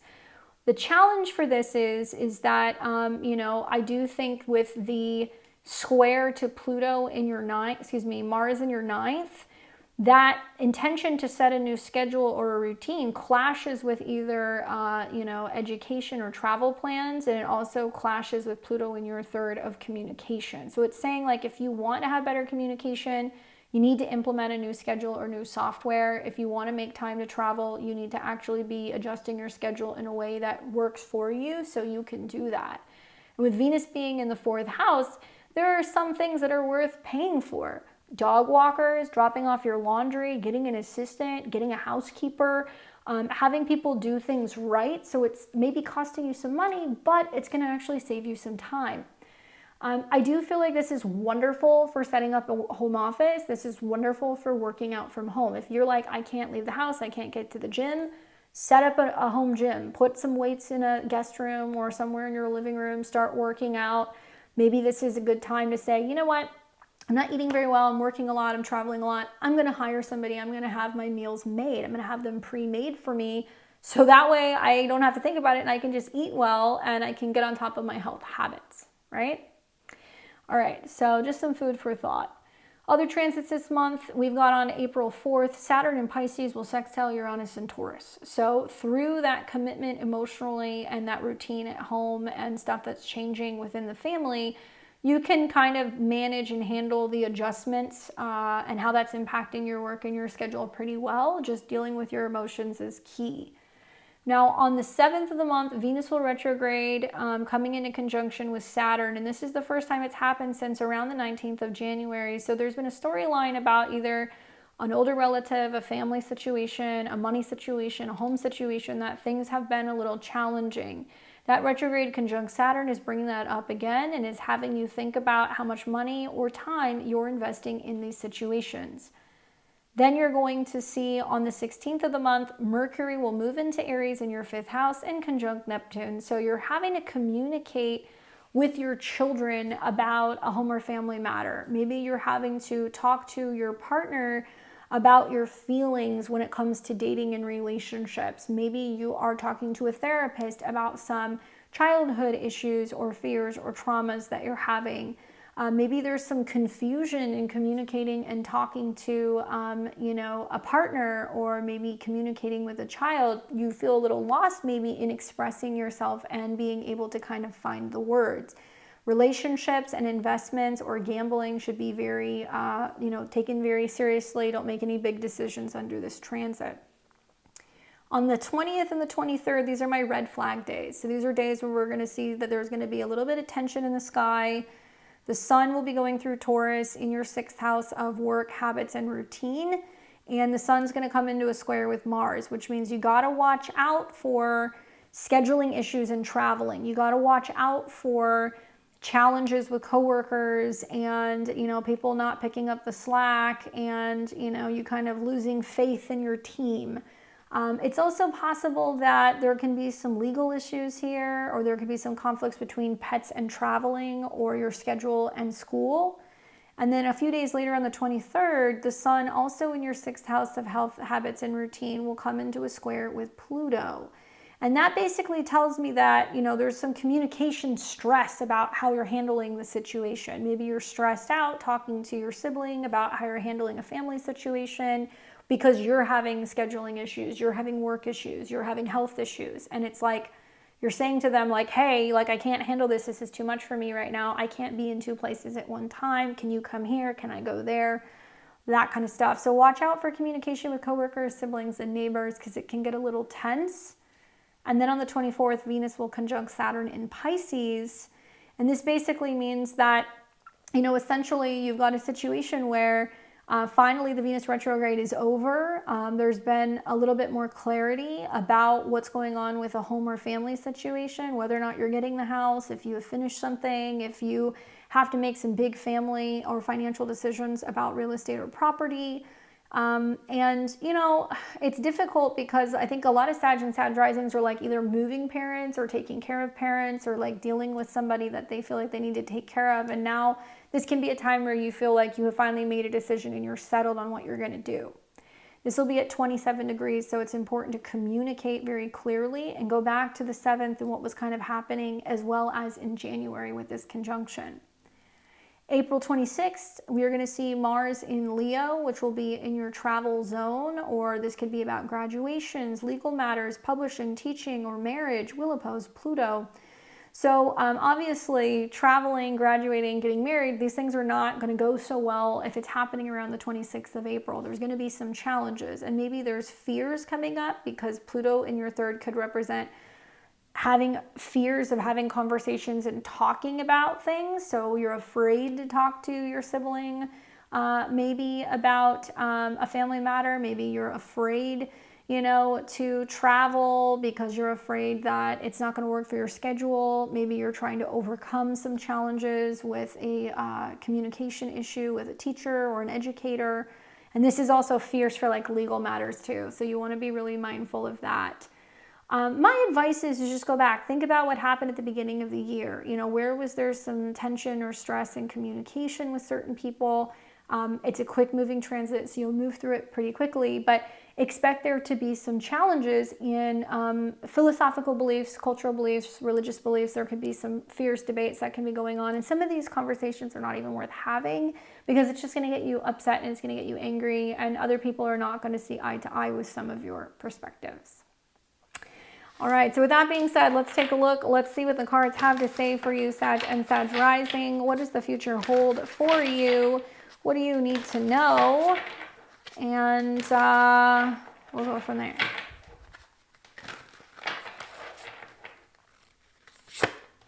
Card that I get is the Chariot. Okay, not a bad card. I think a lot of Sag and Sag risings are moving, or you're moving in, moving out. There is forward motion on the home front or things in regards to your family, what your future plans are. Action, success, forward motion, control, willpower, determination, 2 opposing forces working towards one goal. How can you work well with others to overcome some of these challenges when it comes to home, family, children, parenting things? This can also be car and vehicle related things, challenges with traveling. But I feel like your eyes are on the prize. You're really adamant about being able to see this through. And I would say really lean on Jupiter direct in your 7th right now, whether it's a supporting friend, a partner, a therapist who's like, okay, let's deal with the past. Let's work through it. Let's address some of those issues so we can really proceed forward with our goals. Good luck to you guys. Keep me updated on what happens, and I'll see you here very soon. We've got Capricorn and Capricorn rising. What's going on, Capricorn? I hope you're well. Welcome to April of 2025. I'm excited to chat with you about what's happening this month, and I have some good news for you. Venus is going to be visiting your chart ruler Saturn for a period of time. There's going to be a lot of Venus-Saturn stuff, and Venus is a benefic. It rules your reputation, relationships, your career with people out in the world, and yeah, who you're partnering with. So even though Venus is retrograde this month, Venus will go direct and she will spend a decent amount of time in conjunction with Saturn. So the takeaway from this is relationships with siblings can improve. Communication with people at work can improve. If you're in writing, if you're in media, if you're creating websites, if you're getting ready to launch online stores, if you are somebody who wants to create a YouTube channel, a blog, anything like that, you can have a lot of luck this month with words, and you really want to use that in your favor, okay? The other thing that's going to be important is that you are also going to be seeing there's going to be a full moon that is going to be in Libra that's going to challenge your sign. So it's also bringing attention to Venus things because it's in a Venus sign. It's also in the 10th house, which is the energy of Capricorn. So that means there could be some really big defining moments going on for you in regards to your career.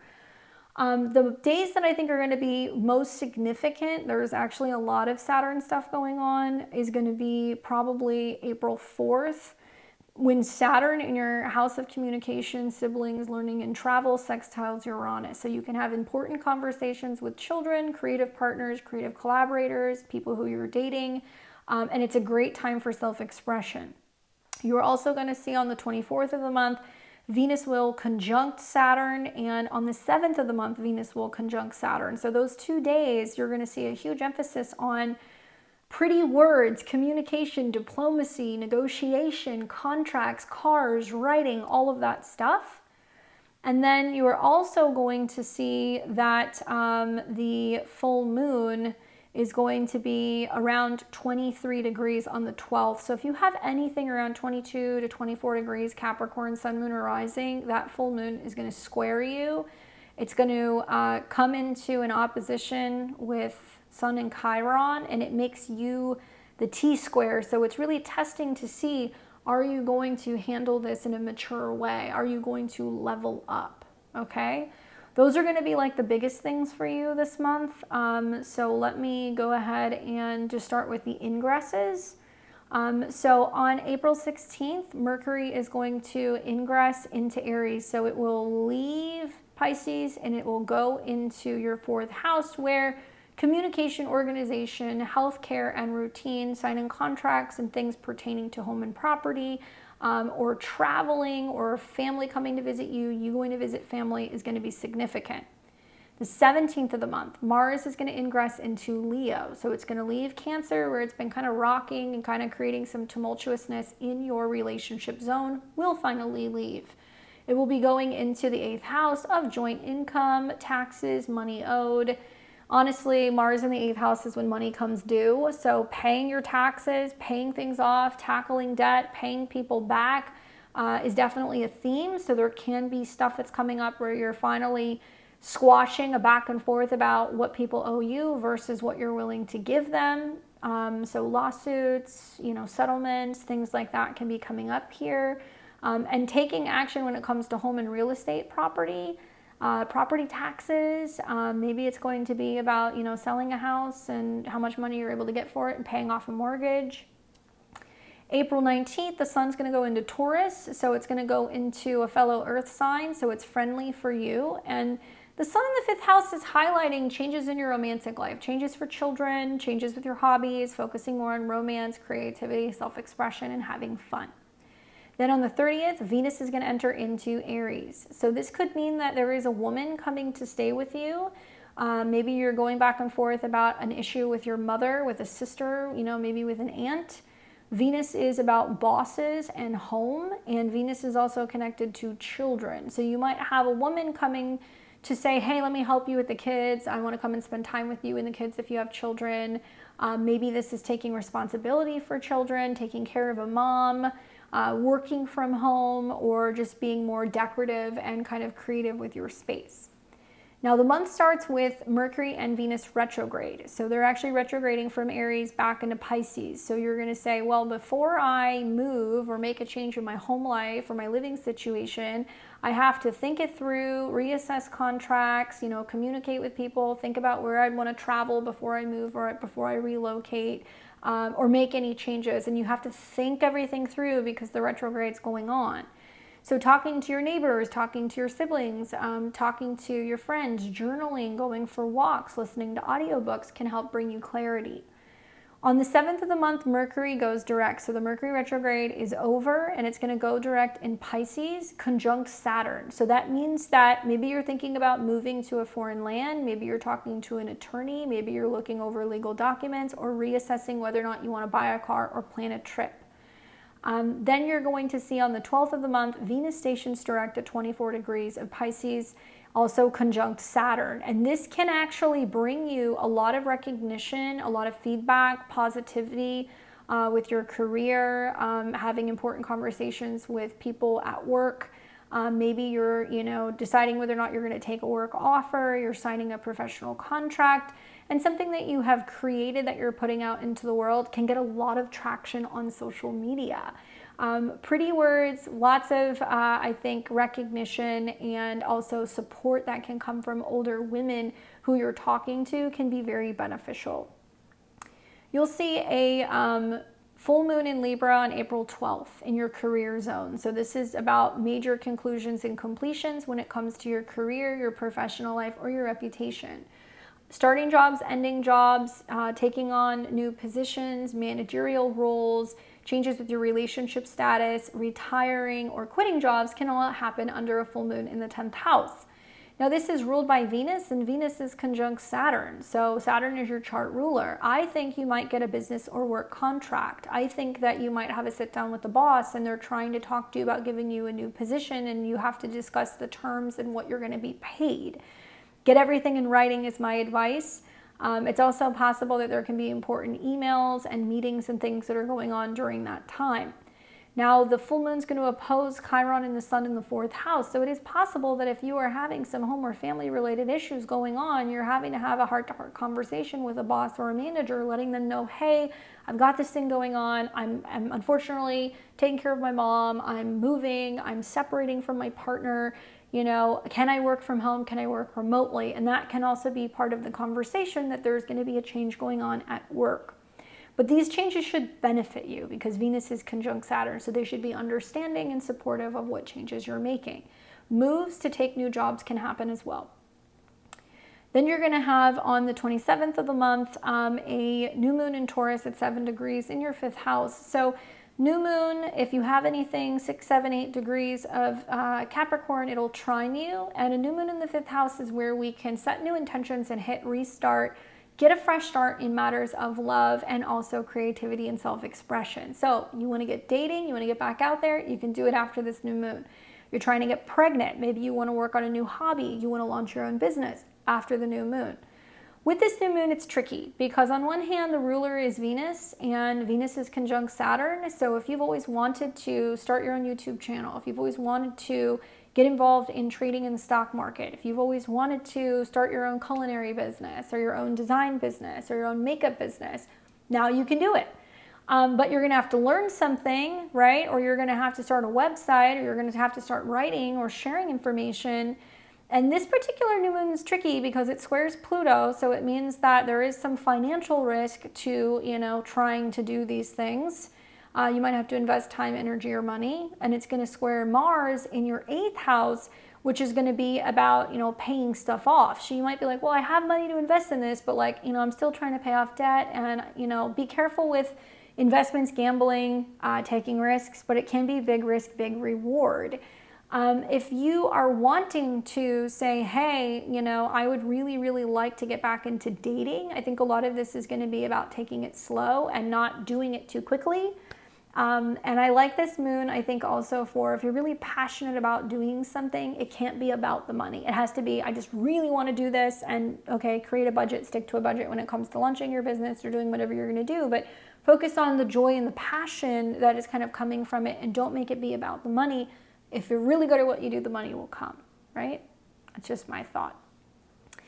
Other transits this month, obviously April 4th, Saturn in your 3rd house of the mind and communication will sextile Uranus, so you can have serious conversations about matters of the heart or proceed forward with learning something before you go all in with making an investment or launching a business.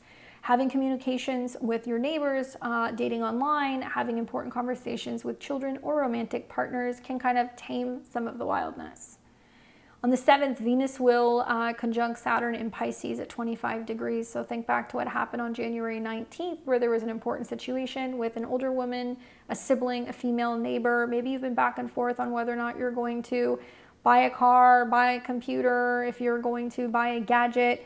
And you're thinking now long and hard about whether or not it's worth making that investment or having an important negotiation.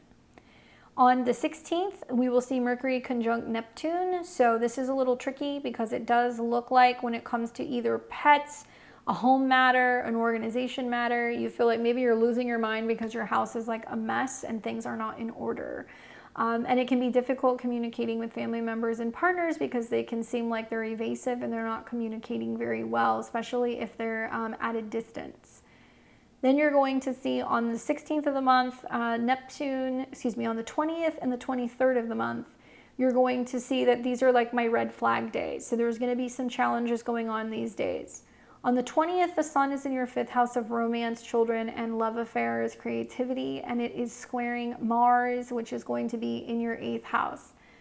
Risky business in love, risky business in money, taking risks, especially with investments or gambling, may not go well. I would not risk money that I'm not willing to lose personally.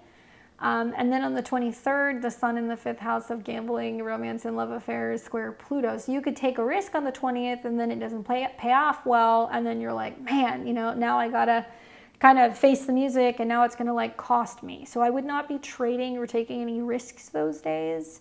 That's just me because I feel like it could definitely go one of two ways and you want to kind of pace yourself and really think things through before you make any big investments into hobbies or relationships.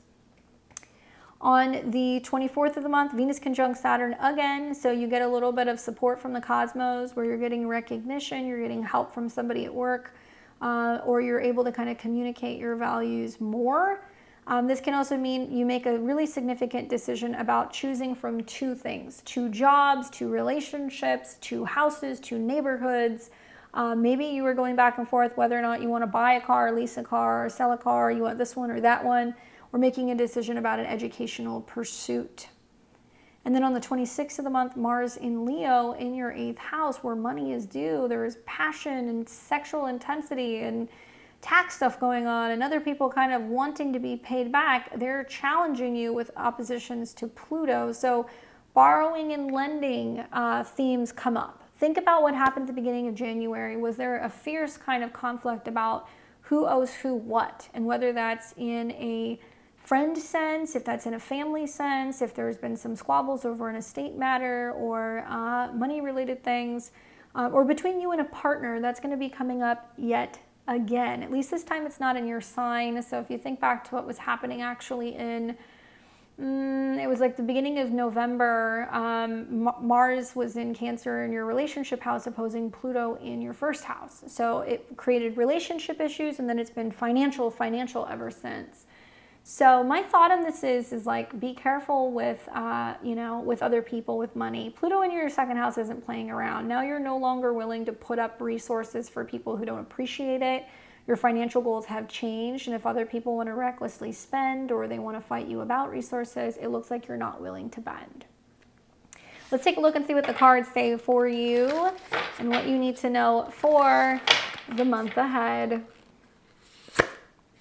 The card that I get for you is the 9 of Wands, okay? So this can be a card that's really about perseverance. This is about standing your ground so you can overcome something. This is about resilience, obviously a test of faith. It's the final push, and I think it's about maybe a home or a family situation. Boundary issues that are coming up. It's your last stand, having a lot of grit, being very close to success, even though you're exhausted. And I think you're exhausted just trying to talk to people. I think you're trying to reason with people and you find that you keep saying the same thing over and over and over and people aren't listening or people aren't getting it. So my advice is write it down, journal so you don't feel crazy. If you're on the brink of finally having a breakthrough, whether this is at work or if this is with your home or your living situation, things are going to feel a lot more clear as you get closer to the end of the month. Saturn's going into the 4th house. You got to start thinking about where is your defined space, where is home, where do you need to be? Even if you need a break from your current, kind of living situation, traveling or visiting family can actually be a really great break before you make any significant, serious decisions. But people need to start taking you seriously and hearing what you have to say, because I feel like if you're not feeling heard, you're going to get to a point where you're just going to start making moves and not always considering other people. You're going to be considering yourself. Anyway, good luck, Capricorn. I'll catch you guys back here next month. We've got Aquarius and Aquarius rising. Welcome to April 2025. I hope you guys are well. I'm excited to chat with you this month. I have some good news for you.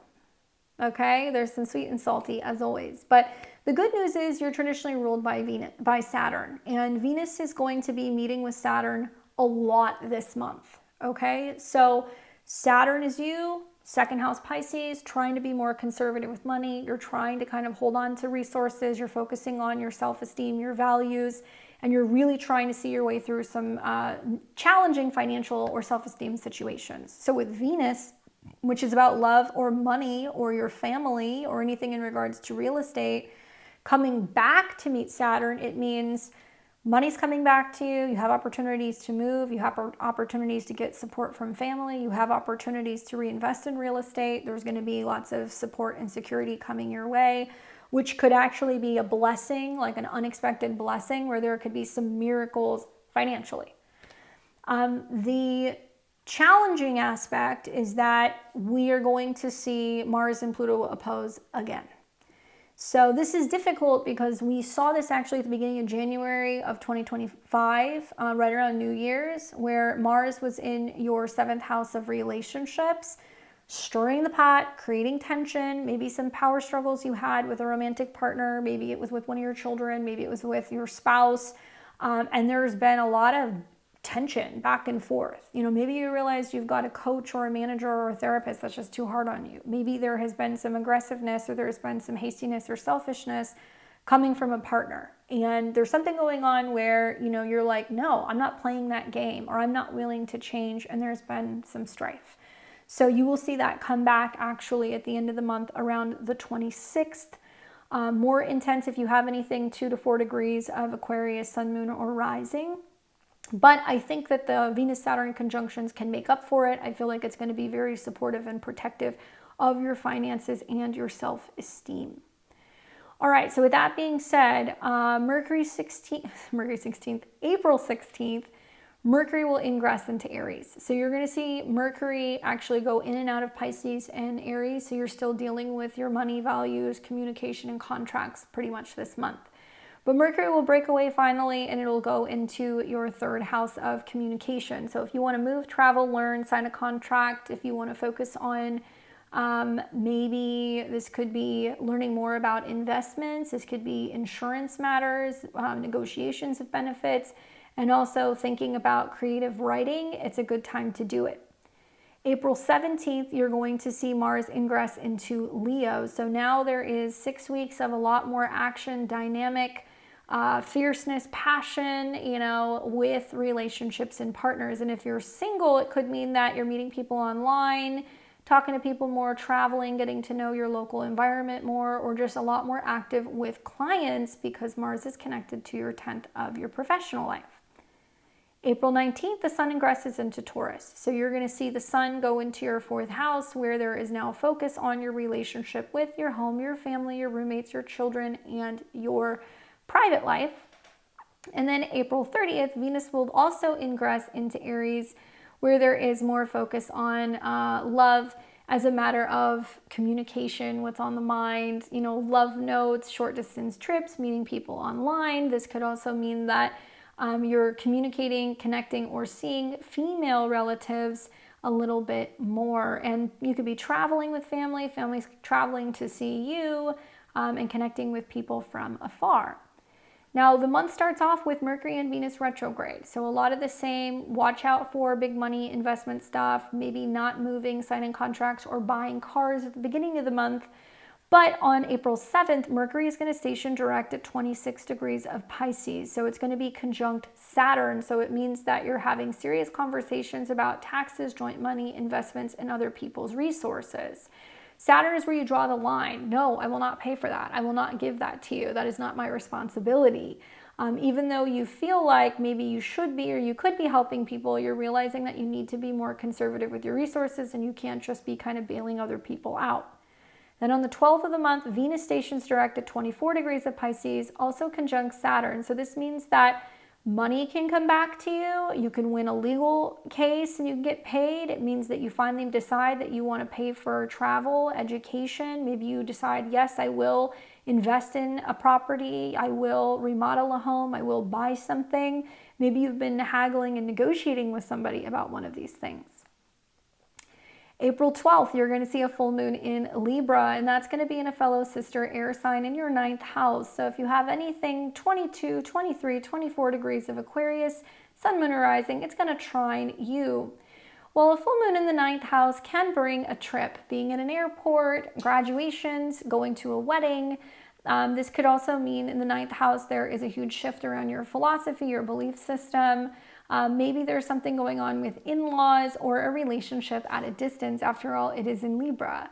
What I like about this full moon is that, it is ruled by Venus, and Venus is conjunct Saturn. So for those of you guys who are hoping to get accepted into college or get a referral letter, if you're hoping to win a lawsuit, if you're hoping to finish writing a book and publish something, if you are hoping to plan a vacation or go on a luxury trip, this can be really positive for you, and it looks like it's something that you're going to be able to do very soon. However, this is a full moon that opposes Chiron. So it does mean that, maybe you are going on a trip, but you're doing it because it's for like a healing journey.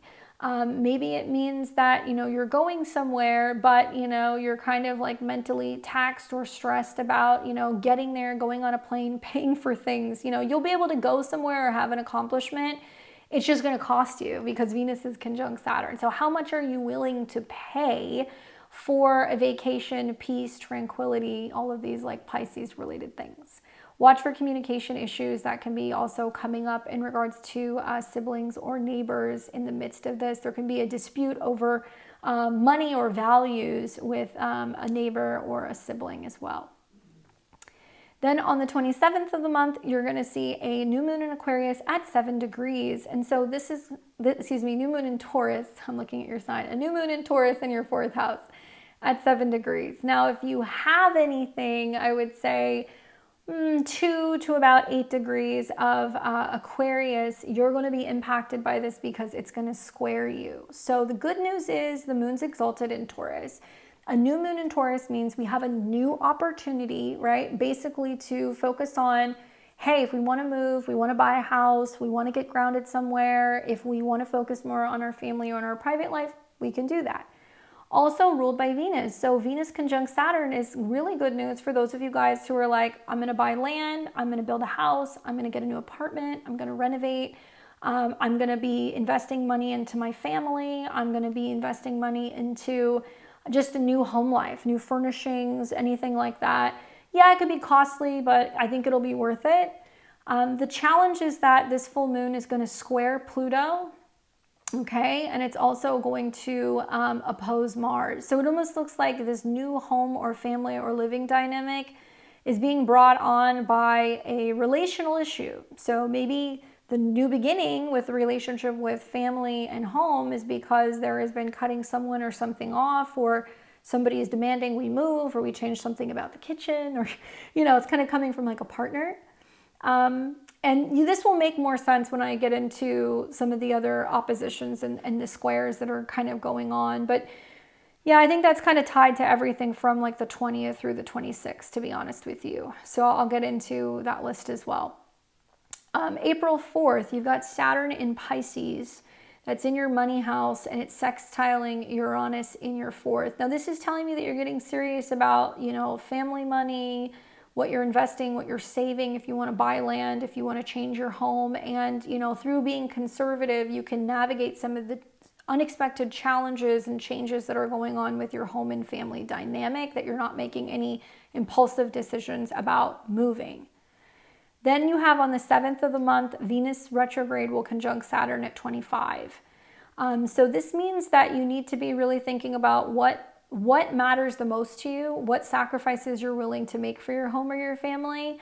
This goes back to around January 19th, where you had some stuff going on that was like money and family related, and it's coming up again. But it can also be bringing you opportunities. Like if you were trying to sell your house, you couldn't sell it, now somebody might be interested in it. Maybe you were trying to bid on a house and you didn't get it, but the buyer fell through, and they come back to you and say, do you want the house?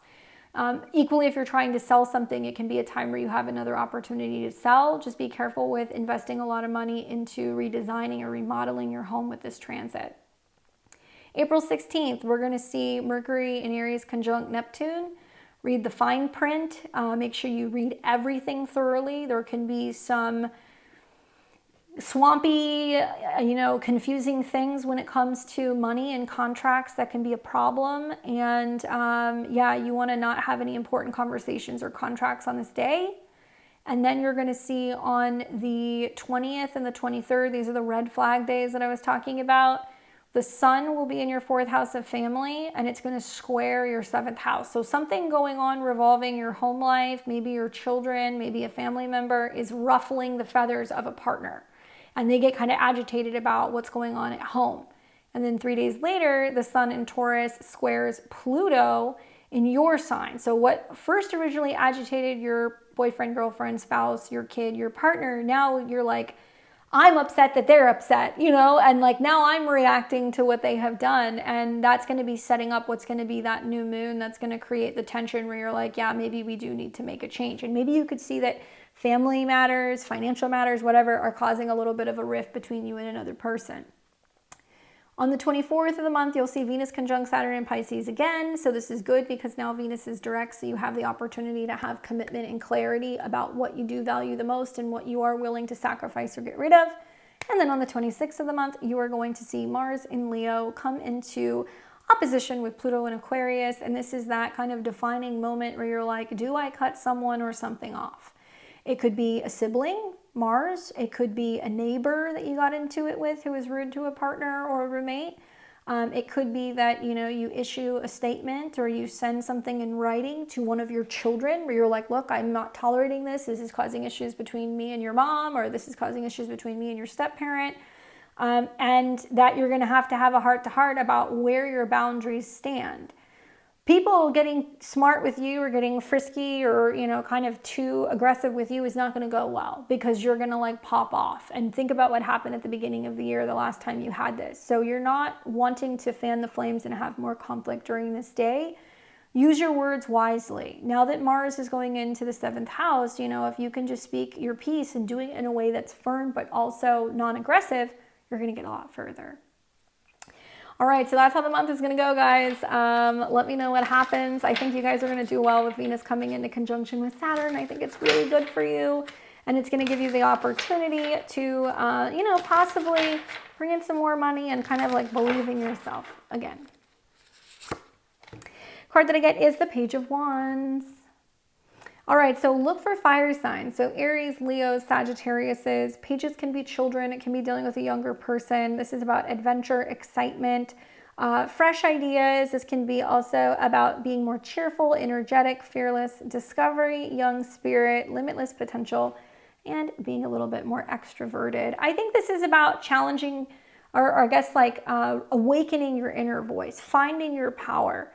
Finding your voice, especially with like Saturn getting ready to go into your 3rd, and now these retrogrades are going into your out of your 3rd into your 2nd. Believing in yourself, standing up for yourself, being creative, maybe exploring, you know, new things you could be learning, doing some creative writing, maybe putting some stuff on media. This can also mean that you're getting like really passionate about some new hobby that you're wanting to share with other people and some new skill that you're potentially developing.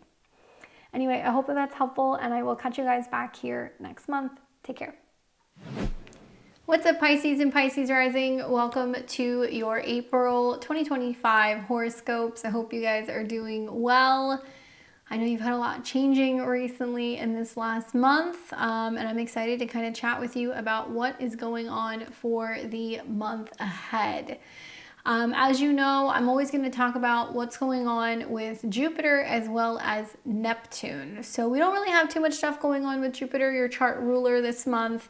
It is still hanging out in Gemini. It's direct, and it's about kind of expanding communication at home, expanding your beliefs about your family, your living situation, where you might be living.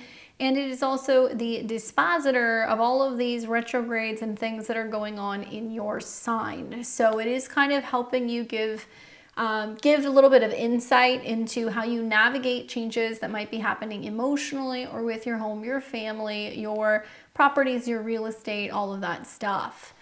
As you know, throughout March, there were a number of challenging energies. We had a lunar eclipse that was in your 7th house that's radically redefining relationships. Some of you guys are deciding you're in, you're out, you want to get back out there, you want to meet people, or maybe you need some space from existing relationships.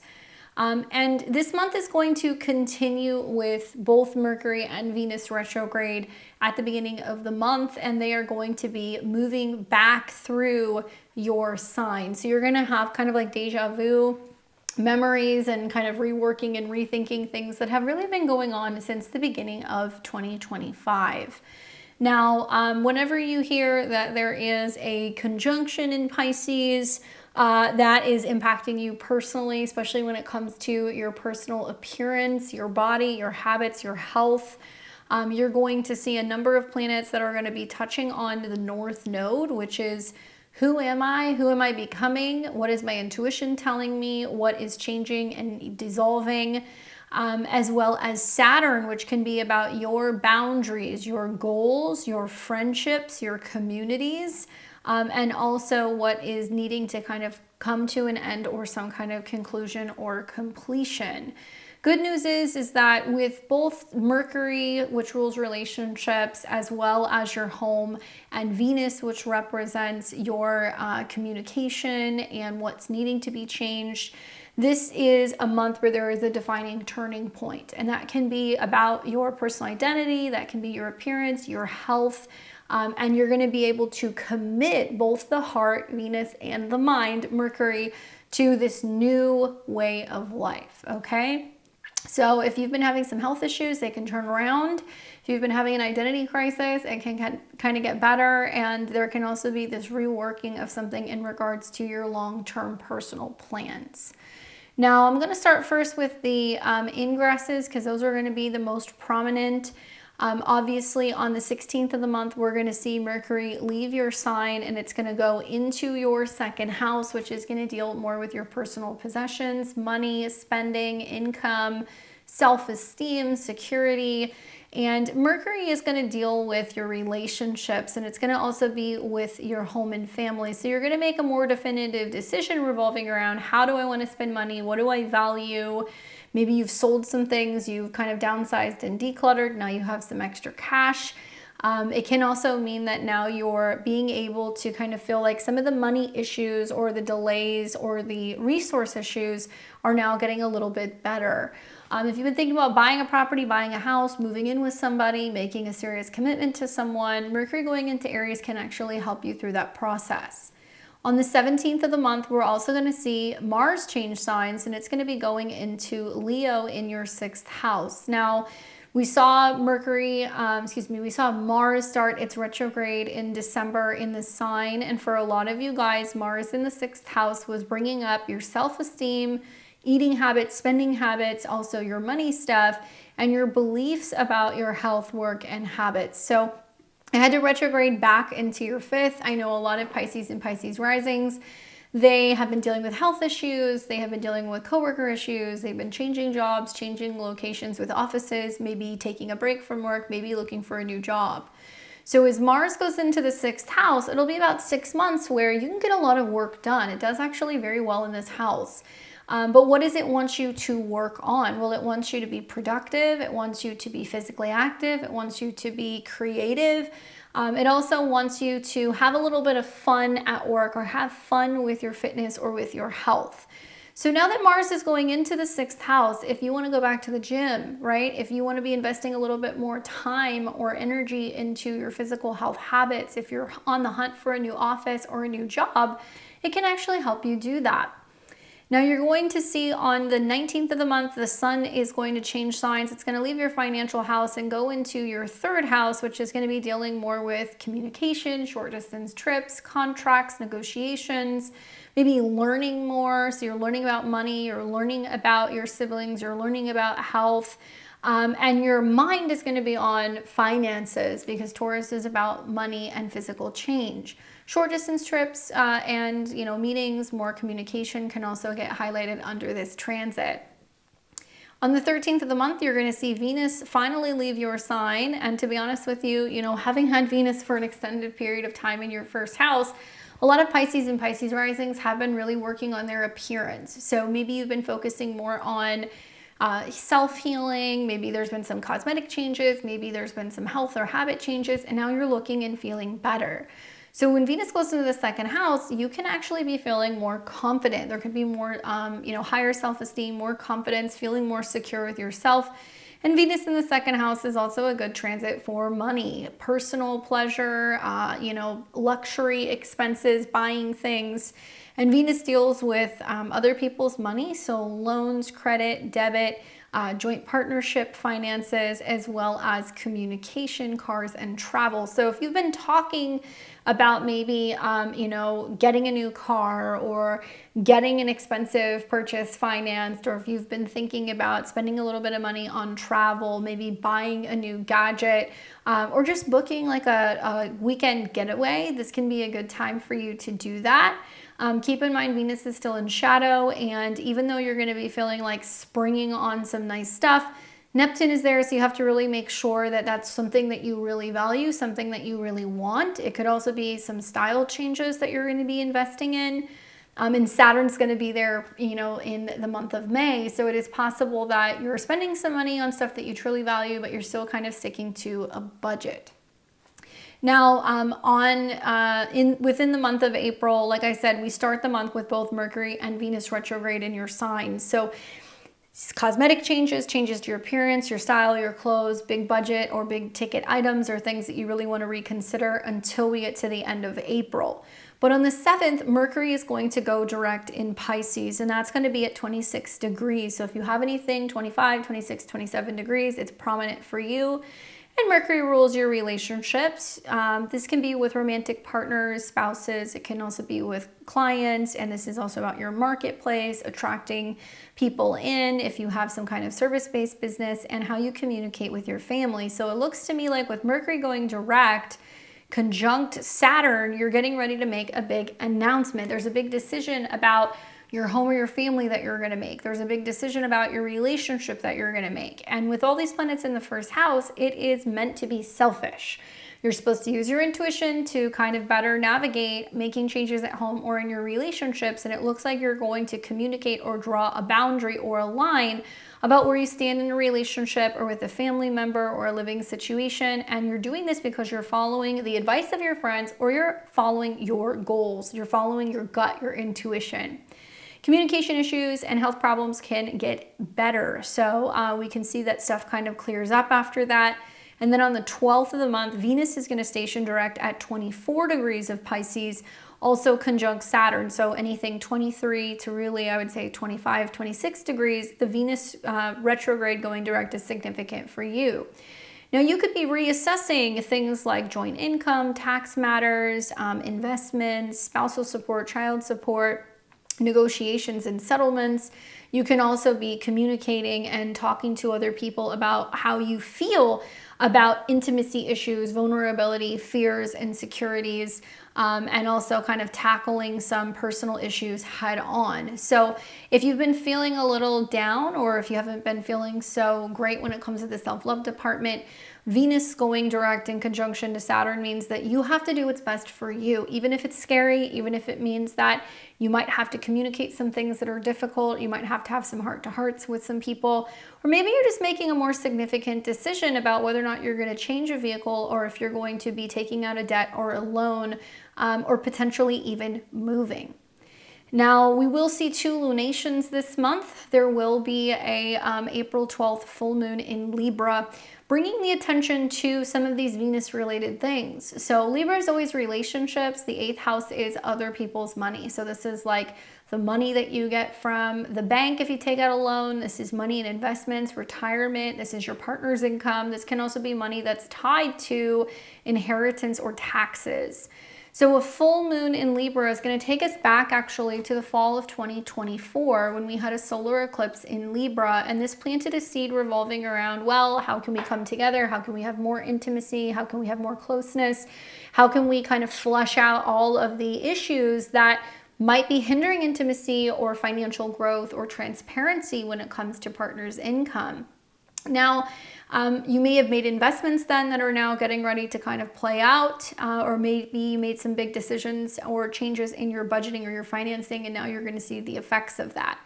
I do believe it's going to benefit you Pisces, in a very big way, because the ruler is in your sign conjunct Saturn. So this tells me that you're committed to a change in your partnerships, a change in your investment strategy, a change in your physical appearance. Some of you guys have been thinking about undergoing cosmetic surgery. Maybe you make a final decision about that because 8th house is surgery. Maybe part of the change is more about realizing and kind of coming to terms with who you are outside of a relationship. So this might be kind of closing a door or a chapter revolving around relationships that have ended over the last 6 months and now feeling renewed, rejuvenated, happier, better on your own if you are separate from another person or from somebody else's kind of financial entanglements. I think that this can also be about a major transformation of your appearance and that other people are seeing that. And a lot of people are picking up on the fact that you look different, you act different, your life is different now that you've made some of these significant relationship or emotional changes. What's difficult about this eclipse, what's difficult about this full moon, I'm still in eclipse mode, is that the full moon is, it's in the same sign as the eclipses last year, but it's in opposition to the sun and Chiron in the 2nd house. So Chiron represents a personal wound.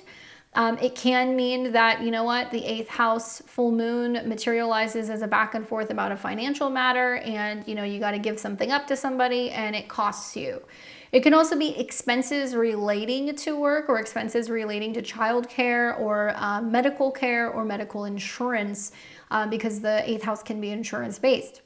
Anyway, it's almost like the separation or moving away from someone or something financially, it does kind of bring up some insecurities for you. That's like, okay, well, who am I without this person? Or how do I pay for this? Or what does this mean financially if I separate from my job, my relationship, or from a company?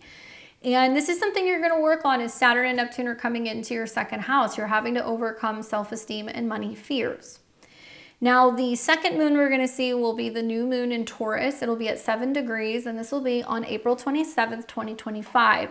And the new moon's going to be in your 3rd house. So this is planting a new seed revolving around how you think, how you communicate, contracts you sign, trips you go on, relationships with siblings, your community, and your neighborhood. Things like looking into buying cars, planning trips, or possibly even launching a new blog, a website, social media, right? All of those things. So new moons plant seeds, and this new moon is also ruled by Venus. So it's in your 1st house. That tells me both the new and the full moon actually benefit you, that you can have new changes as long as you commit the mind to making these relationship or financial changes. The challenge with this is that the new moon is going to be in your 3rd house. It's going to square Pluto in the 12th house, which means you're having to overcome some kind of fear, loss of control, or feeling like maybe there's stuff going on collectively that's kind of impacting the way that you look at money or the way that you look at stability. It's also simultaneously going to be squaring Mars, which will be in your 6th house of health, habits, and work. So to me, there can be some tension going on at work or some tension with some health-related matters that are directly connected to how you think, right? What vibration you're carrying. Remember, it's ruled by Venus in your 1st house. So you are having to be super on top of self-care, self-love, speaking kindly to yourself, and really reminding yourself that you are worthy, you are good enough, you are capable, you are strong. And even if you have to kind of deal with some of these things alone without a partner or without support, you are capable of being able to get through this if you're doing 3rd house things. I mean, going for a jog or a walk, doing some journaling, maybe doing some biking. Maybe you can be spending some time outside gardening. That's great. 3rd house is the hands, and Taurus can be about food or it can be about plants. Something that can help relieve stress or tension, basically, that's going to be kind of like more mental or relating to, hobbies or things that you can do with your hands would be beneficial. Anyway, when we have this new moon, it's basically saying in order to get out of some of our subconscious fears and habits and to have better health, we must do these things. We must communicate, we must talk, we must slow down and really focus on what we truly value, Taurus, and what's going to make us feel safe. Because that ruler is in your 1st house, it is direct, it is conjunct Saturn. I feel like now this is about you going, I'm only going to be speaking kind words. I'm only going to be focusing on spreading love, not hate, not conflict. I do realize, you know what, it is important for me to take this class, buy this car, go on this trip, and you'll be able to make the significant kind of commitments around about that time. Now, for other transits going on this month, you do have a lot of things personally that are impacting your astrology. First things first is on April 4th, you're going to see Saturn in your sign where you're strongly committed to yourself, focusing on your goals and your values, now sextiling Uranus, which means you've been patient, you've been cautious, you've been focusing on your goals, you've been aligning yourself with the right people, the right friends, the right networks, or maybe you've been saying, you know what, I need to be putting up some boundaries, focusing on me, creating a little bit of like a bubble, so that way I can really kind of get things in order. So if I do decide I want to move, if I do decide I want to start writing a book, create a YouTube channel, if I do want to travel, then I can think clearly. So a lot of these things are things that you're wanting to do on your own, as the first house is the self. But you can kind of stabilize and sustain this wild energy in the third house where mentally you feel frazzled by meditating, pausing, reflecting, taking time to make sure that everything you're doing in your day-to-day life is with purpose. You're only saying things that you mean. You're only investing yourself in things that truly bring you some sort of value. On the 7th of the month, Venus will retrograde and it will be in your sign. So Venus will conjunct Saturn. This happened last January 19th of 2025. We're going to see it happen again later this month. But when Venus conjuncts Saturn, this is about you committing to yourself, investing in your dreams, your friends, your relationship to yourself. This can also be a time where you're making a much more serious commitment about buying a car, having a heart-to-heart conversation with a sibling, making a big decision about traveling or moving. This is a time also where you might not feel so lovable. You may feel like I'm not good enough, or I'm never gonna, bring in a relationship, or I'm always gonna be alone. And you gotta catch yourself when you're in those situations, because there can be a tendency to kind of manifest this reality and it's not real. So you have to love yourself and love yourself some more. Maybe practice caution before making, extensive purchases that would be within the third house, like buying a car, signing a contract, signing up for a course. Maybe this can be a time also where you're not feeling very loved because you're not getting clear communication when it comes to some of your friends, your networks, and your allies. But it can be a turning point where you're realizing, you know what, I'm going to invest in myself. I don't need that validation from other people. I'm just going to kind of stay the path. And you'll see that it's like a reworking of some stuff that's been going on since January. Now on the 16th, your other ruler, Neptune, which is now in your second house of money, personal possession, and finance, where you're trying to get clarity about what you value, what's going on with your money, if you feel financially secure, and if your self-esteem is solid. Mercury, your 7th house ruler, and your 4th house ruler, which is home and relationships, will come into conjunction with Neptune. So if the second house is your money, and the 4th house is home, and the 7th house is partners, if a partner comes to you and says, hey, I need some cash, can you spot me? You might be a little reluctant and be like, well, why is it you can't cover rent? Or why is it that you don't have money for groceries? If you feel like you're getting hit up from a family member for money, you can be a little inquisitive and curious as to why that is your responsibility or your problem to cover it. Be very careful with financial scams, lending money to people, or buying into things, paying for the rent before you get the keys, buying the house without getting it, thoroughly inspected. Family members who will just ask you for money and give you a sob story about what they've got going on, or they don't have a job, or they're having an issue, and you might kind of get conned into giving somebody something that they really did not need. Now, this is a time where you also need to be on high alert for any financial scams. So if you notice weird charges on your account, maybe a wallet goes missing, some cash goes missing, it could be that you have a family member with sticky fingers, or a roommate that's, maybe been poking through your stuff, or even a partner who's been, taking money out of an account. You're going to have to be able to spot it, but it'll be something that you will catch. So you have to be careful with some of the financial transactions and your relationships between partners and family, and your financial things, your physical things. Considering this is ruled by Mars, and you're going to see that Mars is going to be in your 6th house, this can also be a turning point where you're like, if I'm not working, how am I going to be working? How can I find something that can be consistent? And maybe there's an expense relating to health, fitness, or pets that can come up with that conjunction to Neptune. Just don't get scammed. Now, we had that conjunction also in March. It was in your sign, so I think this was where you were finding it difficult to communicate with others, and now you have a better understanding of what your values are, so it may not be as difficult as it was the last time. April 20th and 23rd are my red flag days. These are days where we're definitely going to see a little bit more tension and animosity in the skies. The reason being is we're going to see the sun going through Taurus, where honestly, it just wants peace. So you want a peaceful road trip. You want a, peaceful opportunity to sit down, work on a website, work on a blog. Maybe you want to have a nice conversation with a neighbor, a nice phone call with your sibling. You just want to take time to write in a leisurely way or read a book. And you're going to see on the 20th that the sun is going to come into a square with Mars in Leo. So you could have a disruptive conversation with somebody at the gym, with somebody in a doctor's office. You can get into a tiff with a vet. There can be some conflict you're having with a coworker. And because the sun in the 3rd house is about movement and Mars in the 6th house is about action, you must be very careful to prevent accidents. You must be very careful when you're driving because there can be accidents that can happen from the 3rd house of mobility to the 6th house of kind of unfortunate events.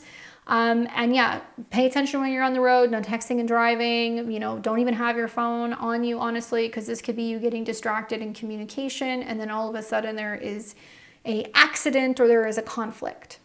Specifically, this is also things connecting to your hands. So things that you have in your hands, don't be eating and driving. Also, Taurus could be food because that could also create some issues while you're trying to get where you need to go. Then on the 23rd, a few days later, the sun in your 3rd house of mobility and communication then squares Pluto.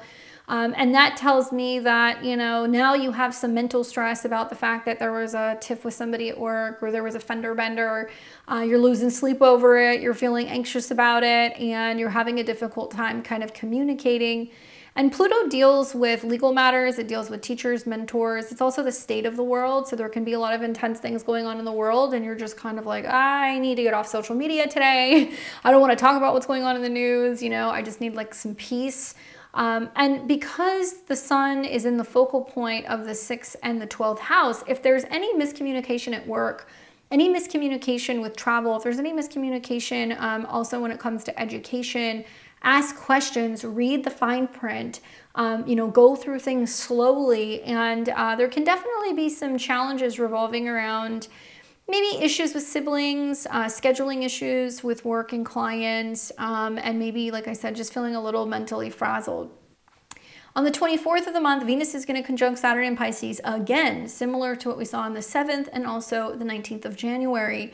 So yet another time for Venus the benefic, other people's money. So this could be insurance companies that are paying for your health related bills. This could be settlements that are coming your way for something. Maybe somebody owes you money for something and it's coming back to you. This could also mean that you're going and comparing and contrasting prices for what it would cost to go on a trip, take a course, buy a car, buy a gadget.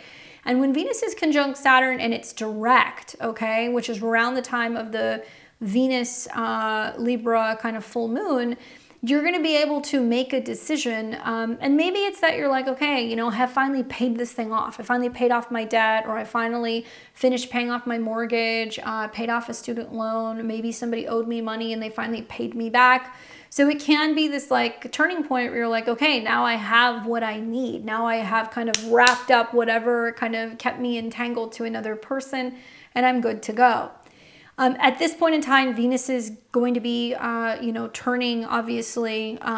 Venus is already direct at this point. So now you can move forward and you can make more serious decisions or commitments when it comes to your physical appearance, your relationships, your money, vehicles, all of that stuff. And it's at a 27 degree, which means you're choosing between two things. What are the two things you're choosing between? Could you not figure out what kind of car you want to buy? What kind of laptop you want to buy? Are you going back and forth with having a conversation with somebody? Then you finally decide that you're going to do it. That's going to be the turning point of the Venus retrograde, basically at that point on the 24th. And then finally, the last transit is going to be on the 26th of April, where you're going to have Mars back in Leo in your 6th house, where you are working out, trying to really kind of meet your deadlines. You're trying to be productive. Maybe you're really adamant about making some health or dietary changes. And Mars is going to oppose Pluto in your 12th house. So the 6th and the 12th house deal with physical health and habits, mental, spiritual, emotional health and habits. So you're going to have to go back to the beginning of January of 2025 and look at what kind of tension was coming up for you in regards to psychological matters, what was going on in the world, issues with hidden fears or hidden power struggles, and how that was impacting your ability to work, be productive, or be healthy. That opposition is not friendly, okay? And so I can see for some Pisces and Pisces risings, it's like quitting jobs, changing jobs, getting fired. For some of you guys, it can also be a significant turning point revolving around whether or not you feel like it's worth the money that you're making working in the location that you're working. And you might go, it's not worth this. Another way of looking at this is that this can be a time where, you are trying to tend to an injury or a wound, especially a cut, burn, abrasion. And if there is an accident, it's going to require you to go and get some medical care, obviously touch wood, but that is possible. And you need to be really diligent and being on top of your health and your habits so you're not falling back into old patterns of isolation, sleep problems, psychological issues with Pluto in the 12th house. Maybe you want to think back to what happened when the sun was in a square with Pluto and the sun was in a square with Mars earlier in the month, the 20th through the 23rd. Then again, you can also look at what happened with the full moon around the new moon around the 27th, where it's trying to get you to implement a new 3rd house kind of habit so you're not getting stuck. Speaking up, writing, journaling, communicating, cycling, walking, being in nature, cooking. I would really recommend aromatherapy with Taurus, something that you can smell or that can kind of calm you down, or maybe you're working with herbs, or maybe you're learning new techniques like tapping or some kind of grounding technique. So when the tension is coming up, rather than going back to old patterns, you're able to break those patterns and you're going to find that you're not falling back into things that can be self-undoing.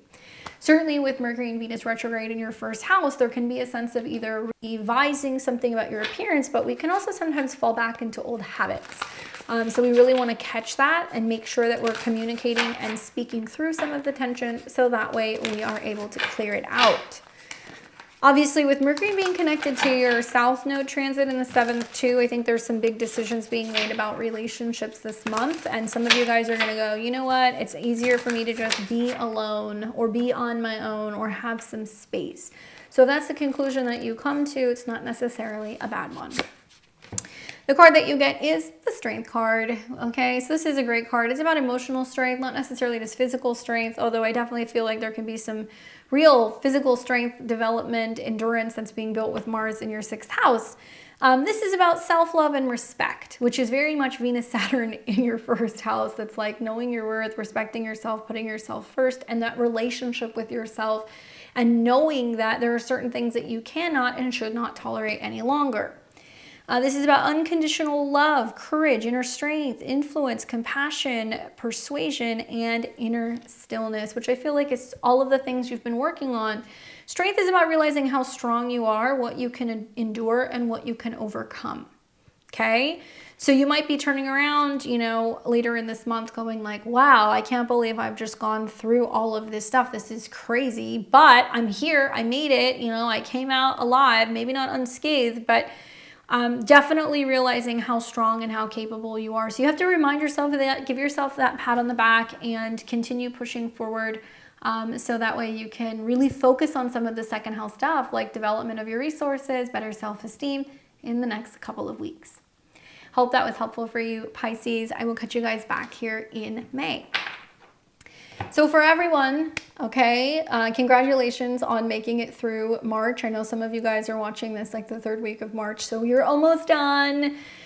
You're almost done. It's going to get better. And I'm excited to see what April holds. I can tell you guys that now in April, this is the month that we're going to feel like we are full steam ahead. By the time we get to the end of the month, it is going to blow your minds, just how quickly things are progressing, getting lots of planets into fire signs. We're moving away from like all of this watery stuff. we're going to start seeing forward motion. And it's all about being bold, active, brave, and dynamic. So take those risks, embrace what's going to now feel like the second half of April, the true new year.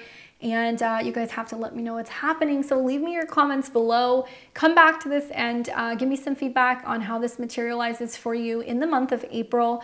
Please, please, please don't forget to like, give me a thumbs up, comment down below, share, and subscribe. Click that bell button. I'm here every Tuesday, Thursday, Friday, and Sunday, creating long content, format content for all of you guys to kind of help navigate some of this stuff. For more about me and my work, click the links below. If you want to see my website, go to beyondtheveiledtarot.com, book a reading. You can also see all kinds of other links down here, like my book recommendations. You guys should follow me on X at BTV Astro and all of the other goodies that are going to be down here. So with that being said, enjoy April. Get out there and definitely make some decisions about where we're going from here. Be brave and be excited, because I got to tell you, after this, May, June, July is going to be something else. So until next time, I'll catch you guys back here next month, and I will see you very soon. Take care.